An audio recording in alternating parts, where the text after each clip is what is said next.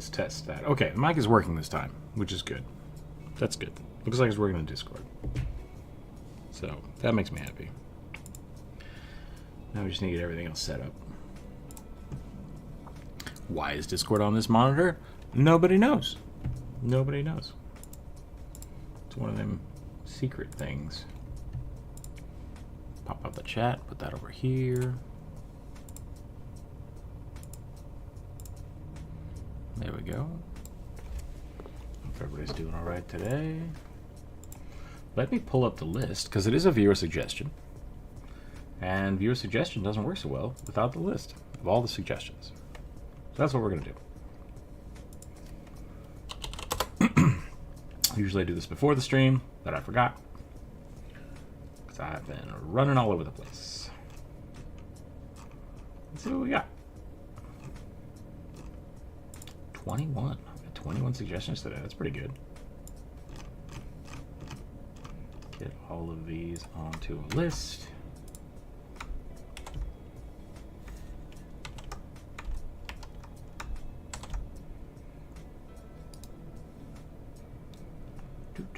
Do.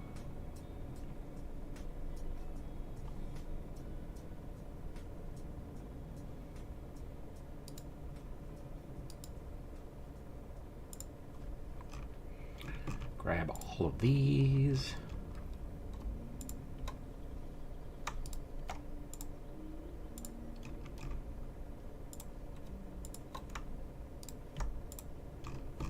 There we go. Okay. Oliver, welcome in.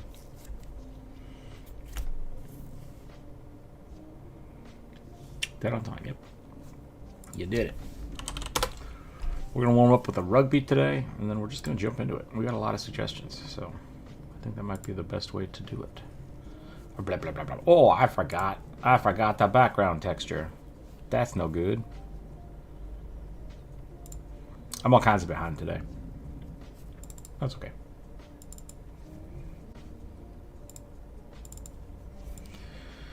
How you been? I'm doing all right. How are you? Bloop.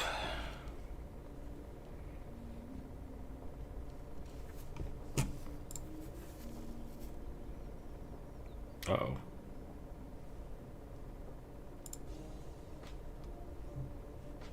That didn't update. Is Aggie broken? There we go. Okay.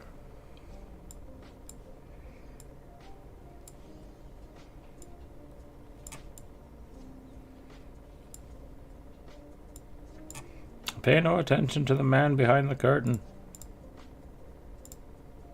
Alright. Let's draw some rugbies. Let's draw some rugbies.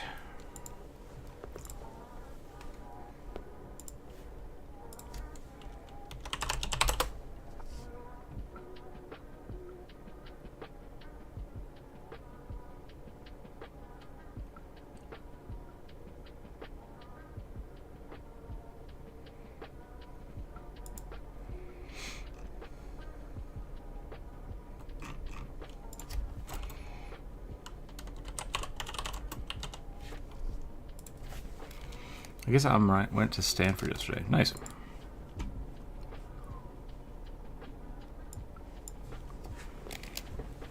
Looking for college stuff, I guess.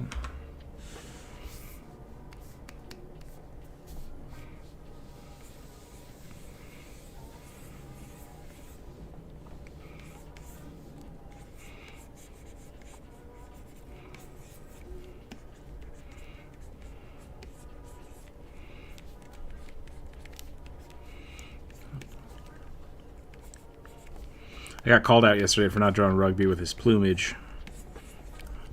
It's been so long, I don't know if people know that rugby has some feathers. It's like a dinosaur.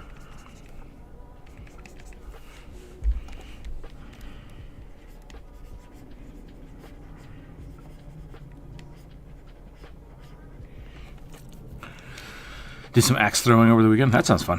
I've never done that professionally. Like, I've never gone somewhere to do it. I've only ever done it in my backyard. But I also have, I don't know if I have any bad hatchets anymore. I only have nice ones, so I don't want to throw them. Did leave it an extra 15 yards. That's good. Yeah, I used to be really, really not. I wouldn't say I was good at that, but I liked doing it. I did it a lot.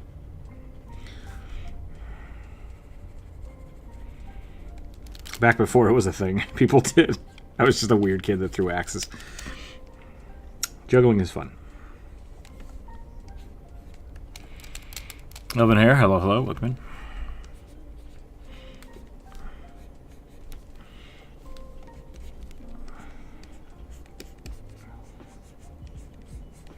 We did a Discord members draw yesterday where people could come in and draw with us, and nobody did, except for Druid, which is fine.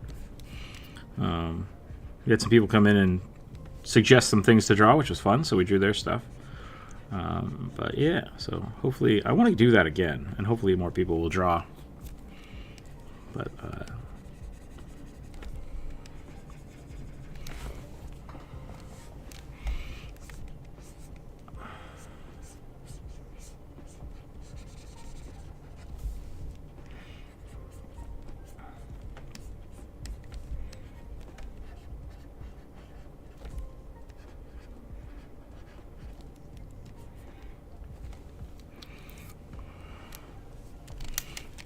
I don't know what I've done to this rugby, but it is just, it's not right.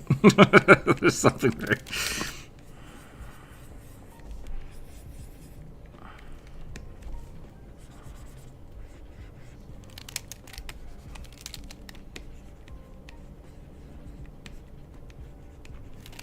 What if his mouth went all the way to his eyes?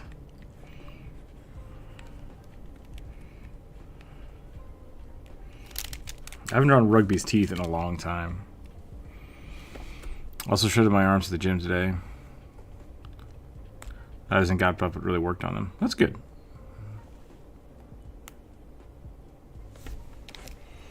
That's good.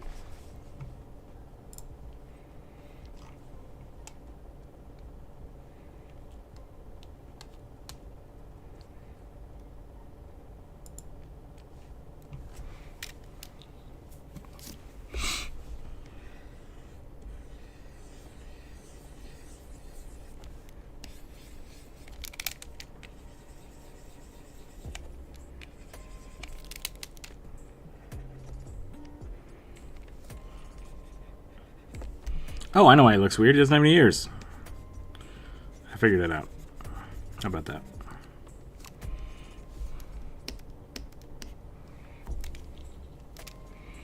Do you think we should have sharp teeth? I think he should have sharp teeth. He's a goblin.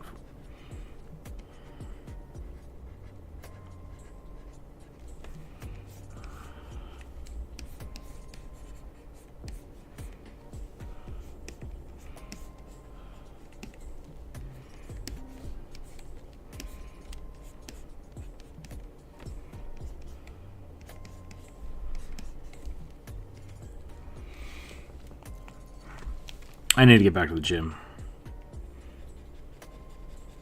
I bought a workbench.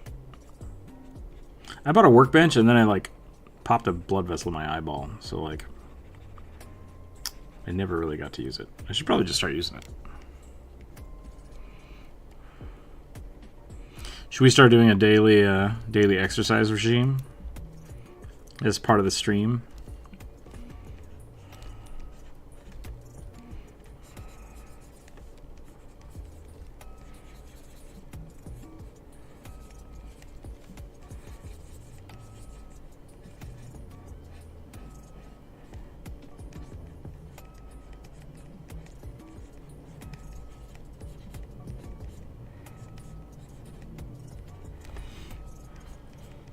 Thinking I might stream on Twitch again. I'm gonna keep doing Wednesday, Fridays on YouTube. Don't get me wrong, but I think it's time. I think it's time to go back to Twitch. Tuesday, Thursday Twitch streams. Get them bits.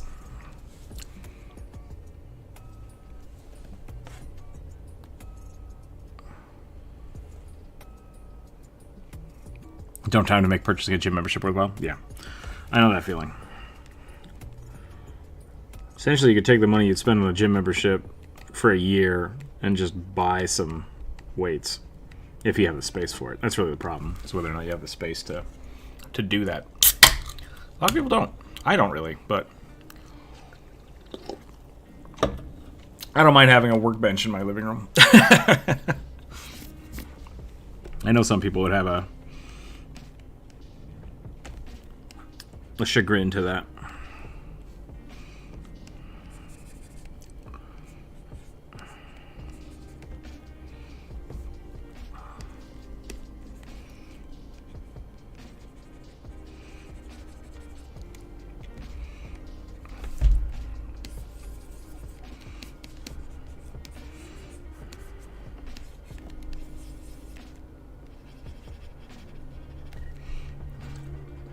I want to draw a random Kermit.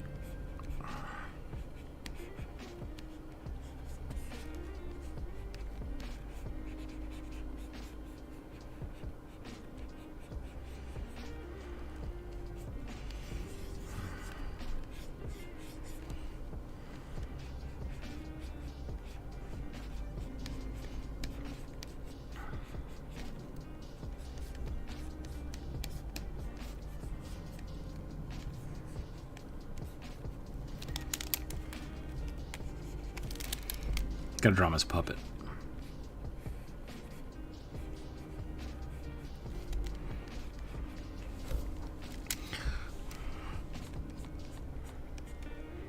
That's too many fingers, but oh well. 1, 2, 3, 4. And then thumb. Kermit the Frog here. Alright.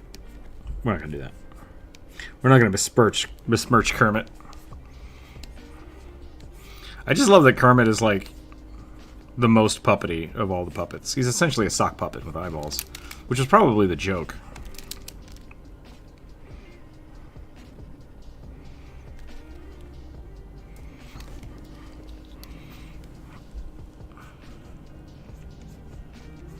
All right, I just gotta fine tune in the pen pressure here.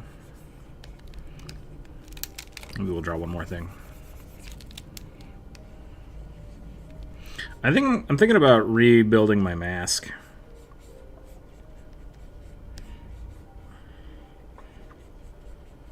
And I might just do something like this.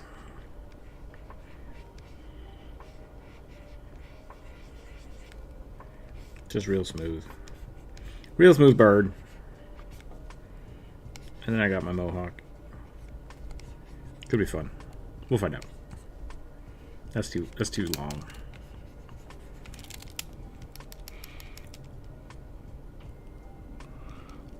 I'm gonna go celebrate on the 4th of November. What's the 4th of November? Is that the Guy Fawkes Day?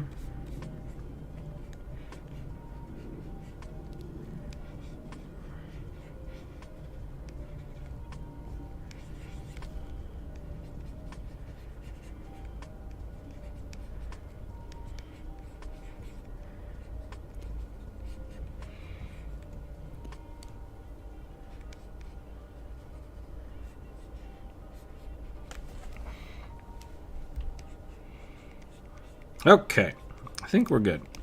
This is a good warm-up. I think I'm happy now. Yeah, for those of you who have not been here before or just now jumping in, we are doing the viewer suggestion today. So if you have not suggested one this week, you're welcome to submit it into the chat now, and I will add it to the list.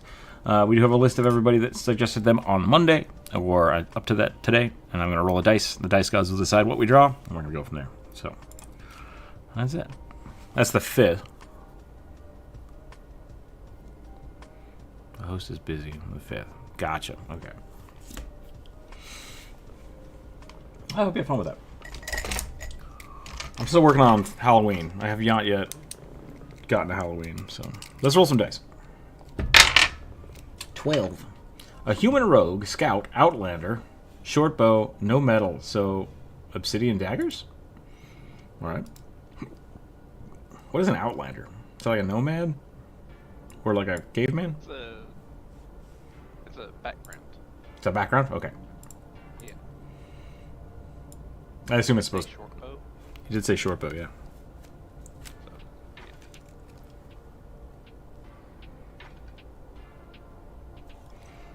I ate a carrot. Like, I just decided to eat a carrot. Mm-hmm. And it, like, actually screwed up the top of my mouth. I think I bruised myself with a carrot. Arpeggios. Yeah.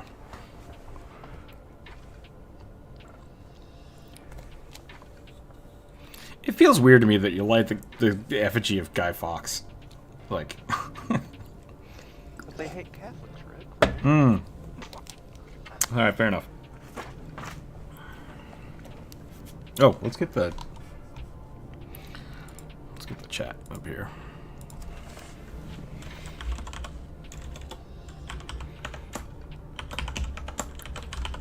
They also make the weird spiced cake and eat during that time. Man, I don't understand it. I don't understand holidays. Just in general. I've always liked the Hobbit birthday, where like it's your birthday, so you invite people over and you give them shit. I like that idea. I feel like my birthday should be a time for everybody to celebrate me, and I should give people stuff. But I do also like getting stuff, so I don't know. I wonder when that started, though. Yeah, I don't know. I mean, that's Birthdays. wait, like celebrating birthdays or gifts for birthdays? Yeah. Because I imagine that is not a long history. And I assume it has something to do with like, yeah.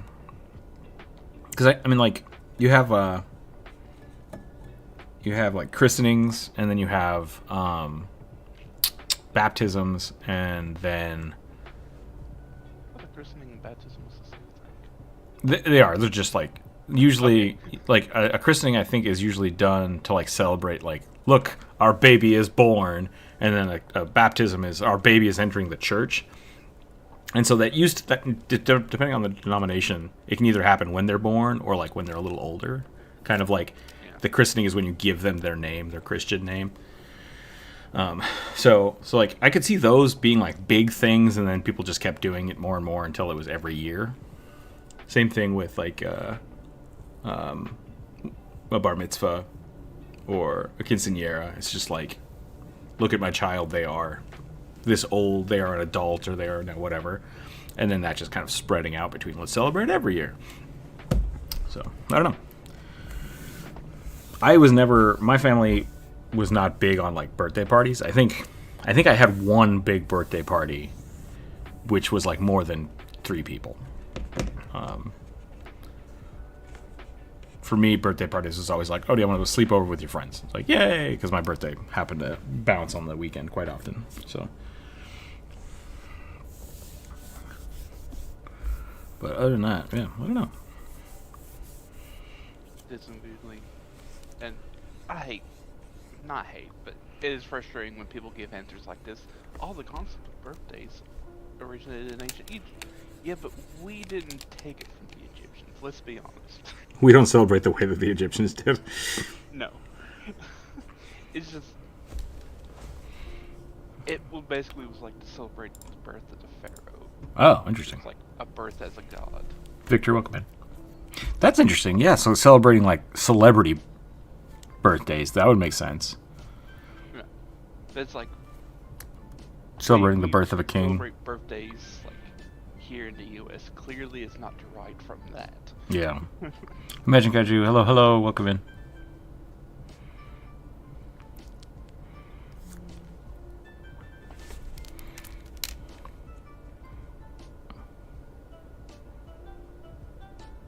How you been, Kaiju? I haven't talked to you in a while.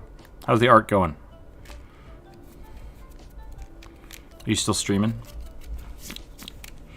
I haven't caught a stream in a while. Okay, I'm drawing a rogue, right? That's what I was doing? An outlander rogue with stone weapons. Well, with a short bow. Yeah. Gonna be streaming tonight? Nice. I'll try to catch that. And yeah, Victor, you're welcome to make a suggestion. Go ahead, Corvus. What was that? I was gonna say they're a scout rogue, so they're like a ranger rogue. Gotcha. I think it was a human. I think so.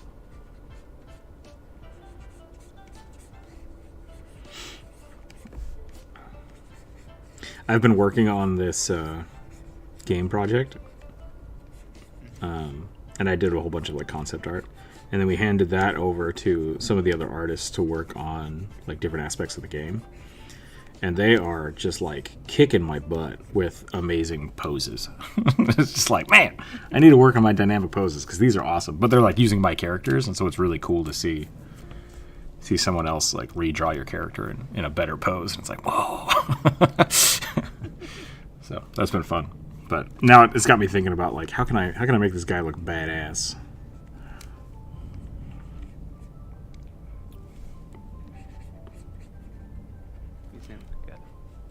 Snapping pose with the bow drawn.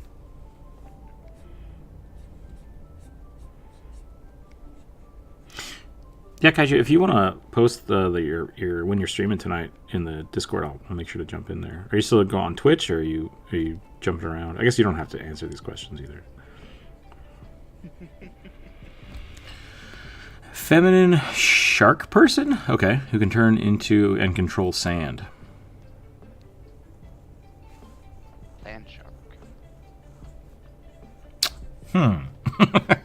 Yeah. You're on Twitch. Okay, cool.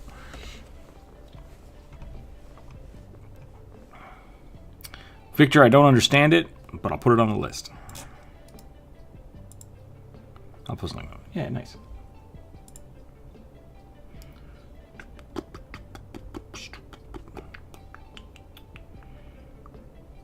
I lost the list. There it is.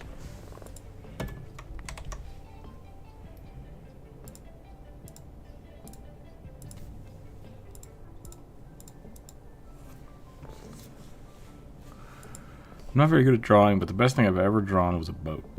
Just a basic wooden boat. Nice. That's good. Yeah, I think there's a kind of a, what's the word? People get worried, like, oh, my drawing's not good, so I'm just not going to do it. It's like, I mean, like, the only way to get better is to try. And there doesn't have to be like a level of, you have to be this good to draw. Like, you can draw whatever you want. Enjoy the process. I know a lot of very successful artists that I hate their art style. It's just like, it's like, you know what? I wouldn't draw it like that, but you're doing great. Keep up. Yep. Keep at it. That weirdly reminds me of a little short I saw yesterday. One of the writers for SNL was talking about how before they got hired on to SNL, how they made money was they painted people's painted houses. Okay. Not like a physical house, but like did a drawing and painting of a person's house. Oh, interesting. And she had was commissioned on really good weeks 6 of them a week. Okay. And one of her friends, she had a dog who passed away and wanted her to do a painting for of the dog. She realized, nope. It's like, yeah. I can't do anything without sharp edges. That's totally fine. That's actually something for a long time when I was trying to do 3D modeling work. That was very much a thing. It's like, I'm a hard surface modeler. Like, you need me to make a car, you need me to make a building, you got it. But then there were also people that were really good at organic modeling. And it's like, you need a monster, you need a creature, right? Like, those two people, sometimes their workflow overlaps. But having somebody sculpt one of those things doesn't mean they can do the other. And then having to break it down into UV unwrapping it, unwrapping the model and painting it, completely different as well. So it's great if you can do both, but there are some people that are just really good at one and can't do the other at all. So it's always good to know this, know your limits when you're doing that kind of stuff. Nebby, hello, welcome in. Warforged Druid, who has replaced his body parts with wood and furs. Interesting. Okay. So no metal at all on the Warforged. Is that kind of what we're looking at? It's on the list. Bioforged. That's a good one. I like that. I was gonna say it's not too dissimilar from something like a weirwood. Yeah, it actually is kind of like a weirwood. Lasagna, welcome in, by the way. My biggest issue in drawing are eyes. Every time I draw a person, they have very lazy eyes. I mean, that's why rugby is rugby. It's so much easier to draw derpy goblins than it is to draw, like, nice eyes. Jordan, hello, welcome in. I like how our live stream chat in the Discord is just, like, maid outfits and then horrific crab monsters.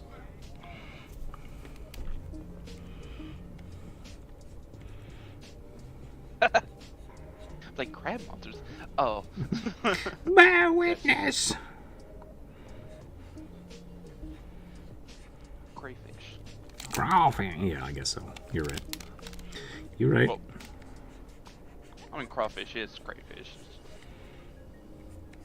It's not a crab. Yeah. It's definitely not a crab. Is a crustacean though, so unless someone's going to tell me crabs aren't true crustaceans, they're their own little thing. Ooh. I don't know. I don't think so. I think they're crabs and lobsters. I think are closely related. I don't think you can have a recurve short bow. Maybe you can. You can. It's often referred to as a horse bow. Oh yeah, okay. I've seen a horse bow. They're all, when they're unstrung, they're basically like a circle. Weird. When they're like unflexed, it's just there's so much like, but like when you string them, there's so much tension in them, so it kind of gives the recurve. But when unstrung, they're like almost a circle. I love bows. Also referred to as like Mongolian short bows, stuff like that. Yeah. Yeah.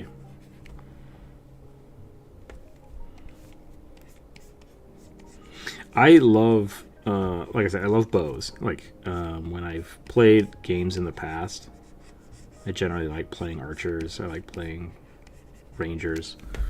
I hate the Green Arrow. Just like, he's one of my least favorite superheroes. Partially because I just don't like, I don't like Ollie. Or Oliver? Oliver, what's his name? I can't remember his last name. Has there always ever been just like one Green Arrow, or has there been like? I like Hawkeye. Don't get me wrong, but that's the other Green Arrow, right? Like, and then there's Red Arrow, which is like his Robin to his Batman. Yeah. Who is also called Speedy. Speedy, yeah. I think, yeah. Which is confusing because you're like, but you're not fast. Oliver Queen. There we go. Yeah. Yeah, I don't like it. I've never. I think I always just have like kind of a chip on my shoulder for a lot of the DC characters. I really liked Marvel characters growing up. I was talking to one of my. I drew Spider-Man the other day. It was like a study, and I turned it into a sticker, and I gave it to one of my friends' kids. And I was like, "Yeah, you like Spider-Man?" He's like, "Not really." And I was like, "Oh." He's like, "I've seen it." And I'm like, "That's good." And he's like, "I watched it like once. It was good, but." I was just like, okay. All right, kid, here's your free stickers. Full crushing. Do you know what wheel locks are? What they look like in a persecutor of a flintlock? Maybe? I do know what a wheel lock is. I'm trying to remember. Like, I know I've definitely seen one, but it's not like a pepper box, right?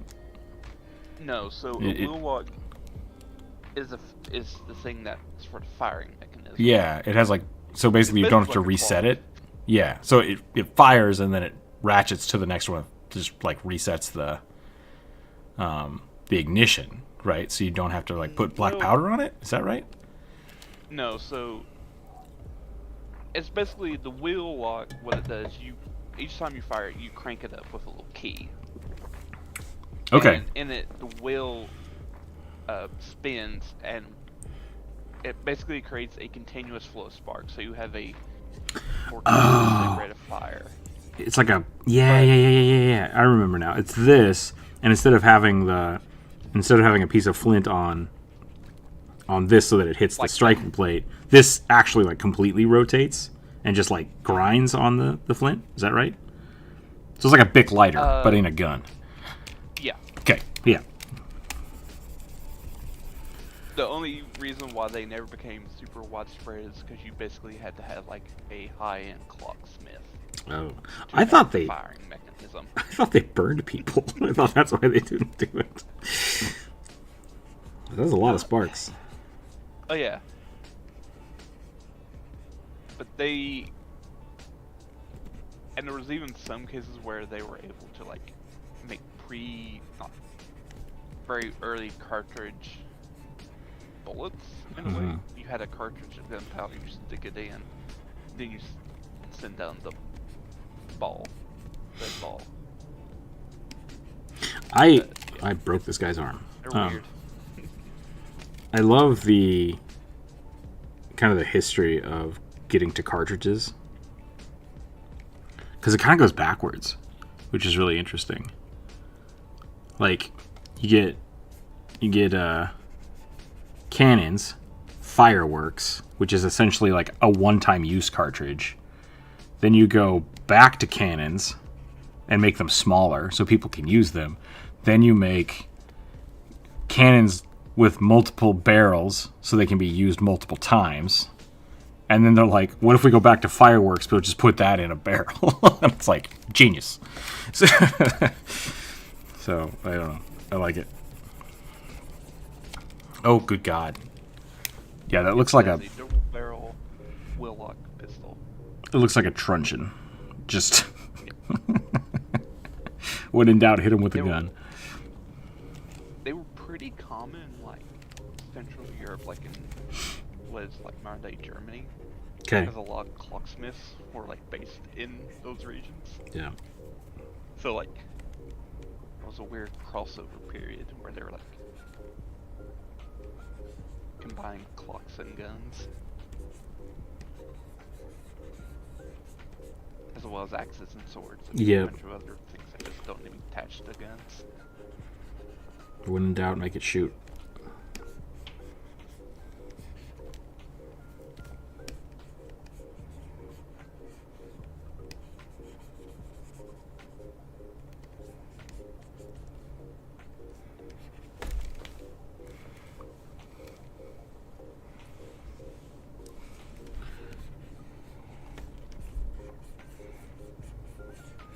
I didn't get to draw any of the, I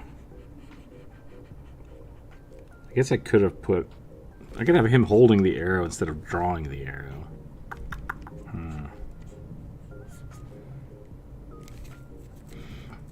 Unfortunately, this is still kind of a warm-up, so I might not spend too much time on this one, but it's a fun idea. Lots of cloak. Gotta have a cloak if you're a rogue.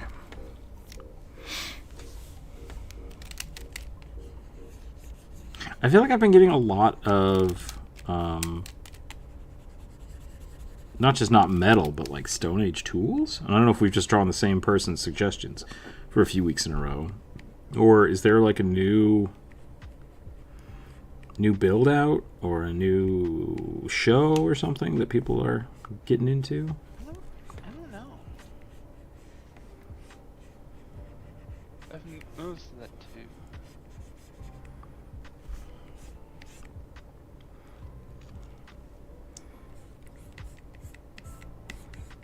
Not really a complaint from this. No, I'm just curious. Things come in waves. Yep. Like there will be weeks where we have nothing but half orcs. Orcs.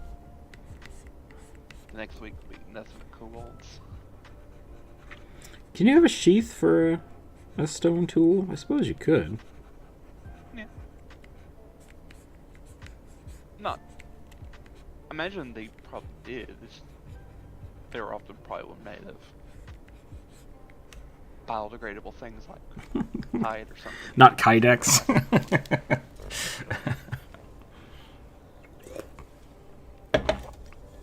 Oh, is that a the horse bow? Yeah, that's unstrung. Nice. See, like someone would just become. Yeah. My recurve looks like this when it's not strung. Actually, I think these actually come farther forward. Like that, which is kind of funny. You have kind of a recurved longbow. I don't like it. It bit me. Oh man, yeah, no, they bite. Yeah. I knew you would get what I meant by Yep. getting bit. It also shattered the arrow whenever that happened. Wow, that's a tough bow. Yeah, I think the string on the bow was too short. And when mind you, this was a homemade bow, or not bow, but arrow. It was a good arrow. It just apparently could not handle the force behind the bow. Yeah, I've only done that once, and I just snapped an arrow. And I think it like caught. It was one I was tinkering around with arrows, so it wasn't like really good arrow wood or anything, but that was spooky. Just like oh crap. Yep. Stone tools usually only had a latchy thing, right? What do you mean? Like just a band holding the head of the axe on? Oh, no. So some of them, normally what you would do is you would find a stick and create a pivot for it, like a wedge, or you could go through and actually add braces. And then you would like tight fit it so that it would stay by itself. Then you would take it out and you would put in pitch or sap or resins, and then re-stick it and then wrap that, and then once again put resins or things on those straps so that they would tighten. And so it's essentially glued and then bound, and that works really well. As well as things like sinew or Yeah. use.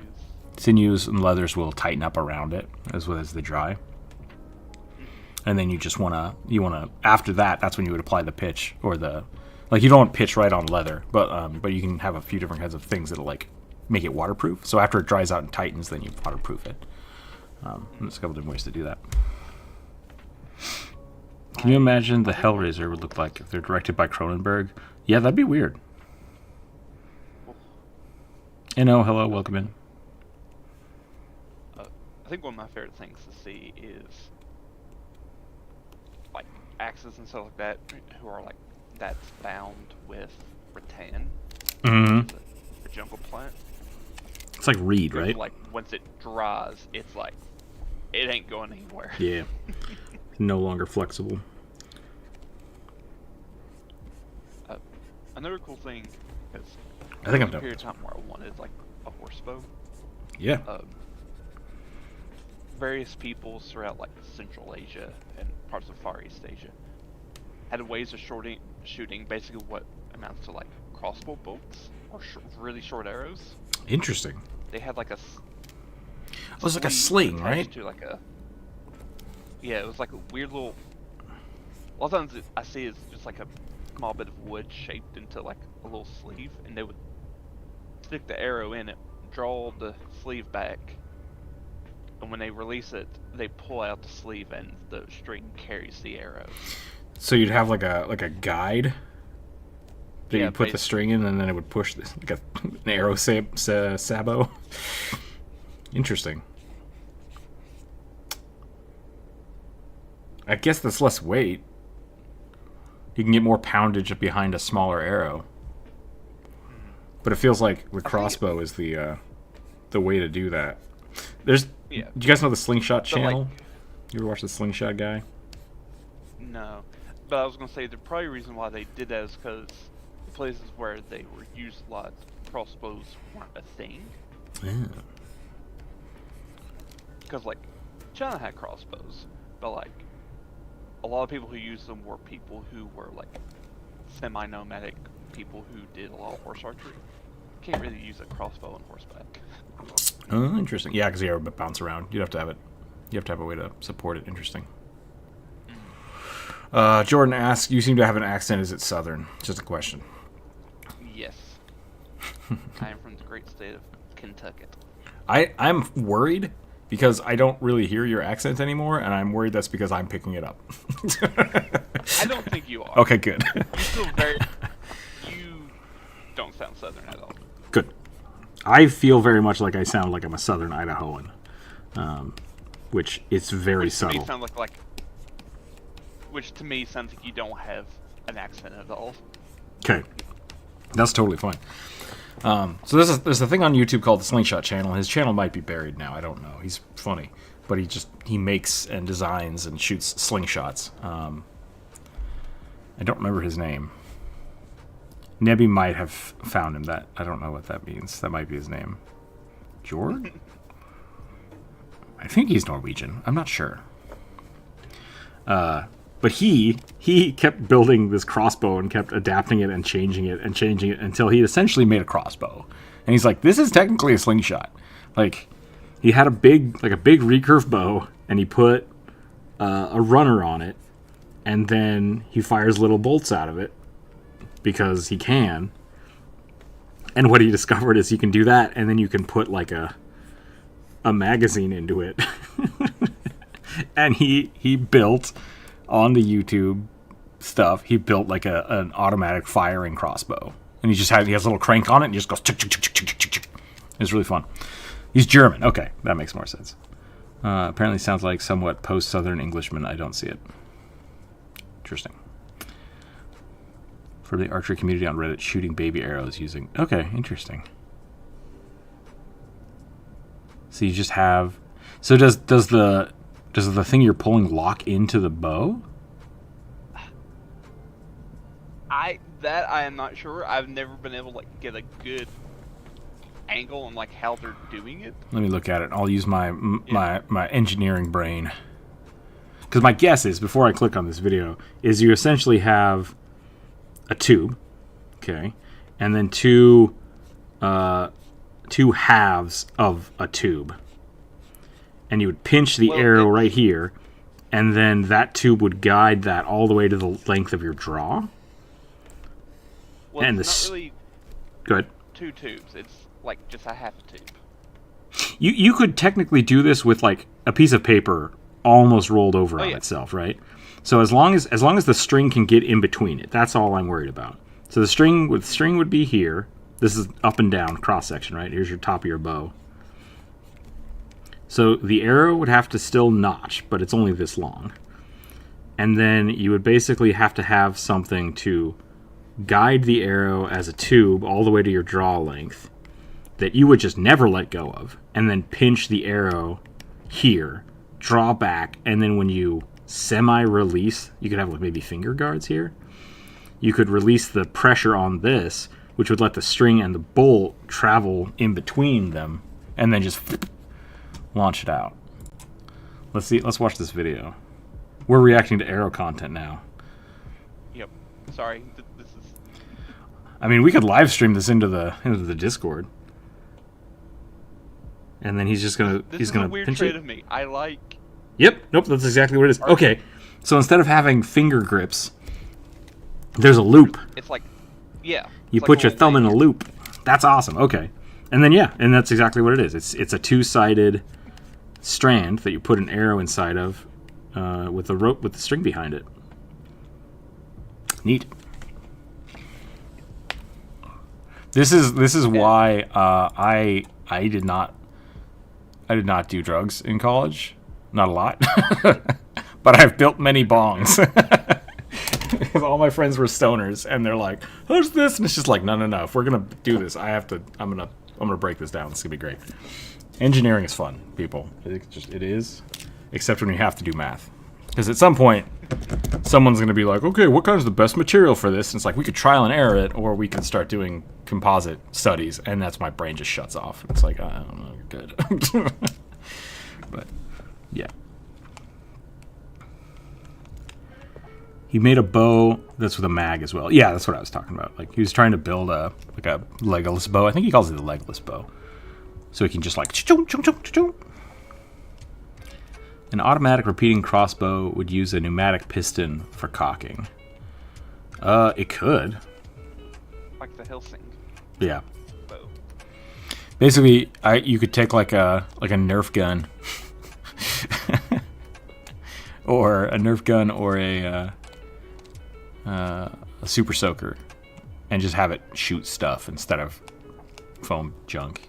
And you just have to up all of the stuff in it, so it doesn't use plastic, it uses metal. You can do that. Okay, that is That has deviated very far. I'm so sorry. No, I like that was a good conversation. I had fun with it. Well, I'm gonna draw the next My thing. brain works in weird ways. Yep, no, I agree. Mine does the same. 17. Swashbuckling rogue. Okay. Half elf. Southeast Asia descent. Also love the artwork. Keep it up. Thank you. Okay. Southeast Asia descent. What does that mean? So like Thai or Filipino or Indonesian? I'm gonna type in Southeast Asia clothing. It's very minimal. Yep. I would just say this. I'm getting a lot of like Indian clothing, which mainland Asia. An Aodai.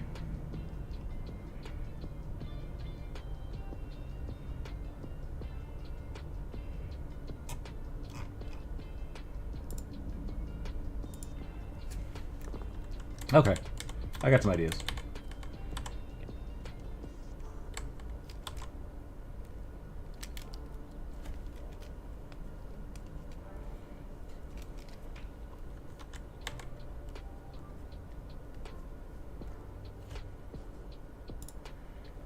I do like the swashbuckler rogue. Swashbuckler's pretty good.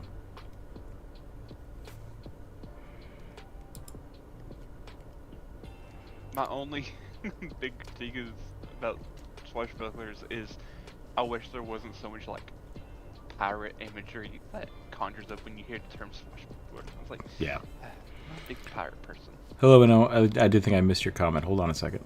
Let's see. Can you give me a tips on what sound effects of sword multiple attacks it is? Like what onomatopoeias to use for sword swings? Like for a comic? Or like do you need actual sword references? Because, I mean... Google! I usually go with the swish swish. Swish swish clang. What was our favorite archaic bit? For a comic, okay. I mean, I'm a big fan of the Snick. The Wolverine claws. Lots of S's and lots of K's. Sword on sword, like, in real life, is not... Like, it's awful. Oh yeah. Like, you're not supposed to do Nails that. on chalkboard. Yeah, like, if you have to block with your sword, you're in trouble. and it doesn't sound good. Yeah. You would hate German longswords then. Oh, I love them aesthetically, but yeah, I don't want to fight with Yeah, them. so like the training manuals for them, they emphasize binding, which is Yeah. when you lock swords. Like edge to edge, binding in with each other. Because Germanic sword fighting, and I could be wrong, so feel free to actually me here, but like a lot of that was designed for like heavily armored combat, right? Not at so much at the point where at least these manuals were being written. Okay. Because I mean, plate mail was a thing. Right. However, I guess yeah. So I mean, I just know, just like, with the fast long swording. swords. Yeah. Okay. Yeah. So with long swords, not a rapier or like a falchion. Basically, they were highly functional for stabbing, because the assumption was the other person was wearing armor and you swinging at them wasn't as important as just locking down their sword and then fucking up their armor, like knocking their helmet out of the way, knocking them over, and then you would just hammer blow the shit out of them with your sword. Yep. And a lot of times when they are mentioning for armored combat, a lot of times there is a lot of half swording, which allows you to have more control over a point. You basically turn your longsword into like Into a club, a right? stiletto dagger. Oh, so by half Then swording, there do you is the mean murder stroke? like are you saying when you say half stroking? I think you're meaning like grabbing the blade.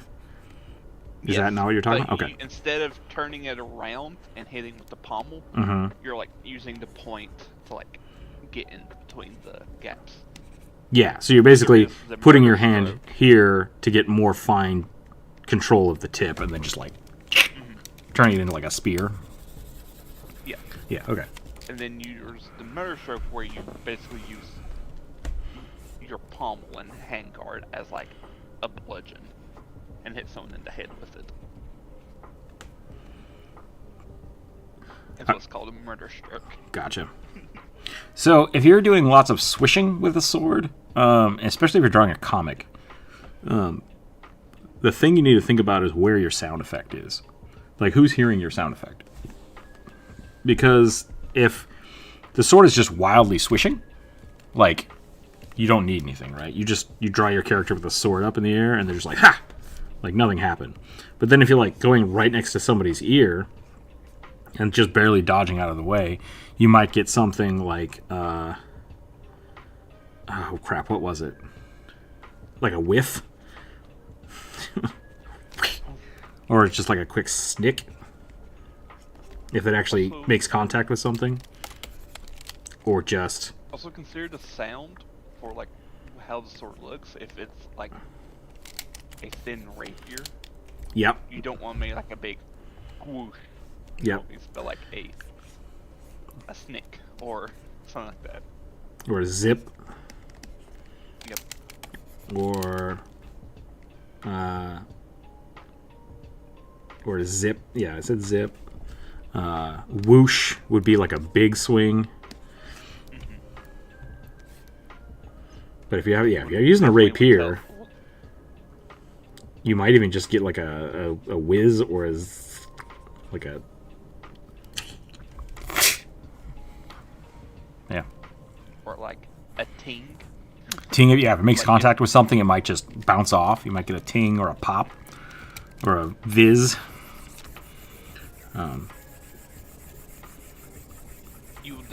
If they're like swinging wildly with a rapier, which you really shouldn't do, yeah, you definitely get a like swish, because they do swish really nicely. Grab a stick. That's what I would say. Grab a stick and start whipping it around how you want to do it. I did see that it was purple. I just forgot to end it, so I'm going to make a new poll now here. So, don't swing a stick at the house, just to be on the safe side.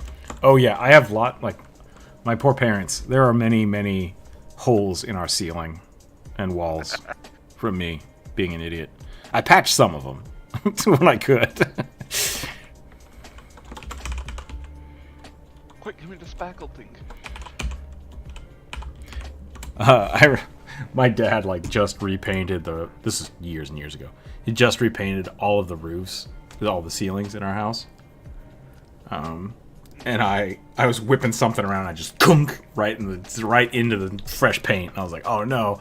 So I went and I got. Luckily, the paint was still out because he had just done it within the last day, and I just painted over it. I don't think he ever noticed. So it happens. Yeah, this reminds me when I helped my friend with their art gallery. We had to go over and basically put spackleting on where previous people hung up their art. Mm-hmm. Yep. That sucks. Yeah. We always had a rule of the last thing you do after an art exhibit is you have to repair all the damage you did to the walls. But that was also the cool thing about the college was it's like, oh yeah, you want to punch a hole in the wall for your art exhibit? Fine. You have to fix it. That's your job.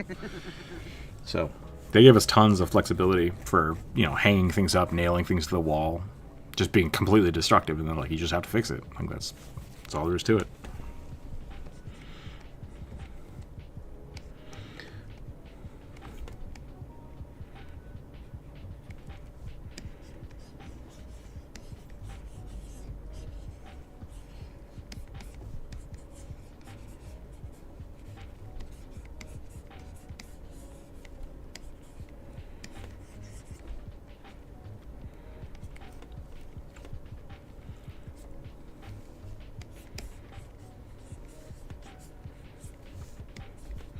Oh man, I was just thinking, where's the sword whip from? In what context? Like the real life sword whip? Yeah, the real life one, the one that's just like a giant band of metal. That would be, at least the name I know it as, is the Arumi, and it's from India. India, okay.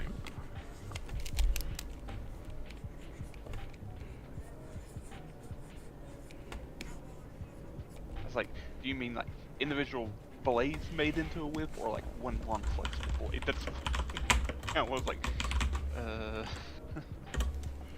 No, not the chain whips or the chain swords. Yeah, full caliber.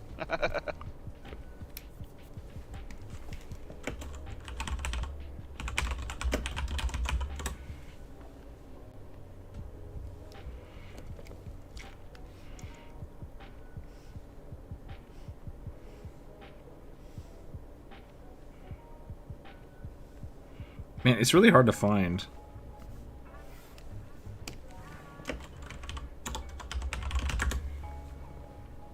It's really hard to find, like, good... You say swashbuckler, and then you say Southeast Asia, and it's like, does Southeast Asia have swashbucklers? Because I think that's two different...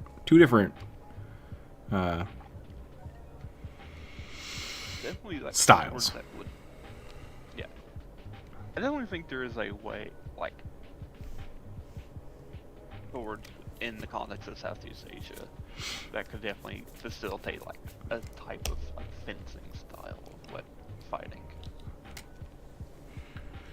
Does Korea count? I don't think Korea counts as Southeast Asia. No, Korea is pretty northern. Yeah, it's pretty Asia, northern actually. Asia.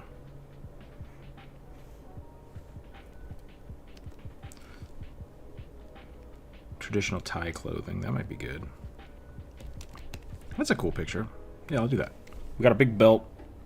We got some nice loose cloth.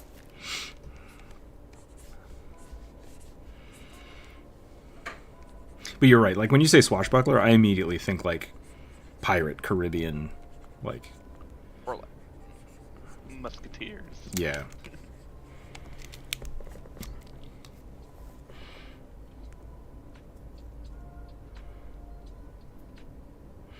Defend your honor and stand before the foil. Got some Rob Roy fans in here somewhere.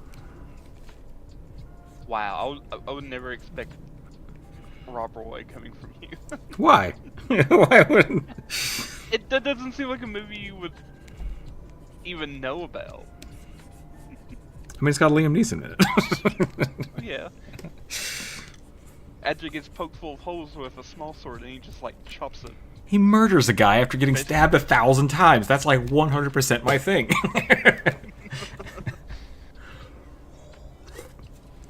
We talked about Andrew Jackson yesterday for the same reason. Fair. One of my D&D characters purposely lost a fight with the assumption that jump rope would revive me. It's like, Wow. yeah, it's like, I'm going to die here, and that's okay. Let it happen. Bring me back. See, okay, that's a sword that would make sense, right? But I don't know if I would count that for a swashbuckler. Like, it's still technically a falchion, I guess? Yeah. However, it's very thin, and you don't necessarily need a thrusting weapon for swashbuckler. Well, okay. Because, That would be the argument I would make, is that, like, yeah. for swashbuckling, it's a lot of dexterous sword flashery. Mm-hmm. So, which I guess if you're looking at like martial art swords, I'm trying to think of the Chinese. What's it called? Shoot. A Jian? Like the long, straight, thin sword? Yeah, one of these things with the dragon or tiger face on it.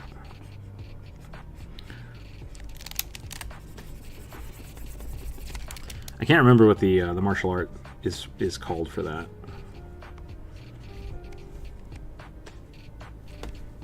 I think there's probably a few different ones. Yeah. It's like Kenpo is about knives.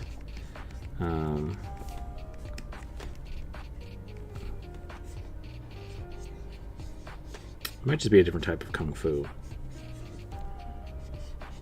I might be thinking of like a style, not an actual total martial art. School of martial art. Some type of wushu. Yeah. Which I think is a term that you use for like armed martial arts. Okay. I could be wrong. But I mean, I'm yeah. not an expert. That might be what I was thinking of. I think I may have accidentally given this person a dress, but I don't care. It looks cool.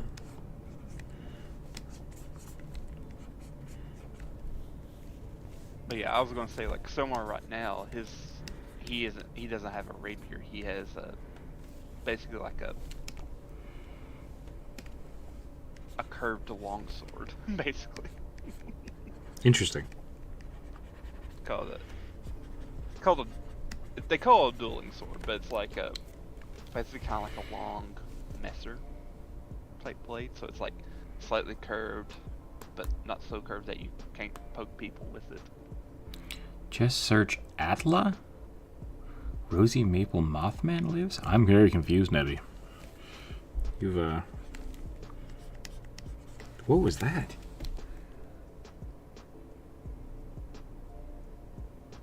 Steve Cat's having a dream. The background I just hear. I was like, what? Wushu means Chinese martial arts. Kung Fu is a measurement of skill. Oh, interesting. Okay, thank you, Adam. Isn't a dueling sword a foil or rapier or perhaps a saber? That's exactly what we were talking about. Yeah, it's like Yeah. Trying So in Pathfinder, there are rapiers, which when they use rapier, they mean like basically any sword that's just meant for poking. So a foil could easily just be a rapier in the Pathfinder universe. But basically you there's a specialize in type of piercing advanced- damage. Yeah. Yep.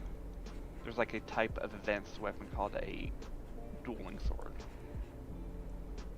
Or sometimes also referred to as the outdoor dueling sword, which is just like a slightly curved longsword. The Alduri? Yep, outdoory. It's an archetype, and like it used to be a prestige class. I think there was like 3 different versions of it in 1E. Okay. Bunch of subclasses for it as well. It's in all the video games they had. You can always like prestige into a outdoory sword master. Interesting. Or sword lord.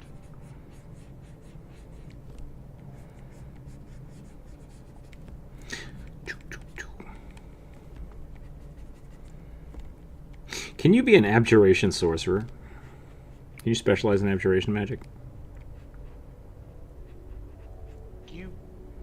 Or is that not? I don't know if you would have enough abjuration spells on the sorcerer spell list. Well, you mean D&D or Pathfinder? Just kind of in general. I'm trying out different magic Pathfinder builds would because be easier I haven't done that before.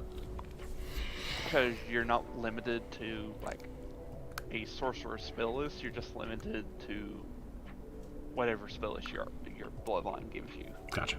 Oh, Avatar D&D Last might Year. be a bit sorry, go ahead. be a bit harder unless you take the Rune Child bloodline for sorcerer, Gotcha. which is one of the critical role archetypes. Yeah. Which is a cool one. Oh, yeah. Don't get me wrong, it's one of my favorites. It allows you to pick like abjuration, transmutation, and divination spells from all spell lists whenever you pick new spells. I was playing more Baldur's Gate last night, and I was like, it might be fun to have some meta magic feats for things like could you twin spell mage armor? Or could you twin spell bark skin or shield or things like that? Like, that could be interesting. I think you can.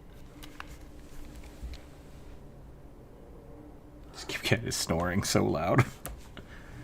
I don't know if I can capture it. He is like curled up into his own butt, if that makes sense for people who own cats. Just snoring away. Because I think the only thing for like twin spell is it can't be a concentration spell. Oh, okay. Then that would donk it up right there. Well, mage armor isn't concentration. Right, but I like haste is. Haste was fun. I was trying to like, man, it'd be really cool if I could haste 2 people at once. Fair. Bark skin, I think, is also concentration.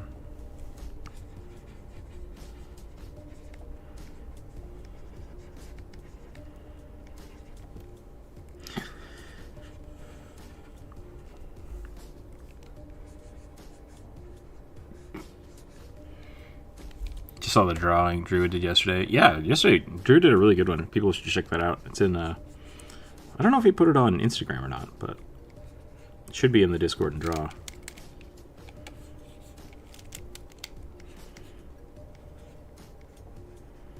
Alright, let's just check it out. I think it was a big Mothman. Banana moth.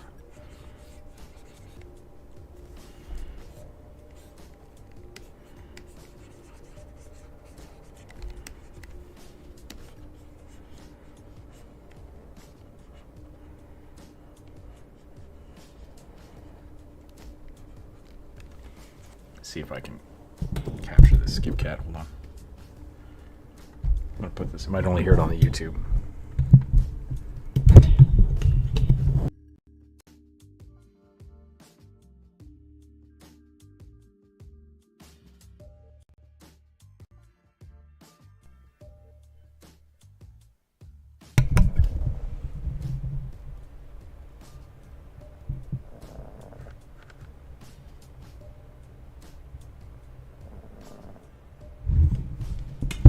Immediately unplugged the microphone on accident.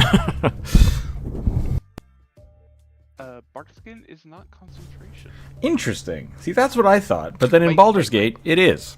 And that made me mad. Because I would turn it on. I was wrong. I misunderstood this symbol here. Yeah, it's concentration. Okay. Up to an hour, but... Yeah, because like in Baldur's Gate, it's until a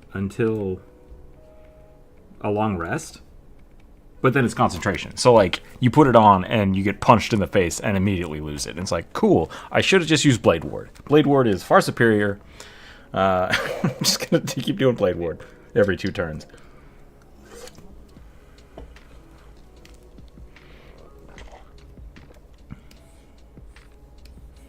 I was going to say it's stone skin with concentration.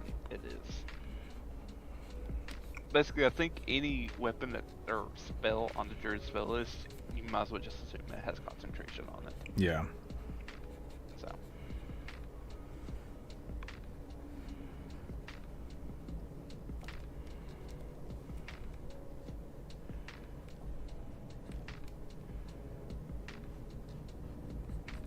However, if you manage to have it on a sorcerer, you would have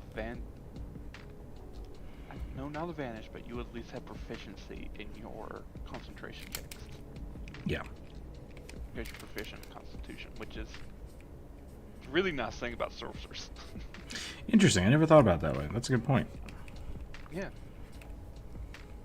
So, like, if you're, like, whenever you're picking spells for your sorcerer, like, you don't necessarily have to worry too much about whether or not it's a concentration check or on your end. But I'll be right back. Okay. I think I'm about done with this one, and then we'll move on to the next drawing. For people just jumping in here, we are doing the viewer suggestion today. You're very welcome to suggest a character if you've not already done so this week. If you have suggested one on the community post earlier in the week, I already have that on the list, and we'll be rolling dice to see which ones are going to get drawn. If you've not suggested one yet, you're allowed to put one on there, and I will add it to the list. And may the dice gods be in your favor.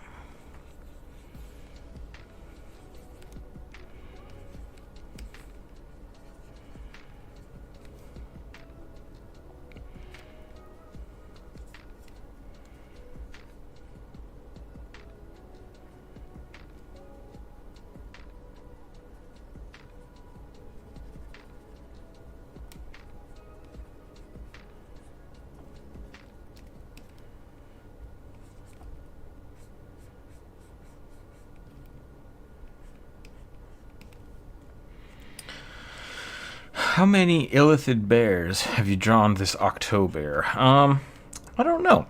I think maybe 2. We are still doing the Octobear. Octobear thing. Yeah, mini quest. There we go. Side quest. Yeah, side quest.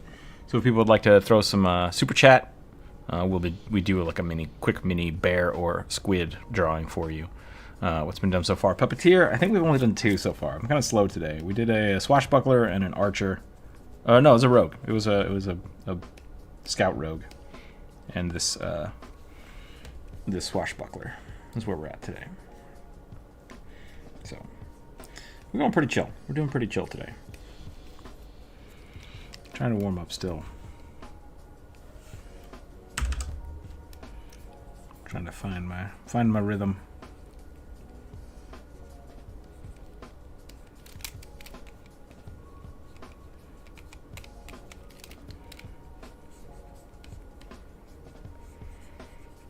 Rookie numbers, yeah.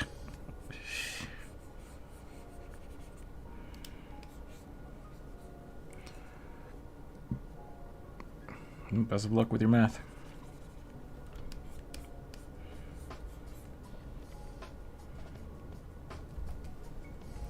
Okay. I think I'm good on this one. Let's move on to the next one. I want this tattoo to be better. Let's make it actually like something interesting. Welcome back. Where do you mumbling about? I don't know anymore. No, fair enough.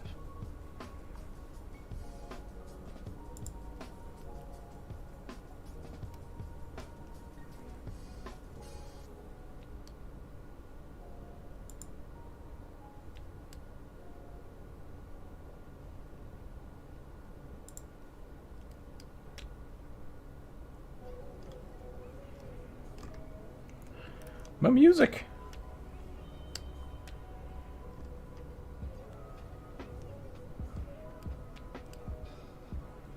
I'm trying to find a good song that I want to listen to, and it's nothing but political garbage on my YouTube right now. Can I add one thing to my druid suggestion? Antlers? I don't know. When was that added? Let me see which one that was. The Warforged? Was that the Warforged druid?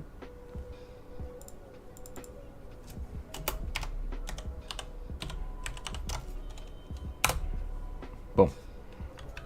Troll companion for my request. Yeah, we can have that. I said companion. Champion. Troll champion. It's on the list.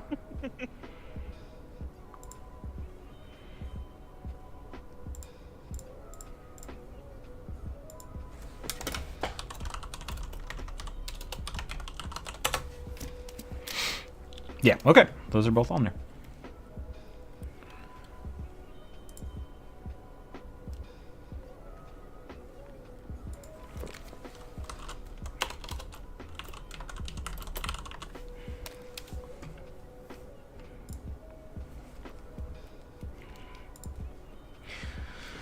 Oh,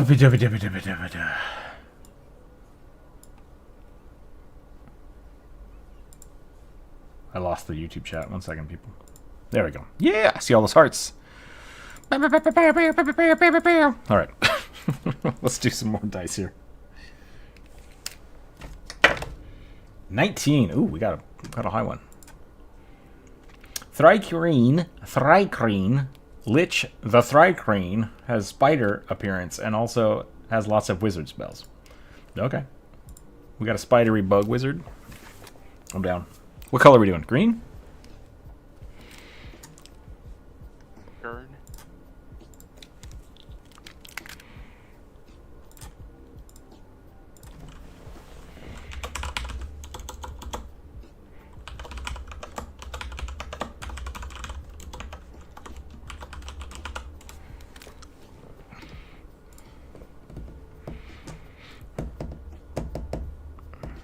Okay. Man, this is interesting because like a Thrycreen should be a bug, but if it's a lich, it's a dead bug, which I don't know if would change the way it looks. Does that make sense? Like, Is it just not going to have any soft tissue? It's just the shell?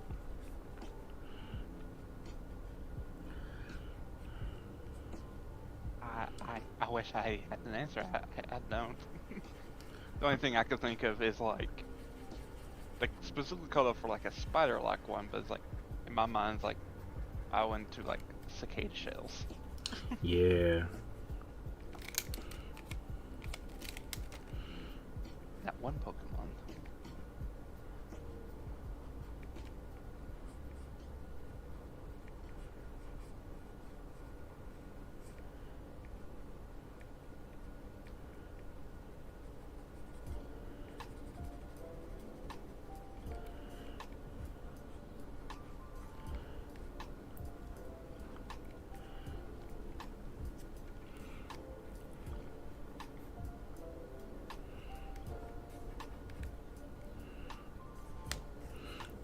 Thinking kind of fuzzy.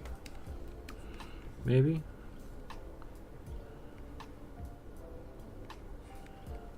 Just like weird little spider spines. Or would be less fuzzy since it's dead. Let's look up the spiders. Spider skeleton. Let's do that. No such thing. No, yeah. No, that's stupid. I mean, it should have been there. No, I want the husk. I want a spider husk. Spider husky. No, that's not right either. I mean, they shed. They shed their skin. So, like, Yeah, that should some of them do. exist. What stays? Like- What stays behind? That got eaten.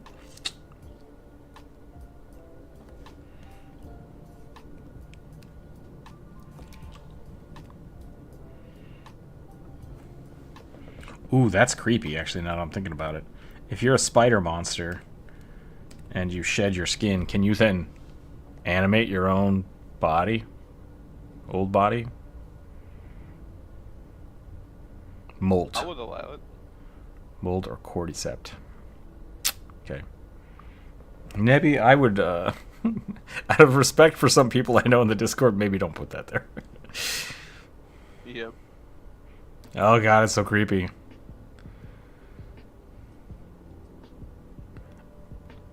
It's creepy, but like I also like what's the term? That's got to be the best feeling ever. Just like whole body shedding. Gross. Thank you, Nebby. I appreciate that. It's like taking your bra off after the long day. Only it's your skin. I mean, when you put it like that, there are people who go to like spas and basically get scrubbed down with sandpaper. That's true. Have the little fish just like nibble on your feet. That, yeah. Yeah. Which, that's a bit too much for me. That's too much? I'd Okay. rather just be scrubbed down with basically loofahs. Loofah me.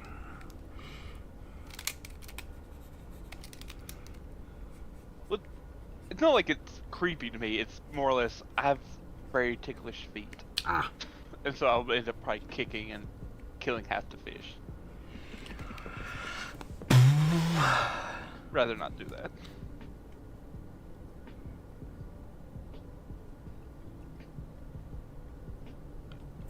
I know what it is I'm solving. I know 80% of how to solve it, but I don't know what it's called.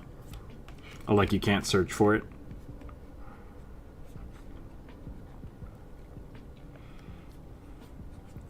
I did a lot of my math homework the hard way.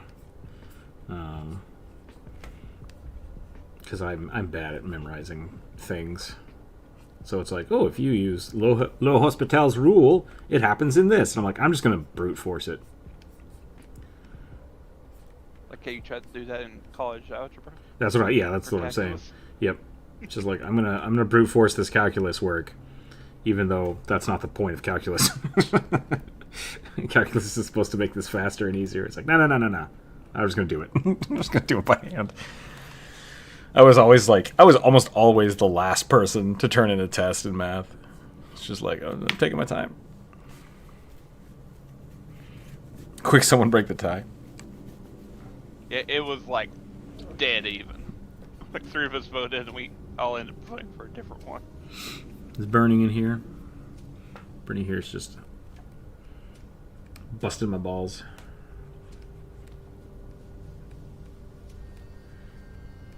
Burning is like a balance wizard. Just like, like, I have to make everything balanced just to cause more chaos. And it's like, I don't know how you've done it, but like, the hypocrisy is so strong that it somehow works.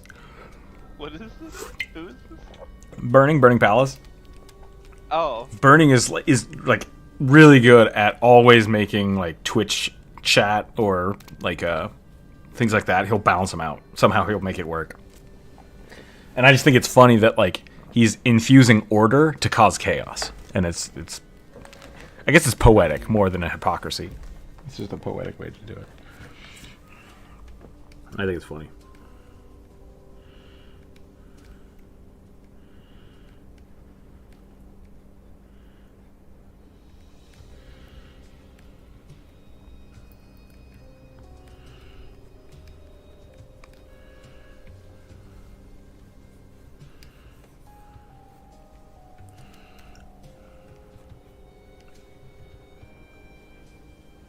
I usually don't draw the Thrycreen with clothing because they just big bugs. What just happened? Why did my YouTube explode? Uh-oh. Am I still on the internet? I think so. Mm. Did you're still off. Okay. Ooh, that's weird.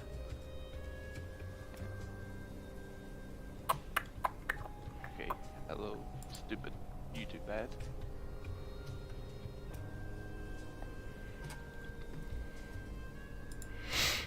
I really would just want to sit and complain about that. What we discussed yesterday, that's probably not the best place. We complain about Twitch for the kind of the same thing, but so I looked it up because I was like, that sounds really weird. Yeah, apparently YouTube is. But like, uh-oh.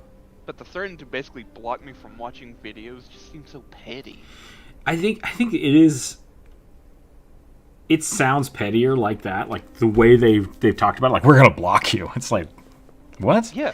But like, because that's a pretty common business model across a lot of different things, like the New York Times, and a lot of them are like, join our subscription, or you only get access to one article a week or whatever, right? So is YouTube going to give you 3 videos a week? Because like, that seems really, really detrimental. But the thing is, if you're not watching the videos, then you are technically, you know, I'm going to say mooching, but whatever. Like, that's what it is. And it's like, I'm fine with that at the same time, but I get why I don't know why they're being so aggressive about it. That's the thing. It's just like, yeah, it seems strange to me. Like Google is losing money. Yeah. And the other thing is, and this is the weirdest thing that I've thought about, ad blocker is what's the word? An add-on. It's an add-on or an extension for Chrome, which they own. So if they really had a problem with this, why aren't they just blocking ad blocker from being an extension? Like, there's something going on there. Like that, but you're right. Yeah, it's really weird. So, like, I totally get why they're doing it. It kind of sucks. I don't know why they're being so aggressive about it and not just being like, hey, you have X amount of more videos to watch before you don't get to watch anymore for a week, right? Like, yeah. No, they're just like, we're gonna fucking block you. And it's like, whoa, YouTube. Yeah. Calm down. We'll block your. It was very much in like mechanical language. You have basically three strikes until like we'll block you from your video player. I'm just like, fine, I'll listen to the ads. Yeah. It's like, yes, political ads, and yes, the stupid crystal healing ads. I've been getting crystal healing ads. That's funny. What did I get? I got a weird one yesterday. I got a bunch of like, you should join the army. And I'm like, I think I'm too old for that. I think I'm too old to join the army now. And you have bad eyes. And I have bad eyes. And what was the other one? Don't pass your physical. It was that and like some kind of weird like birth control thing.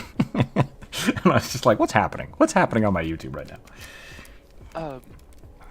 I actually thought about signing up for the crystal healing thing because they give you free crystals. I was like, I like crystals. I do like I crystals. like the minerals. I Because I don't want the baggage of people send me, have you gone and get your chakras realigned with these crystals? Like, no. Hey, I'm all about chakra realignment, man. You can do wonders. I get fire cupped, then go to chakra realigning. I did a lot of studying for Huna shamanism. I mean no disrespect. Yeah, I did a lot of reading from a guy who was a Hawaiian shaman, so like that specific brand, and he was always on the borderline of like understanding your chakras and understanding your like how you deal with energy and stuff. And it's like, okay, I can get behind that. That's fine. But he never went to that, like, now go buy some crystals, right? And so he was always on that borderline of like, this is almost hokey and kind of bullshitty, but I also like it, and I kept listening to it. And so yeah, I've got a little bit of like, I'm interested, keep going, but I refuse to pay for anything. Yeah. So, I was like, oh man, YouTube is chugging today. How's the stream going? Are people having interruptions? I don't think so. Because I'm like, my stream says it's good. My stream says like there hasn't been any issues streaming, but I'm also watching YouTube, like I'm listening to music, and it keeps dying. So I don't know. Honestly, I can't see if you're drawing at the moment. I'm not drawing. I know. I mean, I'm looking at YouTube, so there should be a spider on screen. Yep, I see the spider. Well, I see spider head, a bit of fur. It's working fine. Like I started 2 arms. Okay. Yeah. So it's going. Weird. I don't know what's causing the lag then. The chugging. The chugging. Maybe too many people are listening. Ads. Maybe. I pay for YouTube, so I don't have to deal with ads. Oh, okay.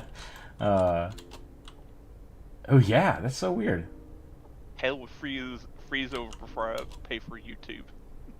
I mean, in the grand scheme of things, like, I realize how much I use YouTube and how little I use Netflix, and it's just like, this makes total sense to just pay for YouTube and not Netflix.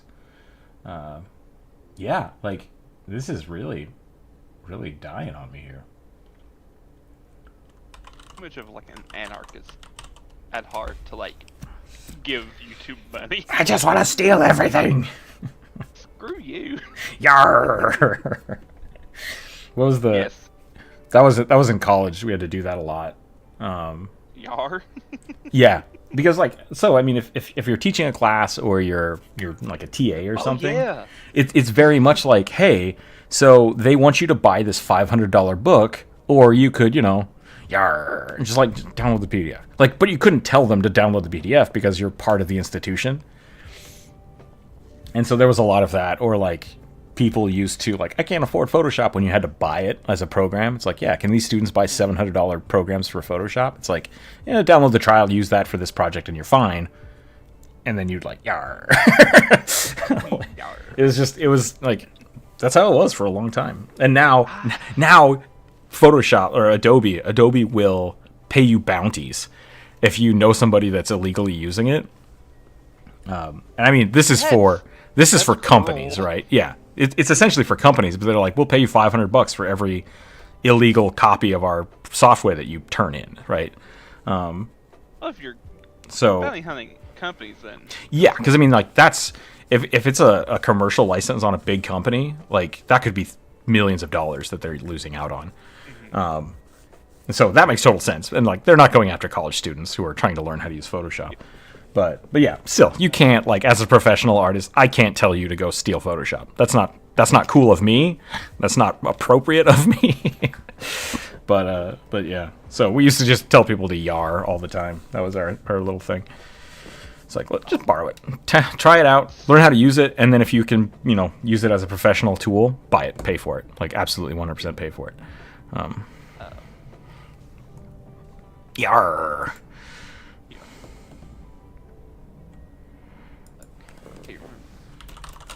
Oh, for some reason the copyright thing kind of reminded me of a few years ago. A person copyrighted the pride flag. Oh yeah, I remember hearing about that. Someone tried to copyright it. Did they? Oh no, they did? did, and the reasoning for it is so companies will have to pay. So they basically made this like company where companies, if they wanted to use it for their merchandise or whatever, they would have to pay royalties to this pride company, so they can then take those funds and send it to charities that needed it. Okay, that's cool. But like, if you were just a creator using it, they weren't going to come after you. Yeah. So they were doing the Adobe thing. Yeah, and that was actually something really interesting for, especially for 3D Studio Max before it became an Autodesk product. Is they had this really weird lax system of, like, oh, are you a student? Cool, you can use the program for free. Like, you just have to send them your school email address, and they wouldn't track it. So you could literally just get 3ds Max for nothing indefinitely. And then Autodesk bought it, and they really cracked down on that. But yeah, Prime used to do that as well. Like, if you're a college student, you basically had a year of Prime. Yep. Free. I think that's how I got on Prime too. Yeah. Yeah, I got it on Prime after I graduated because I was in an internship, and for some reason I just signed up for it. I was like, yeah, here you go. I was like, Nice. y'all didn't check, did you? Actually, I think so big, y'all probably don't need to check. no. I think a lot of those had like you can use this for 2 years after you graduate, and that because usually then the schools will shut off your email. Yeah. So a lot of those were they didn't want to check. He wouldn't steal a car. Average Overwatch player, hello, welcome in. God, that. You wouldn't download a car, would you? Yeah, absolutely, I would, 100%. Yeah, 3D print it. 3D print the shit out of that. What characters we drawing today? We're trying to draw a lich. Thrycreen Lich. I was gonna give him a big old spider butt, but I think I might just give him legs. Just really long, creepy legs. Like Grande long legs? Yeah. I know they're harmless for us. They're so spindly and just like, nope. No, thank you. Wow, what is going on, YouTube? Get your shit together.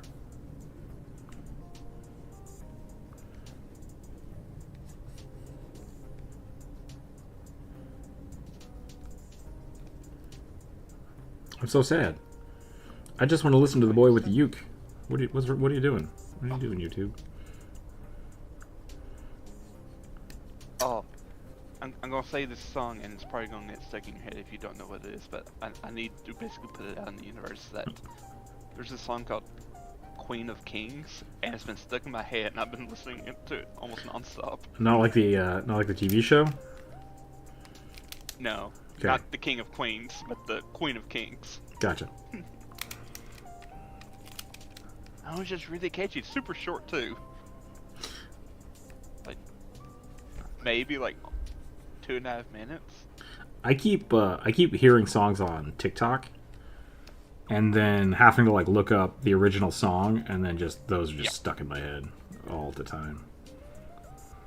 Like that one Weekend song. Yep. Oh yeah. No, The Weeknd. I learned The Weeknd from TikTok. DVR or something.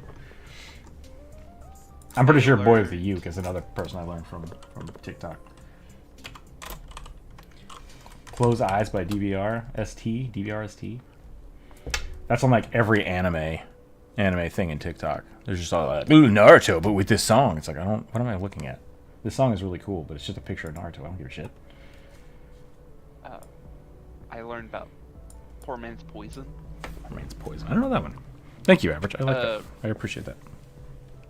They did the song Hill's Coming With Me. Okay, yeah. They do a lot of like, even though they're from California, they're really folky. Like punk folk. That was a cover, wasn't it? Or did they actually write that whole song? I thought that I was think they wrote it. I've never heard of it before until then. I know I did one of those little things where you kind of record yourself in a. I guess technically it would be a little filter, AI filter, where like it rolls for you a D&D class. Oh, cool. Okay. And I got cleric. I was like, so I put that song over it. That I'm like righteous hand of God. Like, sin. Yeah. We're playing Baldur's Gate without me being a cleric, and I kind of hate it. Is it liberating? No. It just more and more reinforces how much I want to support. I mean, I made a wizard, and then I made an abjuration wizard, and now I'm just running around like shielding people and buffing people. It's like I'm essentially just a cleric. I'm a bad cleric right now. Like that's what I'm playing. I'm playing a bad cleric. Poor Man's Poison is one of my favorite. Unkillable wizard too. Yeah, they're pretty unkillable. We went through the. I don't want to spoil anything. We went through one of the bosses, like one of the main chapter bosses. And everybody in the party had 2 hit points except for me, and I was at full health. I was just like, yay! All 35 health. Yeah. Our ranger, my friends are kind of psychotic. They like to break things. And so, like last time, my friend played a fighter that was a ranger, which was great. Like that's a 100% legitimate build. But it's kind of weird. He's just like, I'm a fighter, but I'm in the back.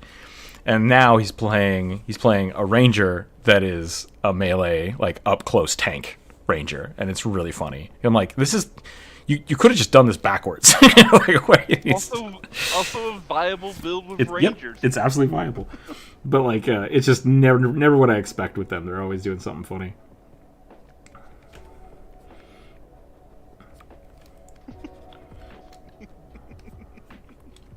They don't like to do the norm. I mean, I appreciate that. Yeah. Like, I want to be a cleric, but I don't want to be like a heal bot. Oh yeah. I want to rain the holy fire of God down on my enemies.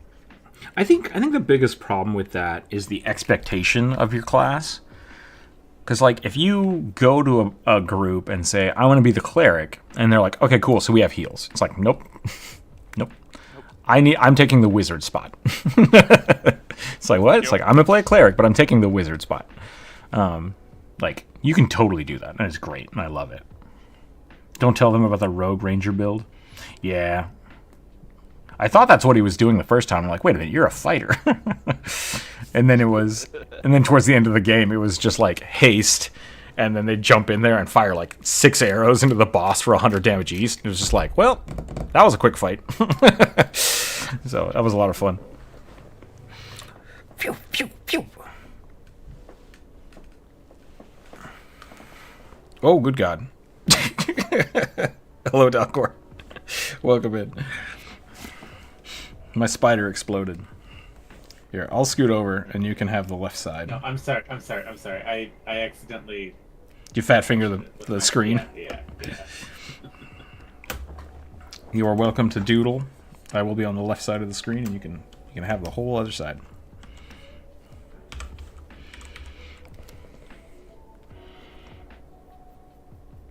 I make a statement that I will not only heal. See, when I support, I generally I like just being a dedicated healer. Like I lean really hard into it, and so I'll usually go like kind of tanky. So it's just like I'm just gonna sit here and anchor. Like as long as I am alive, we're good. You guys can do whatever you want, and I'm gonna sit here and dump heals.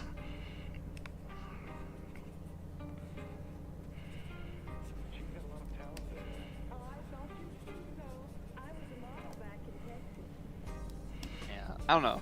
If I want to be a healer, I would rather play like a different like class for healer. Because I don't know, cleric, yes, they obviously make probably are the easiest for healers, but I don't know. I kind of like druids for healing. I like the druid spell list. That's been my problem with it. Is whenever I've tried to do a druid healer, the spells are just like I don't know if they're not my flavor, or if they're just, I want really good healing. I want really good healing spells, and it's like they keep trying to like, here, have a pet. It's like I don't care about the pet. I just want to heal. They're like, how about fire spells? Like, I don't want fire spells. I just want to heal. Like, give me good options to heal. And I feel like druids should have something like rejuvenation or regeneration, like kind of built into them. Or like Goodberry is really funny in Baldur's Gate because it's just like, here's a whole bunch of potions. And it's like, that's great. I like that. Instead of just doing one health, it's like, it's an actual potion. So I could definitely see amplifying a healer-specific druid that way. But I have not played one. I have not played one that way yet. Healing word and a bunch of other spells that are healing centric. It's just, you never really hear people talk about them. Because when people play druids, they're generally not playing a support character. Yeah. I think the reason why I would like a support character for druid is, for me, like, support kind of leans towards some sort of control. Interesting, okay. Buffing thing. Which could easily also fall in the category of tank. Sure. So I can see that. And I definitely... Like, what game you play. Yeah. I definitely have had a few friends want to do like a kind of a debuff build for druids. Like trying to poison people and vines and like Bane. Bane being one of their main things.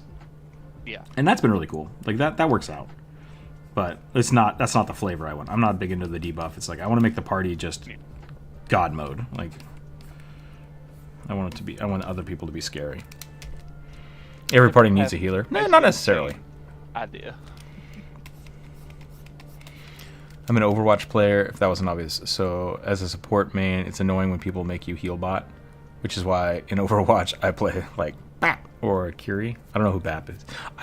I love playing Mercy, and I got a lot of kills with that pistol. just like following someone around and then bap, bap, bap, bap, bap, bap. It was so much fun. I think Kiri is one of the newer heroes. Yeah. Oh, she's the Fox girl, right? Yeah. Yeah. Kirito. Battle Mercy is the real meta. Oh yeah. Yeah, I love Battle Mercy.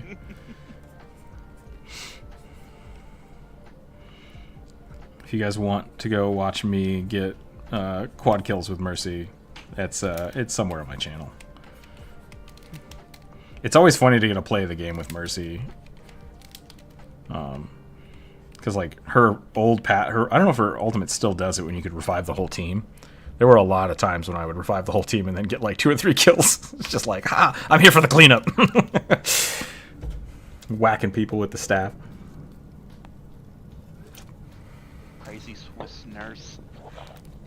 I've gotten a 5k as Mercy. Yeah, more than once in a game. I love Mercy. She's so much fun.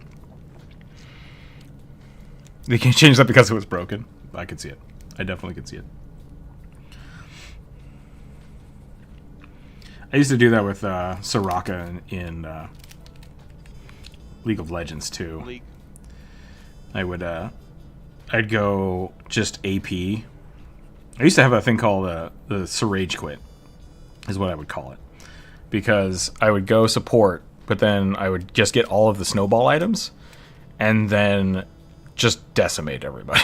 Like I would have the most kills, the most supports, and just like, and people would get mad. People would get mad and they'd leave the game, and it was really funny. Stop stealing our kills. It's like, I can't help it, man. I do more damage than you do. I'm just a tiny little satyr girl. I don't know what you're talking about. Soraka Lanch. That's right. Soraka Lanch was because I had all the avalanche items. So Rage Quit was when I went mid. People did not like Soraka going mid. That game is toxic. That game is toxic as hell. So why I never got into it? Yeah, I mean, you're better off for it. It can be fun.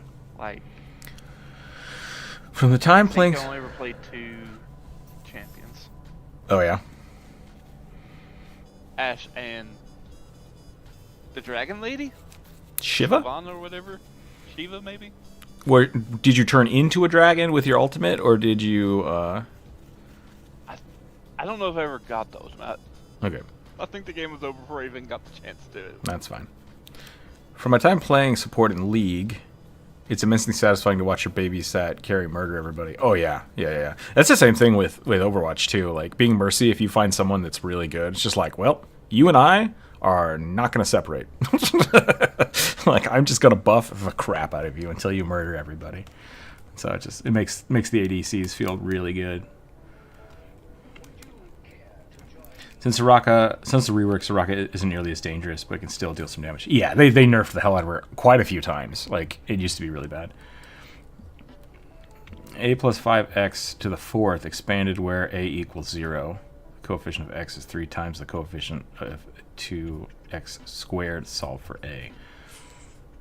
Of x is 3. I mean, so you have three different things, right? You have a plus 5x cubed. You have x 3x equals x squared? Hold on a second. Wait, where's a? There's no a. Oh, a is up here. Okay. The coefficient of x is 3 times the coefficient if. That doesn't make sense. So x squared equals 3x. And solve for a. So you need to break this apart first, and then you need to plug x something into here. So you're gonna have like 3a plus 5, I think. That's not right. Oh, but then you have x equals 0. A is greater than 0. So I would plug in 0 first to try to find x. And then whatever that is, it has to be this.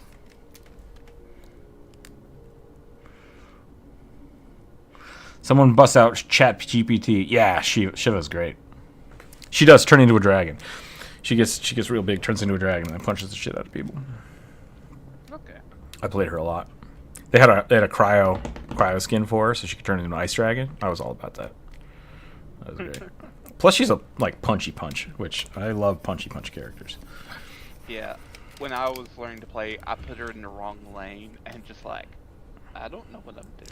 Yeah, I mean that was kind of the problem with League. Like I only ever really tried to play with 5 people because any character can be anywhere. Like that is the truth. But if you play with random people, they all want you to play the meta, and they get mad when you don't. And it's just like, I'm not having fun with this game anymore. Because yeah, you can take Shiva as a support. You can take her mid. Most people want her top or jungling, and it's just like, go fuck yourself. So that being said, Soraka jungle was really hard and not very effective. Yeah. So like there are some characters that are not effective in certain places, but you can always make things work. Because I was playing like Ashe, I was like being told just stick to the bottom lane. Like okay. And then I picked her. I was like, well, I need to stick to the bottom lane, so I went to the bottom lane. The coefficient of x is 3 times the coefficient if x squared. Like that right there should be able to solve for x. Yeah, because 3x equals x squared. Like, solve that.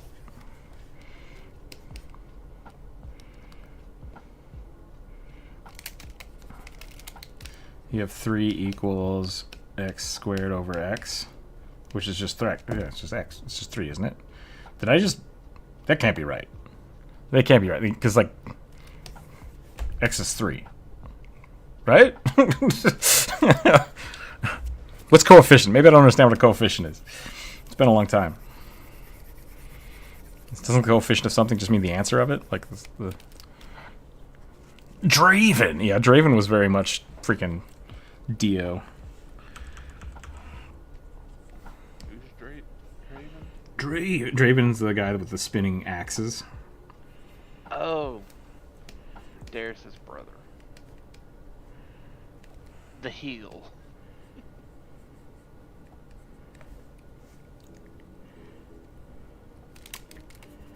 Demacia. I'm getting very I know it's not the distracted same today. people. I'm sorry, everybody.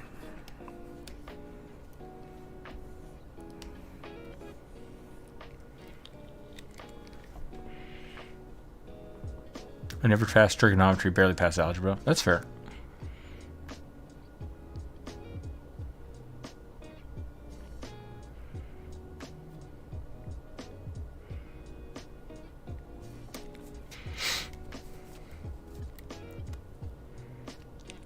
I definitely don't want to ever run into this like recurring spider person ever. Pretty creepy. I want to make him more of a wizard, and I don't know how to do it. He also needs 3 more legs, which I'm struggling with.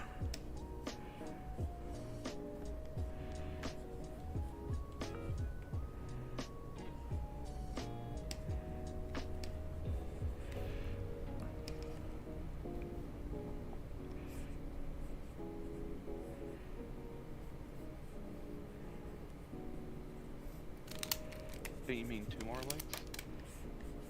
Like 4 more legs, I mean? 1 leg here. He needs 2, and then 3, 4. So he needs... I haven't drawn the 3rd leg yet, or the 2nd leg yet. But he needs 4 altogether.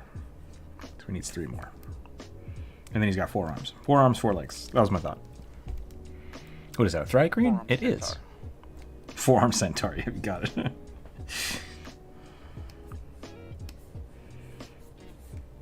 Too many legs! Too many legs! Hear the Odin to me legs, put it back. Stop riding your nephew around as well, you freak. Stop what? Wearing... What'd you say? Riding your nephew around. Oh. Odin is the issue. Yeah, okay.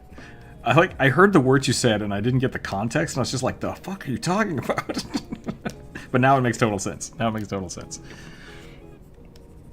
For people who don't know, throwing to slip near the 8-legged horse, who is Odin's nephew.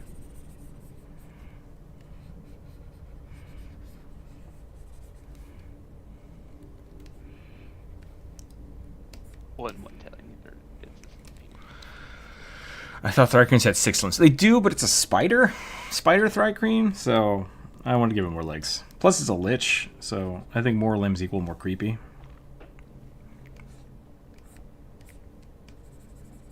I mean, that's Elden Ring logic. Yeah.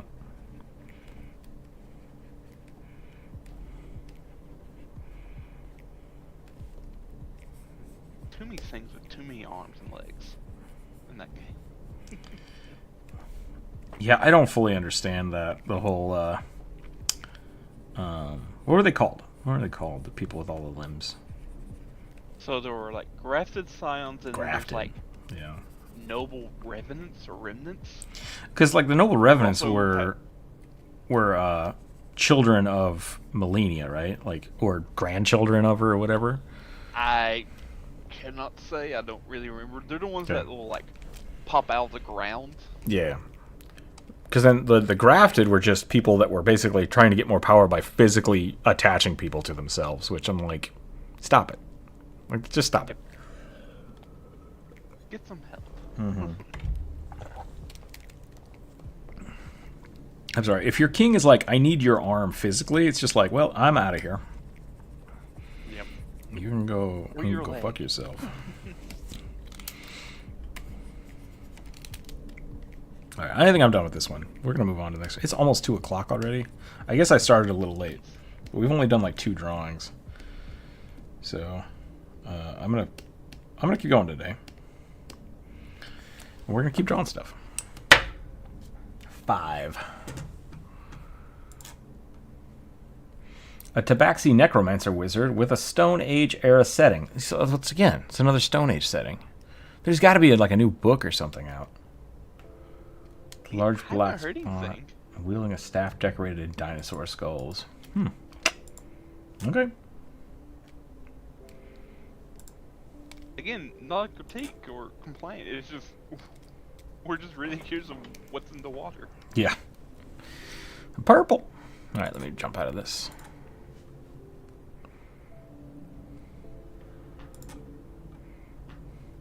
Should go with like Smilodon, Tabaxi. Smilodon tabaxi.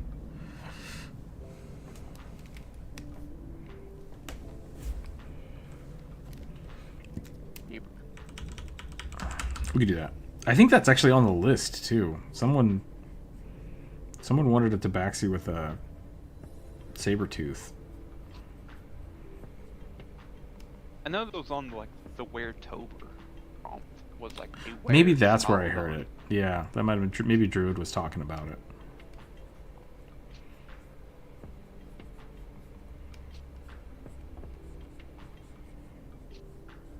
Oh, magic.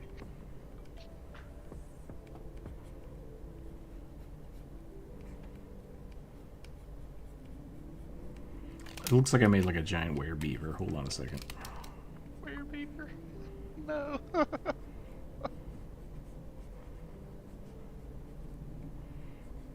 Attack of the killer beavers. I mean, they are giant rats. Uh-oh. Did the YouTube channel explode? Or did my stream just reset? It reset. Alright, that's fine. I have a new druid character for a Pathfinder game. Nice. That's exciting. What kind of druid are you making?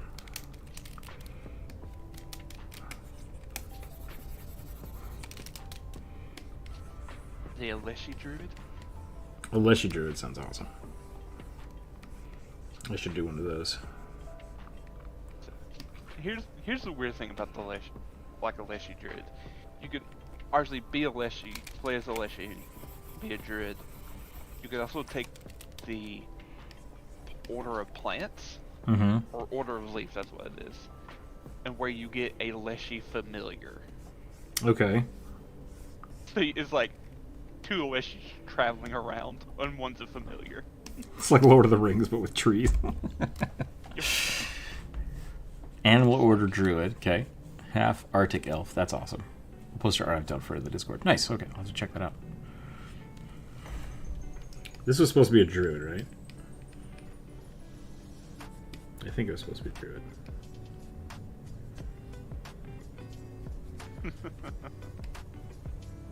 And YouTube is breaking again. What is going on?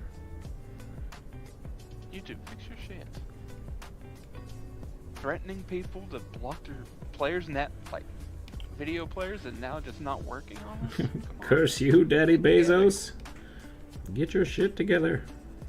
Wait, no, Bezos owns Twitch, right? Yep. Yeah. Who owns YouTube? Google? Google. Whoever runs Google. Bezos is Amazon. There we go. I figured it out. Keep you a plant that owns a plant that can turn into more plants. I think that's what we're talking about. Yeah. Yeah. Plants all the way down. War of the Kingdoms of Life. Down with animals. Yeah. Oh, War on Kingdom of Life. I made a beaver again. I don't know what I'm doing. Let's look up. Like koala. Yeah. Oh man, Smilodons look real weird. But that's okay. I mean, you don't have to go with Smilodon. I want to go Smilodon. Don't get me wrong, I want to do it. I'm just doing it poorly.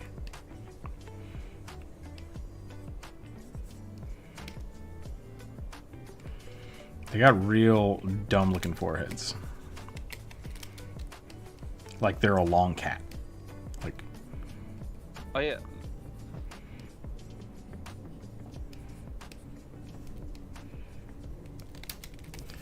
struggle bus. I'm not doing well. I need help. Smilodon. Oh my gosh, that skull looks so cool though.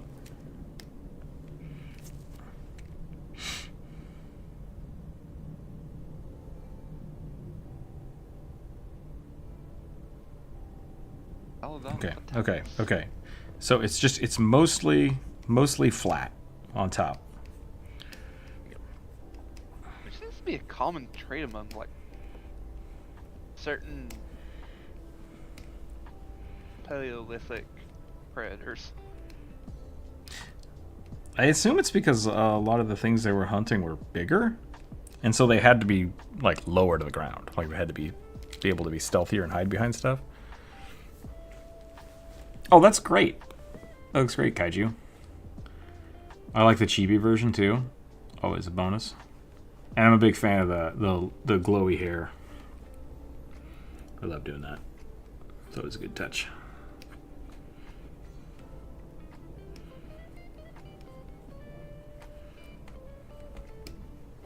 Very cool. I have issues with this mouth on its teeth. With what? All right.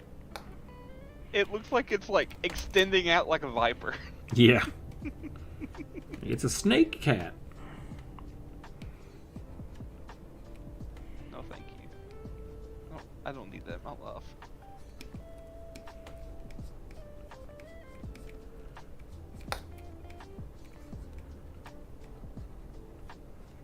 Also, despite us calling saber-toothed tigers, they're not in fact tigers. What are they? Just cats. Just random Saber-toothed cats? Yeah, no, they're not actual like tigers. I have heard people say saber-toothed cat before, so I guess that's fine. Like if you type in like saber-toothed tiger, it'll come up saber-toothed predator. Like if you had like a Maine Coon or just like a really, really big tabby cat, and you showed that to somebody, they might call it a tiger. Like, Oh, yeah. so I assume the fact that you're saying cat versus tiger is just before genetic comparisons. Like big cat, that's a tiger. That's definitely a tiger.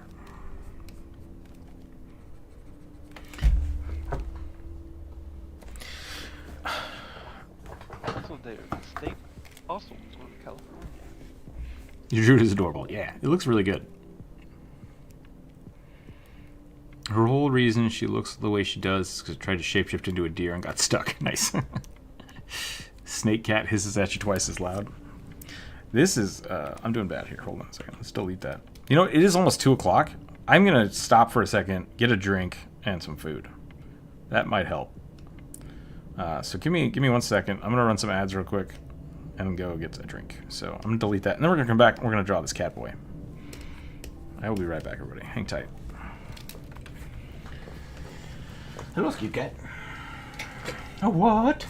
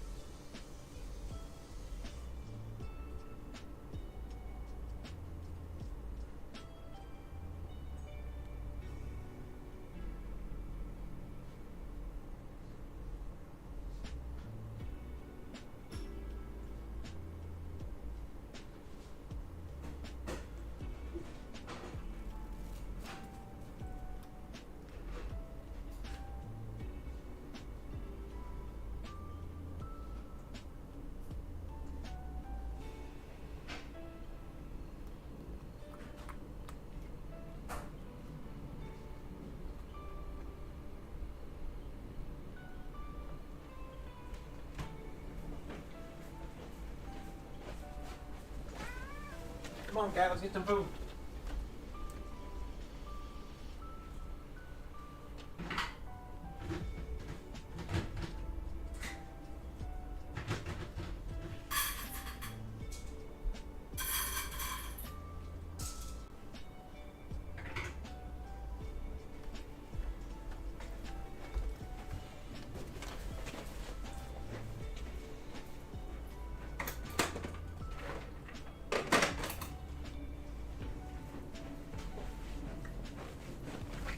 Okay.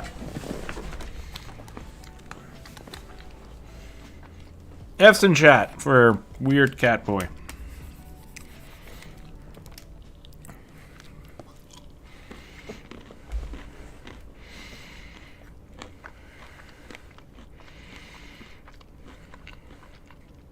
Fourth degree polynomial expansion. Oh, did you want to? Should they expand it out first and then do the math?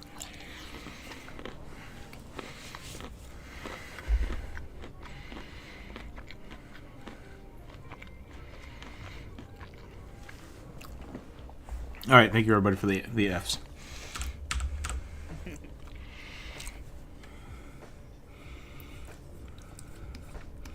I need to stop starting detail before I really get into the picture.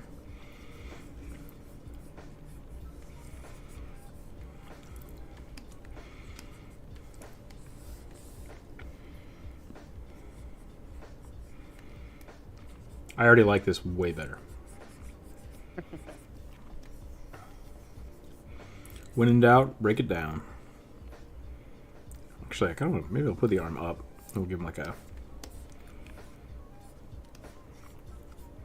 nice druidy flowy cloth.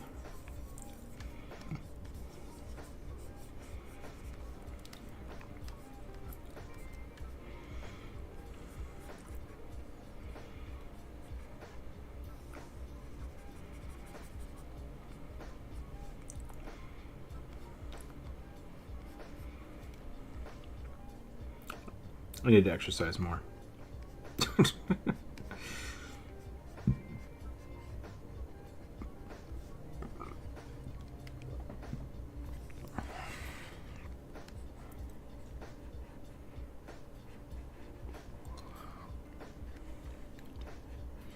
Let's see if we can get 2 or 3 more of these done. So I'm probably going to go pretty quick on this one. We shrunk the pen size down, so now we have a little bit more of a finer line. So I bet we can get a little more scratchy detail in here. Which is your favorite thing to do? What's that? Which is your favorite thing to do? It is my favorite thing to do, yeah. So get some dinosaur skulls in here.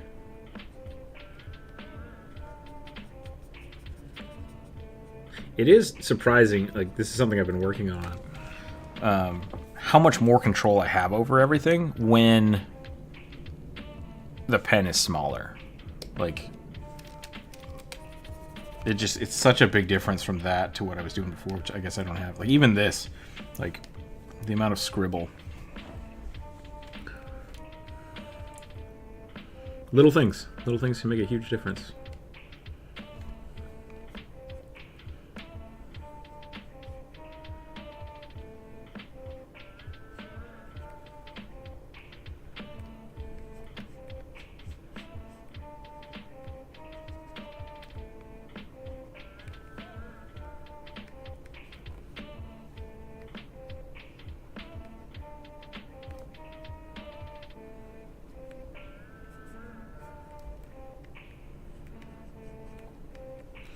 What was the... We gotta relook at this suggestion. Oh, it's a necromancer. Yeah, I think it is a necromancer. And I remember something about like a black spot. Tabaxi necromancer wizard from a Stone Age. Okay, so it's a necromantic wizard. Large black spots and wielding a staff decorated with dinosaur skulls. Okay. Okay. You got this. Generic is cool. How do you do polynomials, Oliver? I don't remember. If you have like, what was it? A plus 3x squared? Is that what it was? Or if it's cubed. You could just do this. You could just break it out.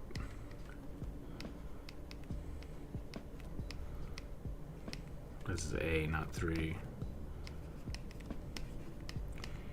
I hope I'm not triggering somebody. I might be triggering somebody, but let me know. I just know I'm super glad I never went into math because I think I would have be bald by now.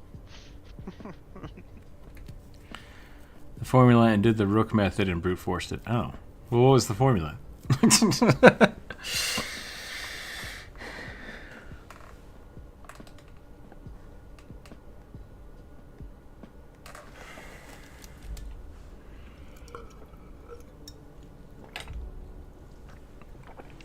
No idea. Oh, that's not helpful. Doesn't really help. I'm kind of anti-math.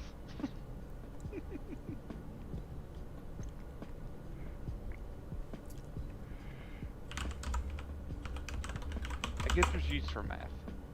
Nothing is not useful. It's just.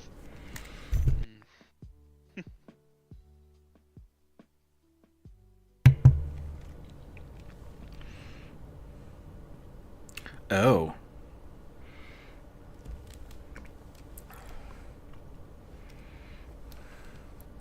A squared plus 3. Oh no. It's essentially this, but you actually do it. Okay, I don't remember. It's like a to the 4th and then 3x4 plus 8. Nope, nope. I can't do it. I don't care. I don't care anymore. No. Let's draw more dinosaur skulls. Math to me is like a puzzle. So it's fun. Like it is fun when you can sit down and try to like solve something. But math class is essentially like solve this puzzle or you're trapped here forever. And it's like, nope, I don't want to do that. So. Or, this is my really biggest issue, is you get the answer and it's the right answer, but they still count it wrong because you did not show how you got to the answer. Right. And I understand it from a teaching perspective. I understand that mentality of like, I want to see that you know the process, not necessarily just the answer. But it's hyper frustrating, right? Like, yeah. It's like, you need to show your work. I'm like, but why? It's like, so you know. It's like, you know I know because I gave you the right answer.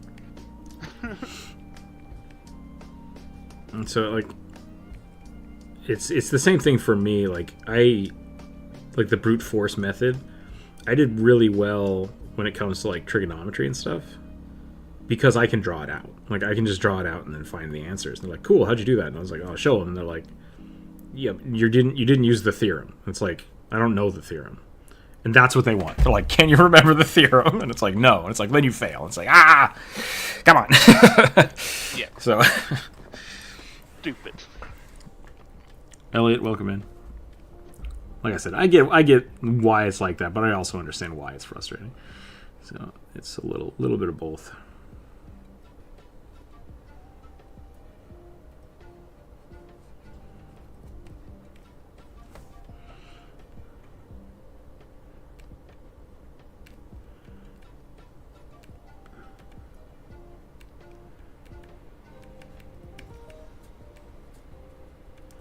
It's also the principle of like with engineering, right? Engineering doesn't necessarily mean that you need to know the math, but you need to know how to find the math.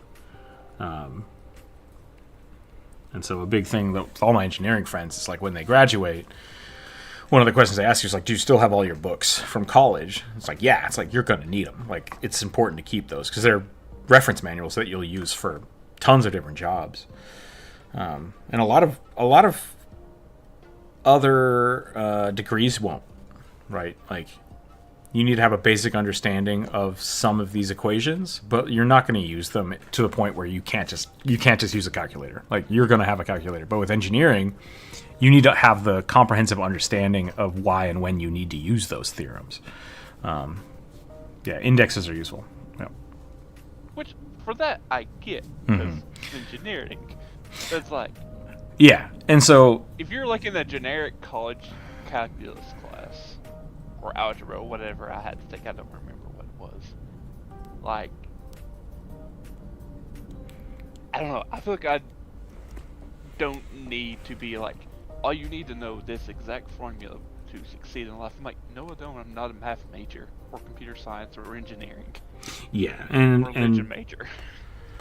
Oliver, like, I think it's the opposite. Doesn't matter how I got there because I got there.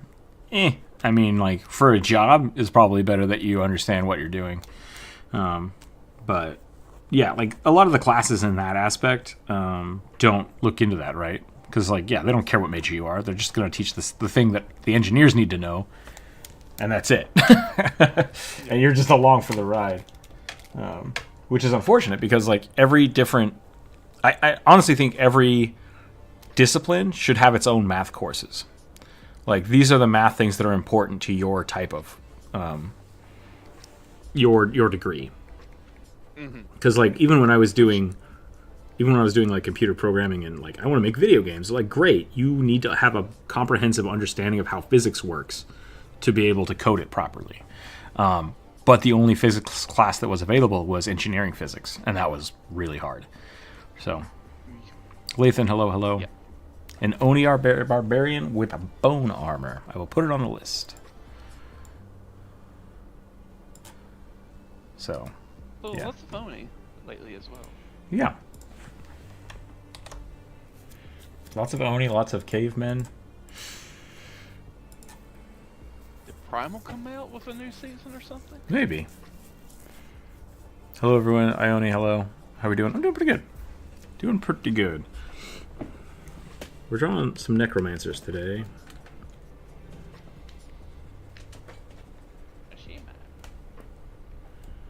I mean, he's Guildward's not really necromancer or Skip even a cat. lich. That's true. What are you doing? I just fed you. I just gave you food. You just need attention? Give you some screeches? Don't unplug my microphone, please. I'm just gonna rub on this until it falls off. Yeah, don't break my microphone. You're very cute. You're very cute for an old man.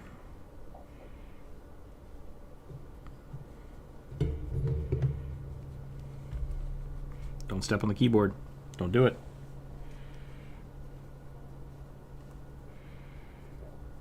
I'm glad mine is very different than what it's been worked on so far. What kind of whacked education system is in America? Yeah, I mean, it's the same. Yep. Yeah, it's the same. Can't be like, it's my stream now. Yeah, Skip Cat will take over the stream. When you're in university, most universities have a like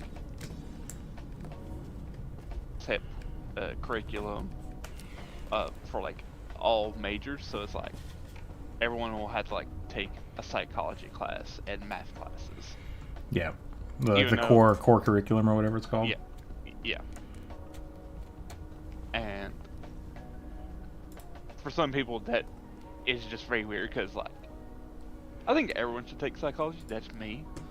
It's like Yeah. I don't know if everyone needed to take like 2 math classes in college.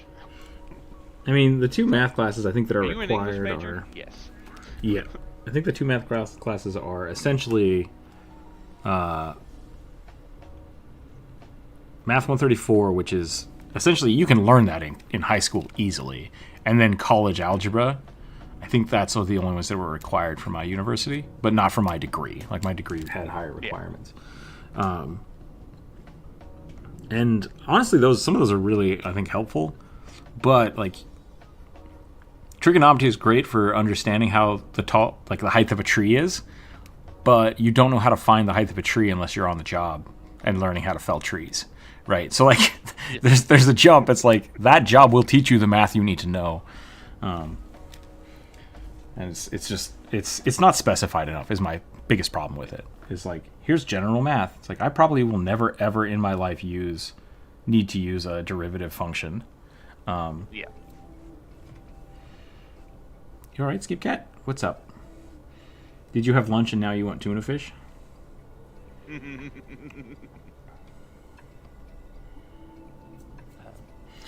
Like, if I kept with my first major, which was sociology, then yeah, there would have been a math class required for me, which would have been statistics. Yeah, statistics is really important, and it's tough. Like, it's really hard. But that's a good one for not just understanding the math behind it, but why you need to use different types of math in different situations. So, And in fact, there was actually 2 statistic classes. There was statistic class for the like engineering and like math majors, and then there was the social science statistic class. Because like you very much look at different things in those regards.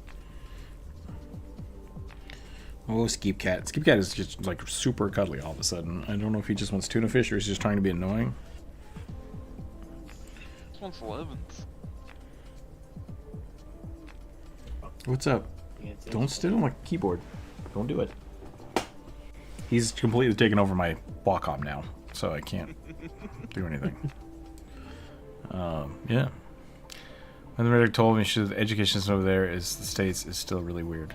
I mean, it is only weird because you're they are not here. It very much depends on where you go. Yeah. Yeah. I mean, I Like think what state you live in. I think that what you just talked about is what makes the United States maybe so weird, is that from state to state, our education system fairly divulge it. It's different. It's different, more different than maybe it should be from state to state. And then I think another thing is just our a decade or two ago, we really made this push to standardized testing. Yeah. And I think by making that push to standardized testing, it became more of a numbers game rather than Yeah. teaching game. That's fair. Like, I think because we place such an importance on certain knowledge, sometimes stuff gets left behind, and I think that's maybe not for the better. I thought the government doesn't want people to be creative anymore. That's why they push STEM. Yeah. I mean, Well, I think there was a lot of push towards STEM, and I still like STEM as a general thing. I mean, I think And I think it's bad. STEM, Let me just yeah, let me press yeah, back. I know. Science and stuff like that is very helpful and needed. There's a lot of future. something I dealt with, especially because I got a master's, but my master's was honestly, even though it was under the architecture branch, really my master's was in how to make art people talk to science people. Like, how do you do that? How can you use science and art in a collaborative way that functions? Because for a long time, like, if you wanted something to look good or be able to portray your scientific data, scientists didn't have a background to do that, and artists didn't understand math, didn't understand statistics. Like, they just didn't. Like, they were too separated, and so a lot of STEM is like STEM and STEAM now. It's like, how do we bridge all of that together? And I think it's really important. Like, bioinformatics is huge, or at least it was 10 years ago, 5 years ago, as kind of a new way to do it. And I think the internet is kind of better for that now, because people can and are starting to be able to not just say, hey, look, this owl is super important in an ecosystem, and actually show people how that is, like, visually, because that's how people see things. It's not just read my paper, for good, better or worse. But yeah, cat in the corner looking like Fritz the cat. Mine's arms. Rugby. It's a bad rugby. Oh, you're drawing a rugby? I can't see it. Where is it? Rugby with a tie. Yeah.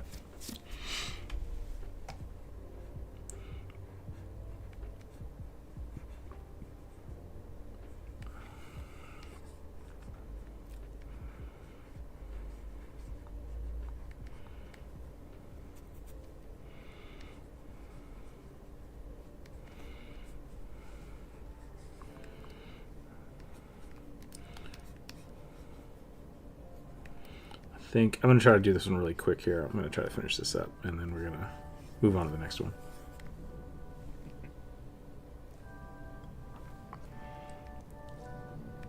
I don't know how to make more dinosaur skulls, so I'm just going to put weird skulls all over this. Lizard skulls.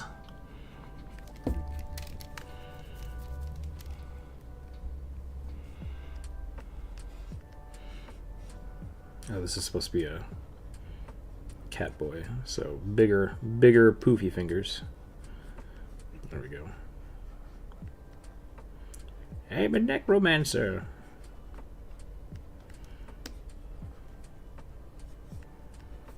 Yeah, Catboy, that's a lion man. Yeah.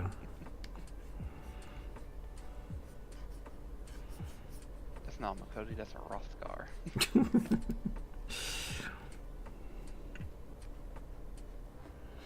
I think there's also a...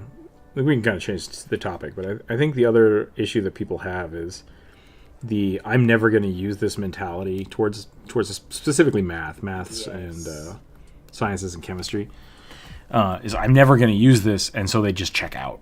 And it's like there are a lot of really good logical, like principles of logic built into those systems that are helpful to everybody. Even though you don't have to like know how derivatives work, understanding like this is how you can take something, break it apart, and bring it back together to solve something. That can be really important, and people just check out and get frustrated with it and don't care. And it's like I still think maths are important. Like math is really important, just as a like, can you solve a problem? And I'm saddened when people just hate it. And it's like, my biggest problem is like, and it's because I never graduated. I was a single math class away from graduating. Reason I didn't Shut up. spend any time. I'm not going to. That's fine. But one of the reasons I didn't do, I tried. I legitimately tried. One of the reasons why I ended up, I went back to the math class that I needed to do, and realized that I kind of just screwed myself over. It's a class I should have taken right when I got to college, and I didn't. And because of that, I had 4 years where I didn't take a single math class. Yeah. And so Thank you all for the posture check. I forgot how to do like the precursory. Yeah. And then I had I had a friend who was a math major who tried tutoring me and made me realize that we're sort of like just taught formulas, but I guess maybe when I was trying to learn it more as an adult, I wanted to understand. I don't know. The beginning of math, like how we get to like Pythagoras's theorem,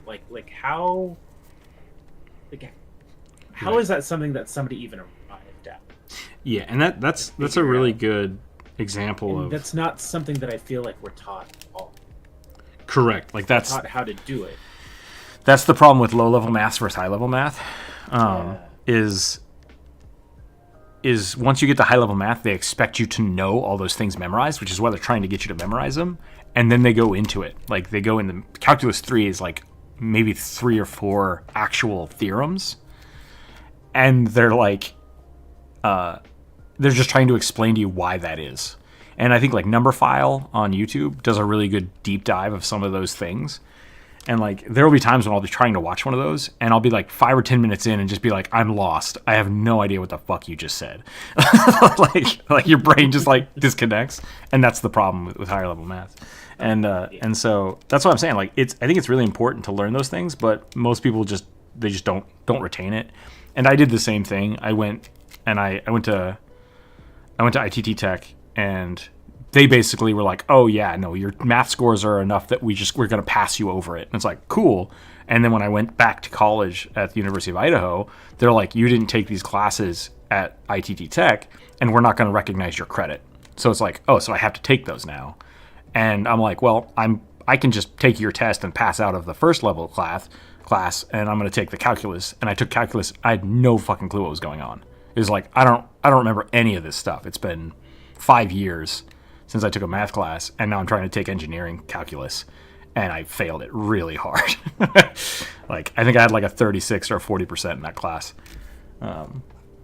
And so then I retook Calc 1, and when I went to my instructor, because I was doing bad on the first test, and I was like, I sat down like, I can't get this. I don't know what's going on.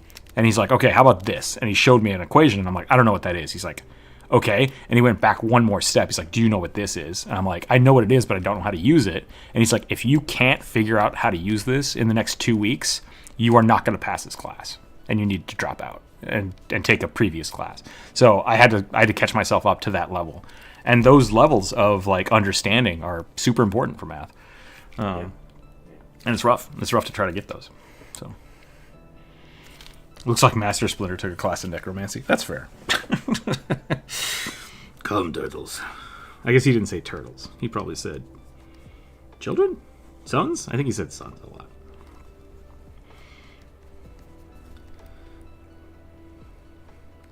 Yeah, I took engineering, physics, and calculus at the same time, and I did not do well with them at all, and I failed physics for sure. And then I took it again the next semester after retaking the calculus, and I got an A in it. So like that's the difference. Like, especially for physics, like they just need you to understand a certain level of math, and then they start applying it differently, right? But if you don't have to take physics and you're taking the math, you're like, why am I learning this? It's like, well, you only really need to learn this if you're doing physics equations.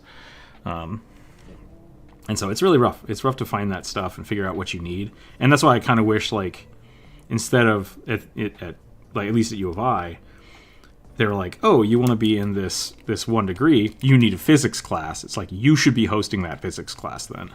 Like, you need to decide what information is important and what we need from it, instead of just leaning into the math. Like, oh, we have a math department, they'll do it. It's like, they're doing their own thing. They're teaching people how to use physics. Like engineering physics, which is way different. Well, and that's something that I found that community colleges do. It's just like, yeah, this is math for computer programming, calculus for software engineers. Mm-hmm.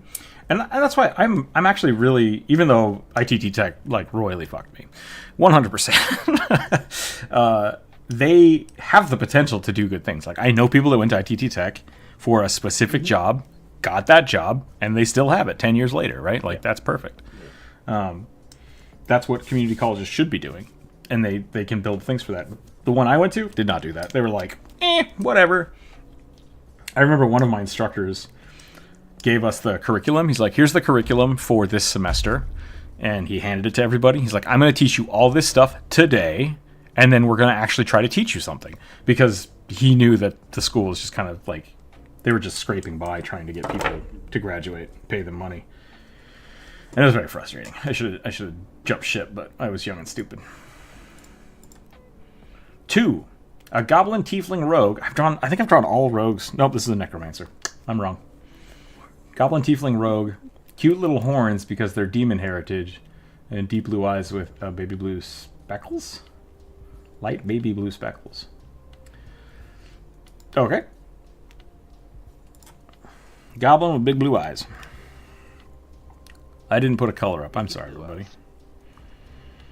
We'll just do a dark green because it's a goblin.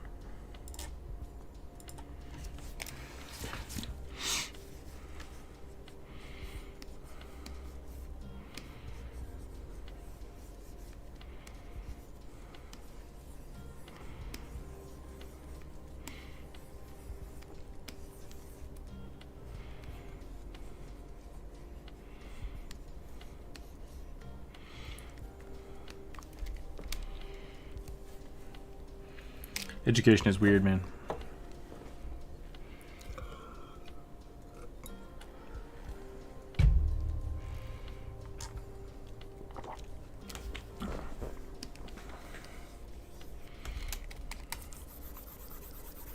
I'm doing it again. The earth isn't flat, people. The earth isn't flat, yeah. Once again, if you know of an understanding of problem solving and basic math, you can prove that for yourself. I still really want to start a YouTube channel just to like not trash on flat earthers, but like convert them. Too much effort. Yeah. They're too convinced about themselves being right that they're not willing to listen. Yeah. I mean, I think that's the truth. That's the folly of all fundamentalism. So it's always a losing battle. People aren't going to come to a YouTube channel to be like, "Can you prove me right?" It's like, that's not that's not what they do. So it would just be an argument. People call fundamentalism now. Very much is that. Sure, that's fair. Yeah, or maybe not fundamentalism, but No, you think so? All right. is. Yeah. It's just OG fundamentalism, like from the early 1900s, was like born in like Ivy League colleges, like Princeton, Yale. It was very much like highly educated people going out to prove that the Bible was true. Okay. So very much coming from a base of academia. It's just, it devolved quickly. At least by the time of Reagan. Because my whole thing is like, I would love.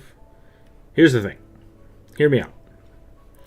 Let's say we had somebody who says, I think the Earth is flat, and I want to do this experiment to prove it. I'd be totally fine setting up that experiment for somebody. It's like, cool, let's try it. Like, let's use real principles, and I will help you set it up so that it functions the way that it should, properly.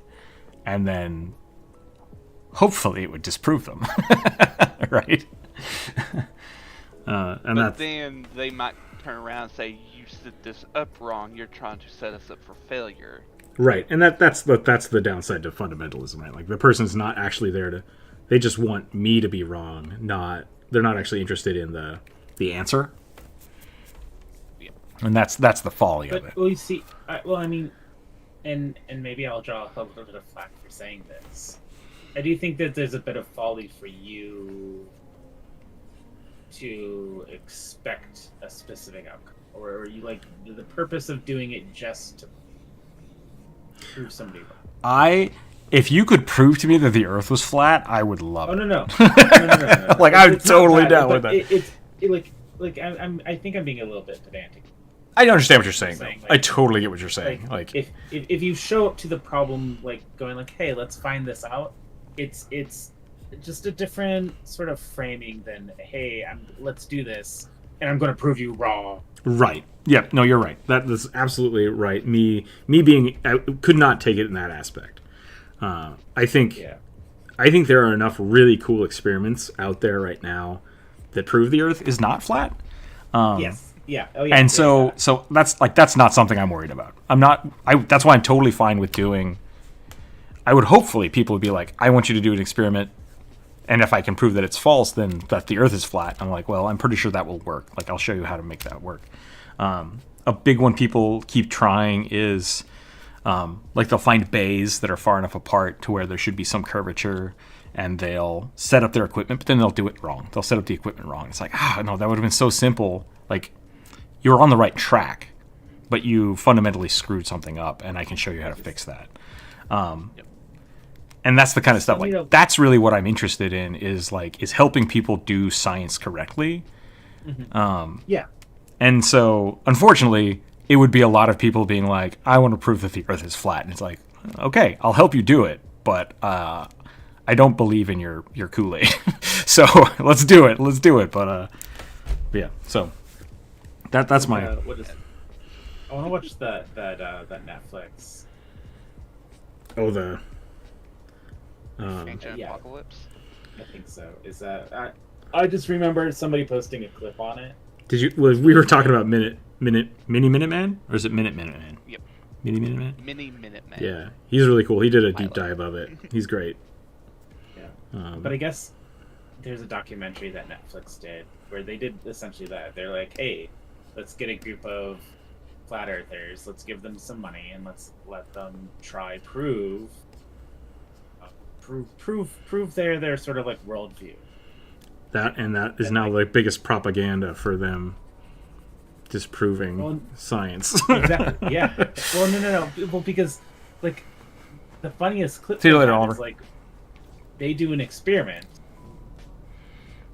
They're like, like this person's like 150 feet away. We'll like drill a hole through this piece of plywood. Yeah, it's such a and good if they thing. Just shine their flashlight at me. I won't be able to see it if the Earth is actually round. And then he can't see. He's like, wait. Are you holding it right? Yeah. Are you? Where is it above your head? Oh, I can see that. Oh, that's really interesting. Something's wrong with the experiment. Yep. That's a great example because they did the science right, and then they just wouldn't believe their own examples. And it's like, no, you guys set up a really good experiment. That's a really good job. And that's what I'm saying. Like, if someone can do those and prove that the Earth is flat, like, that would be the most interesting thing in my mind. Of just like, holy shit, you disproved 600 years of science. Let's do that again. No, not in 600 years. Like millennia. We have millennia. Like from the last days of ancient Egypt. Oh people knew yeah. the world No, was that's fair. round. No, you're right. You are right. The mathematics is there, but like comprehensive testing, I think was Yeah. Like shoot, mathematically and 1400s. through observation, they proved the world was round because back when boats had masts, Mm-hmm. that's why you would see the mast first and not the full ship.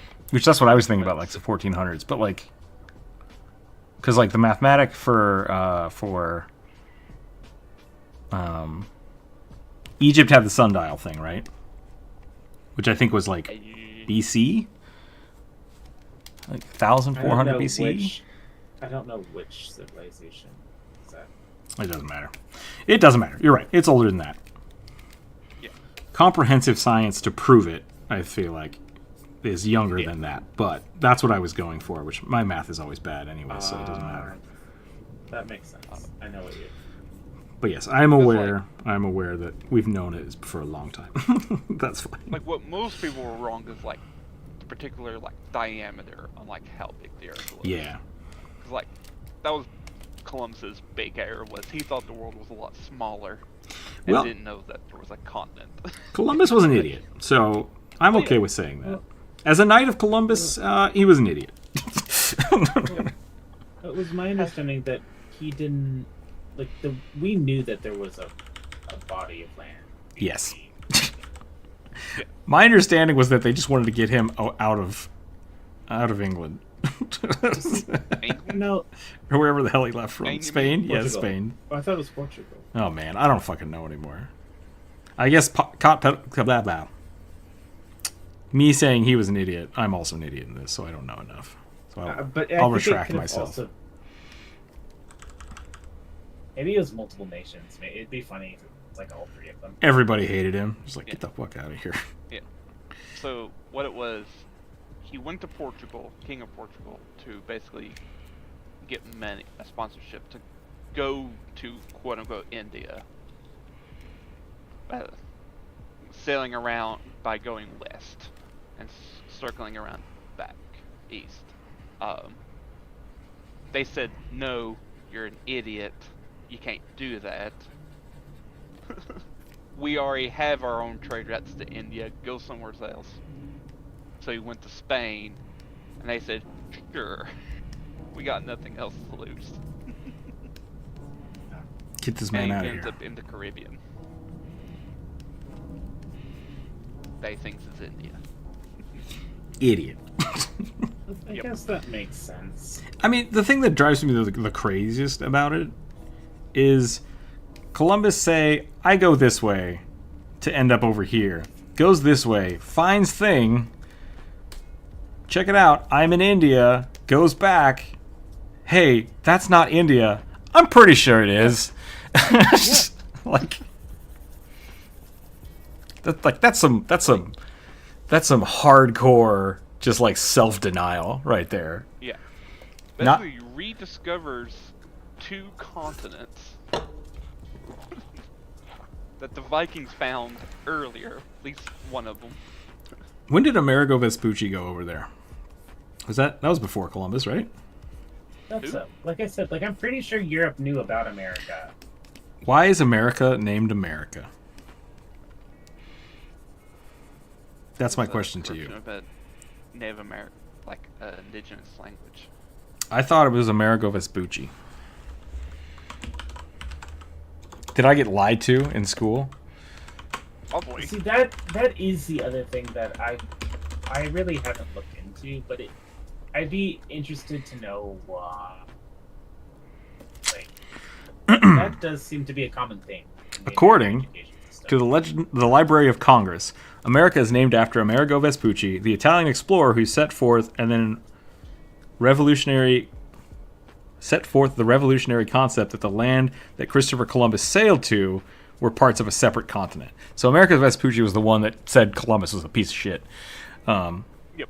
and so that's why they are called America, because they're named after him.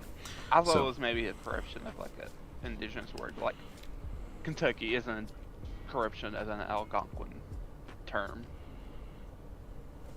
By English people. Apparently he died before people actually accepted that. Yeah. Wow. He named America by mistake. That's funny. For the record, yeah, you are correct. He rediscovered America for you. Yeah. Because like there were. I don't believe in the Vikings going all the way to Minnesota. That's just way too much of a weird coincidence. Like, but like we found like a small village in like southern Canada.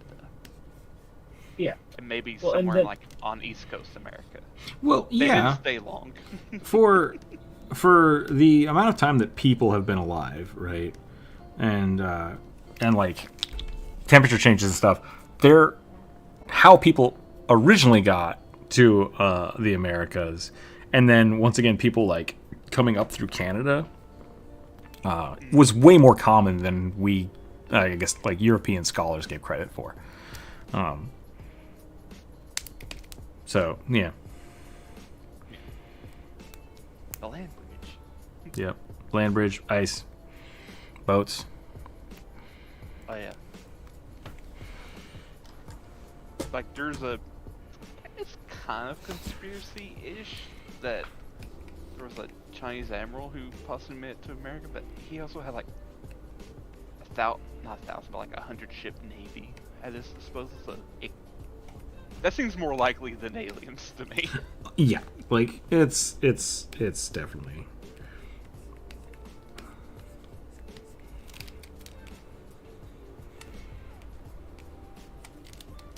And they were also like massive treasure ships.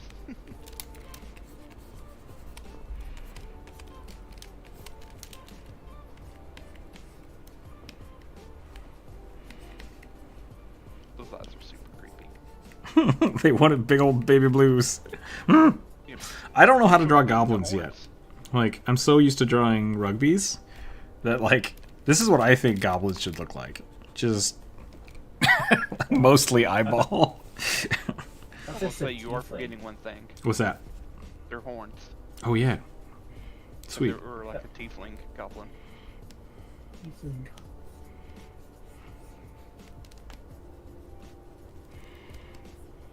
So, they're just called teeth because Tieflings? goblin teeth. Tieflings. I kind of hate myself for that one. As you should.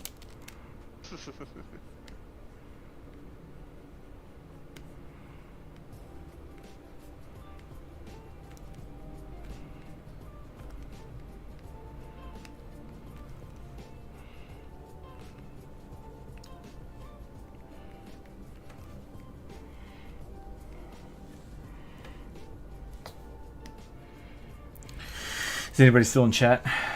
Did we chase everybody away with our weird academics today? 7 people watching. It says Nice. 7 people are watching.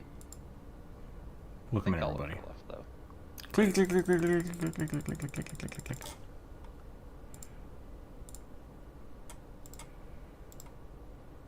I drew a bunch of Karlak yesterday. That was tough. Yeah. Wait, what? I'm confused. Sorry. I was doing some Baldur's Gate fan art for a video. Okay. I was gonna say, you picked the most, like, busiest character to do fan art of. Yeah, she's got a lot of buckles, like, and that's it. She's got buckles and glowing skin. And I was just like, ah, shit. Yep, and scars and, like, what looks like bolts. Yep. Like chest engine chest. Yep. And I still never played a campaign where Karlak lives. I just Oh. I've never had her in my party. I've only okay, talked to that her makes- once. yeah. Do you not kill the paladins that send you to kill her? I did that. Yep, I killed them. Because they're not paladins, just so you know. Oh. They're sent by the devil lady who kind of I killed her. Kidnapped. Yep, I killed her. Karlak lady. Once again, I was just Sorry. playing with 4 people. You don't get to hang out with the. Oh.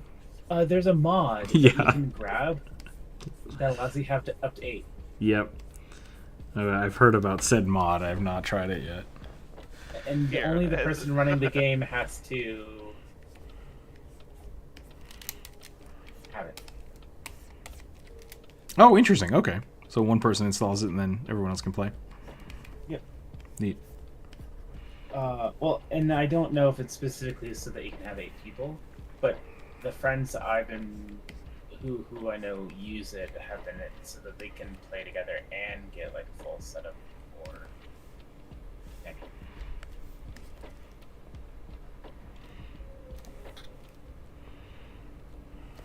Oh look, Netflix is raising its prices. A shocker. Who's rising? What? Netflix Oh, is raising prices. I'm telling you. Disney is ridiculous. Is it? Yeah, they announced they're raising their prices and they're like almost doubling the price. Oh wow. Ooh. Yeah, it's bad. It makes me happy that I have Cable. the server. Shh. We don't talk about Yar stuff on stream. I mean, I'm not saying anything. I'm just saying that I have the server. That could be anything. It could be somebody who serves me these DVDs on a silver tray. All right, this is my goblin. I'm done. I'm gonna draw the next one now. New basic plan is $11.99. New premium plan is Give me an earring. $22.99. That could be worse. And but the standard plan and the plan that allows ads, which is like $6.99, they're the same price. They're not raising those. So, ads, Netflix ads. I haven't actually looked into Netflix ads. What does that entail?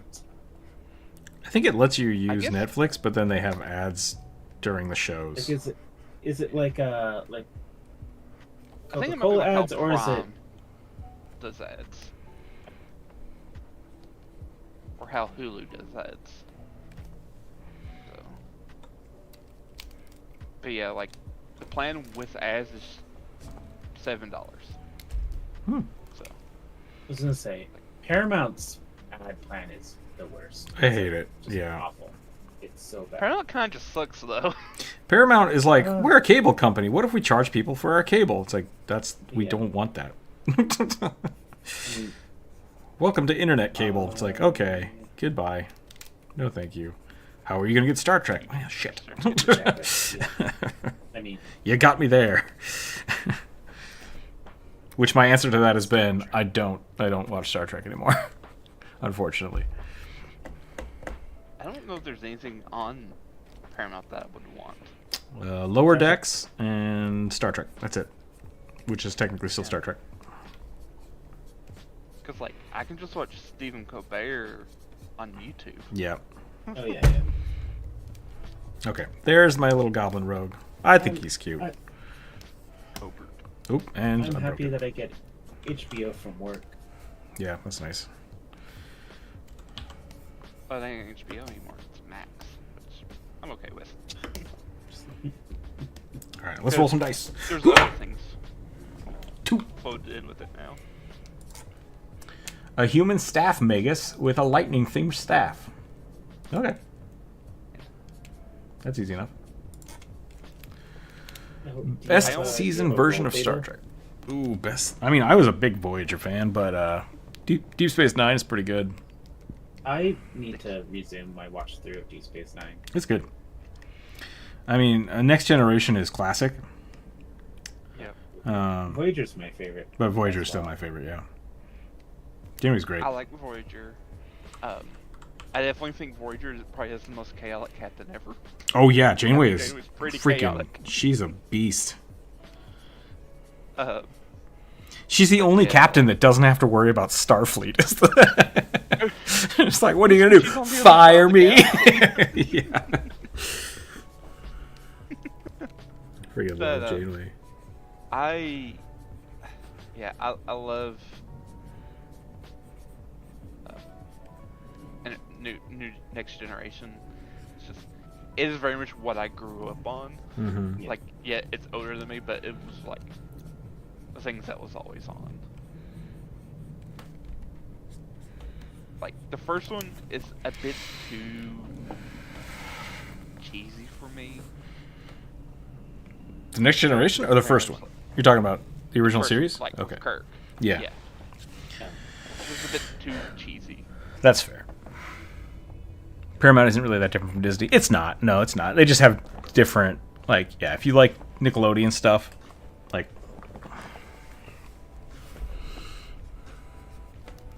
And you can also, I think you can get Nickelodeon stuff on Netflix. Interesting. Some of it. Like Zim was on this. They did the movie. They did the movie. I don't know if they actually have the old shows. They did. They did. They I did, don't know if they do okay. now. Monopolies, man. Gotta be careful with those monopolies. Terms of Service is meant to be a space western. Oh.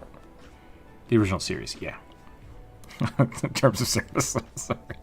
Sorry, Drew. It's totally over the top. Next Generation was supposed to be more of a philosophical utopia. Yeah. Yep. They have every version of TMNT. Now, I guess Oh. that may be something that I'd be willing to chip No. in to like watch. That was the really weird thing is I just finished up the Next Generation, I think earlier this year. So Mhm. then I started watching through the movies. Oh, the movies are And crazy. all the movies, all the Star Trek movies are Are what? on Max. They're not on Paramount. Oh, interesting. That is weird. Oh, because they're owned by Universal, I bet. Maybe. Oh, that's probably it. Yeah.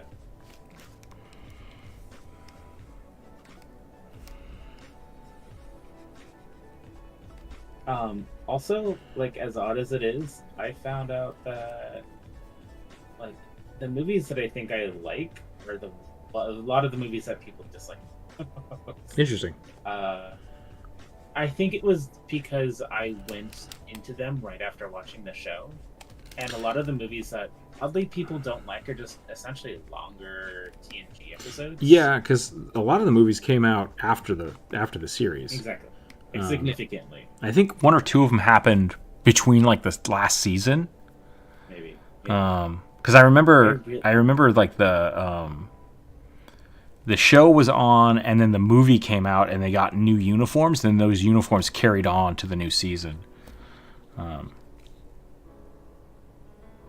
really like Generations. Yeah, I quite like Insurrection. Insurrection was good too. Um, They're all bored, right? I think all of them are dealing with the Borg. no. Hmm? The First Contact is for Okay, what's Generations about Insurrection- then? Generations it's the one with Kirk. Oh, gotcha. Yeah. Insurrection is the one with Romulans. The Romulans? Yeah.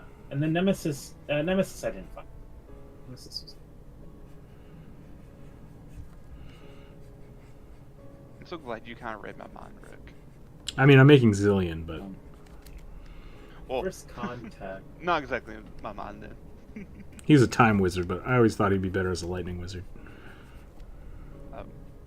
Because I almost typed in kind of Ramu or Ralger-esque. Yeah. Vegas. I was You like, can do no, that. he'll say this fan art. Is this yours? Yeah. Nice. All right.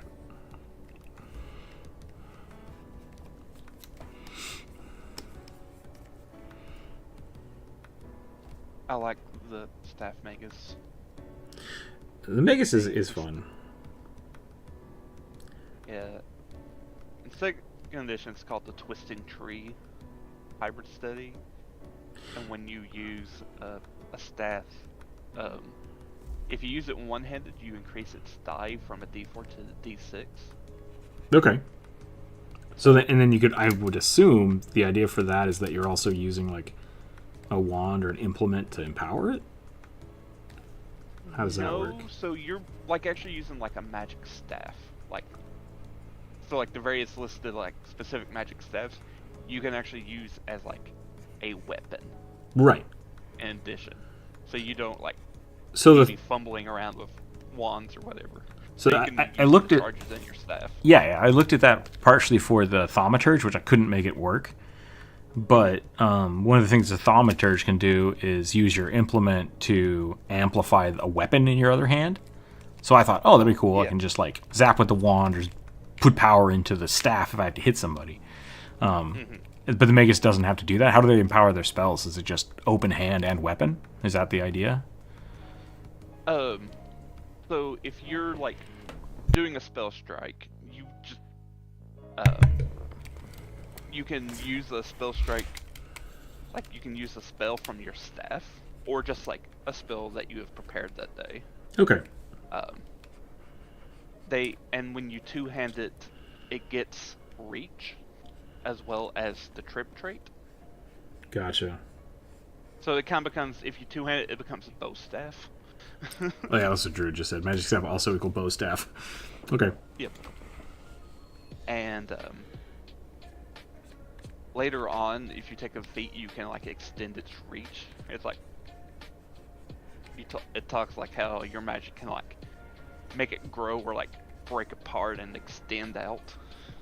It's kind of cool. But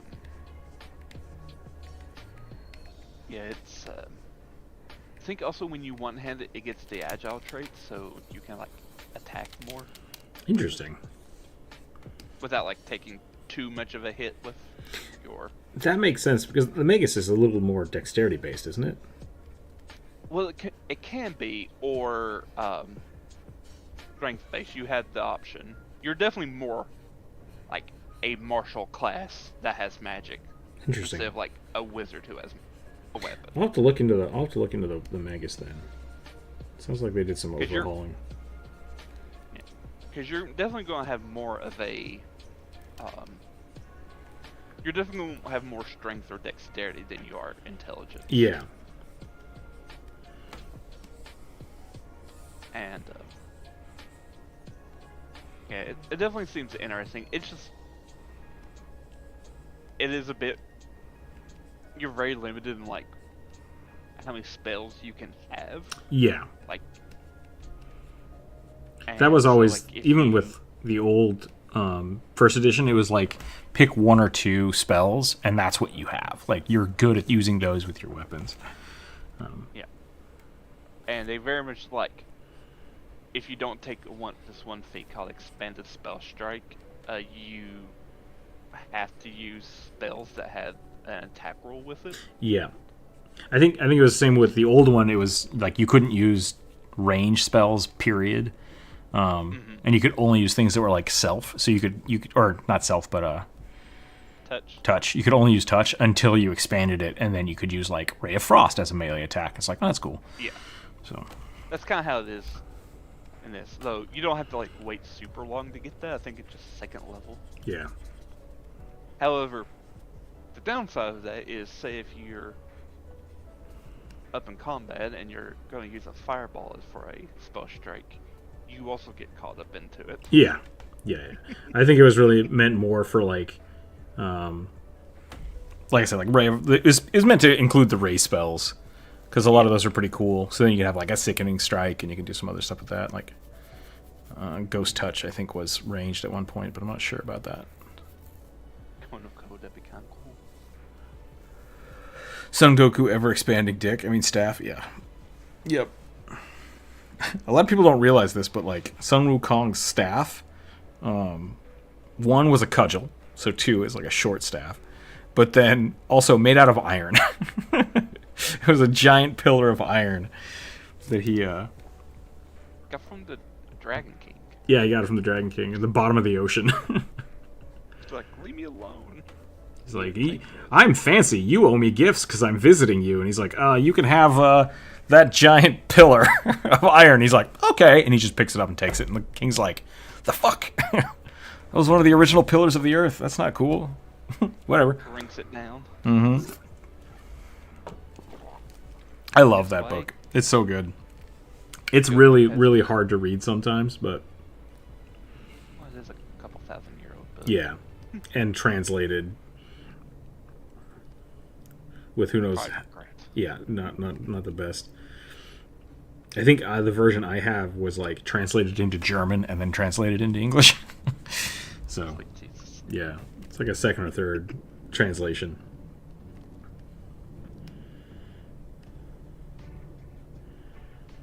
What time is it? 3 o'clock? We've been going for a while. I won't even try Journey to the West. I'm only consumed it through overly sarcastic productions. That's fair. I really like it because it's written. The book was written as a bunch of serialized poems, I think, or serialized. Essentially, it's a soap opera. It's written. Like I know it's like in current, like untranslated form is like a multi-volume series of books. Oh yeah, no, I think I have 4 copies of it, and it's 4 books like the size of the Bible and in the same text font, like same, like very small print, very thick book, 4 of them. It's like, Guess it's where you got a crazy monkey, a monk, a lazy pig, a river spirit, and a dragon horse.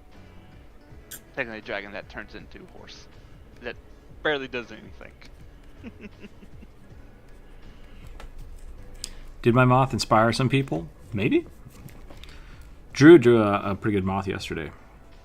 Bendo, oh hey, art tutorial please. I mean, I have some up. Like, you can look up how to draw monster hands. You can look up the how to draw armor.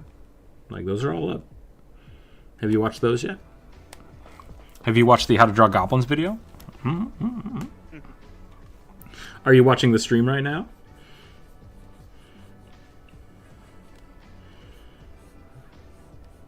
Because I don't know what you want for a tutorial besides. And then you draw a line.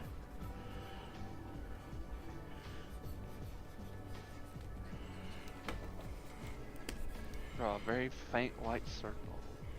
Draw a circle, and then more circles. Faint cross in it.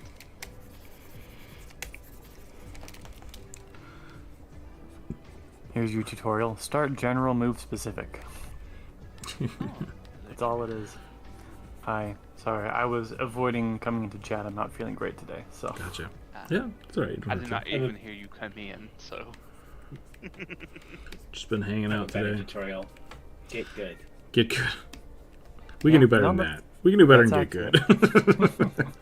Practice some, then get good.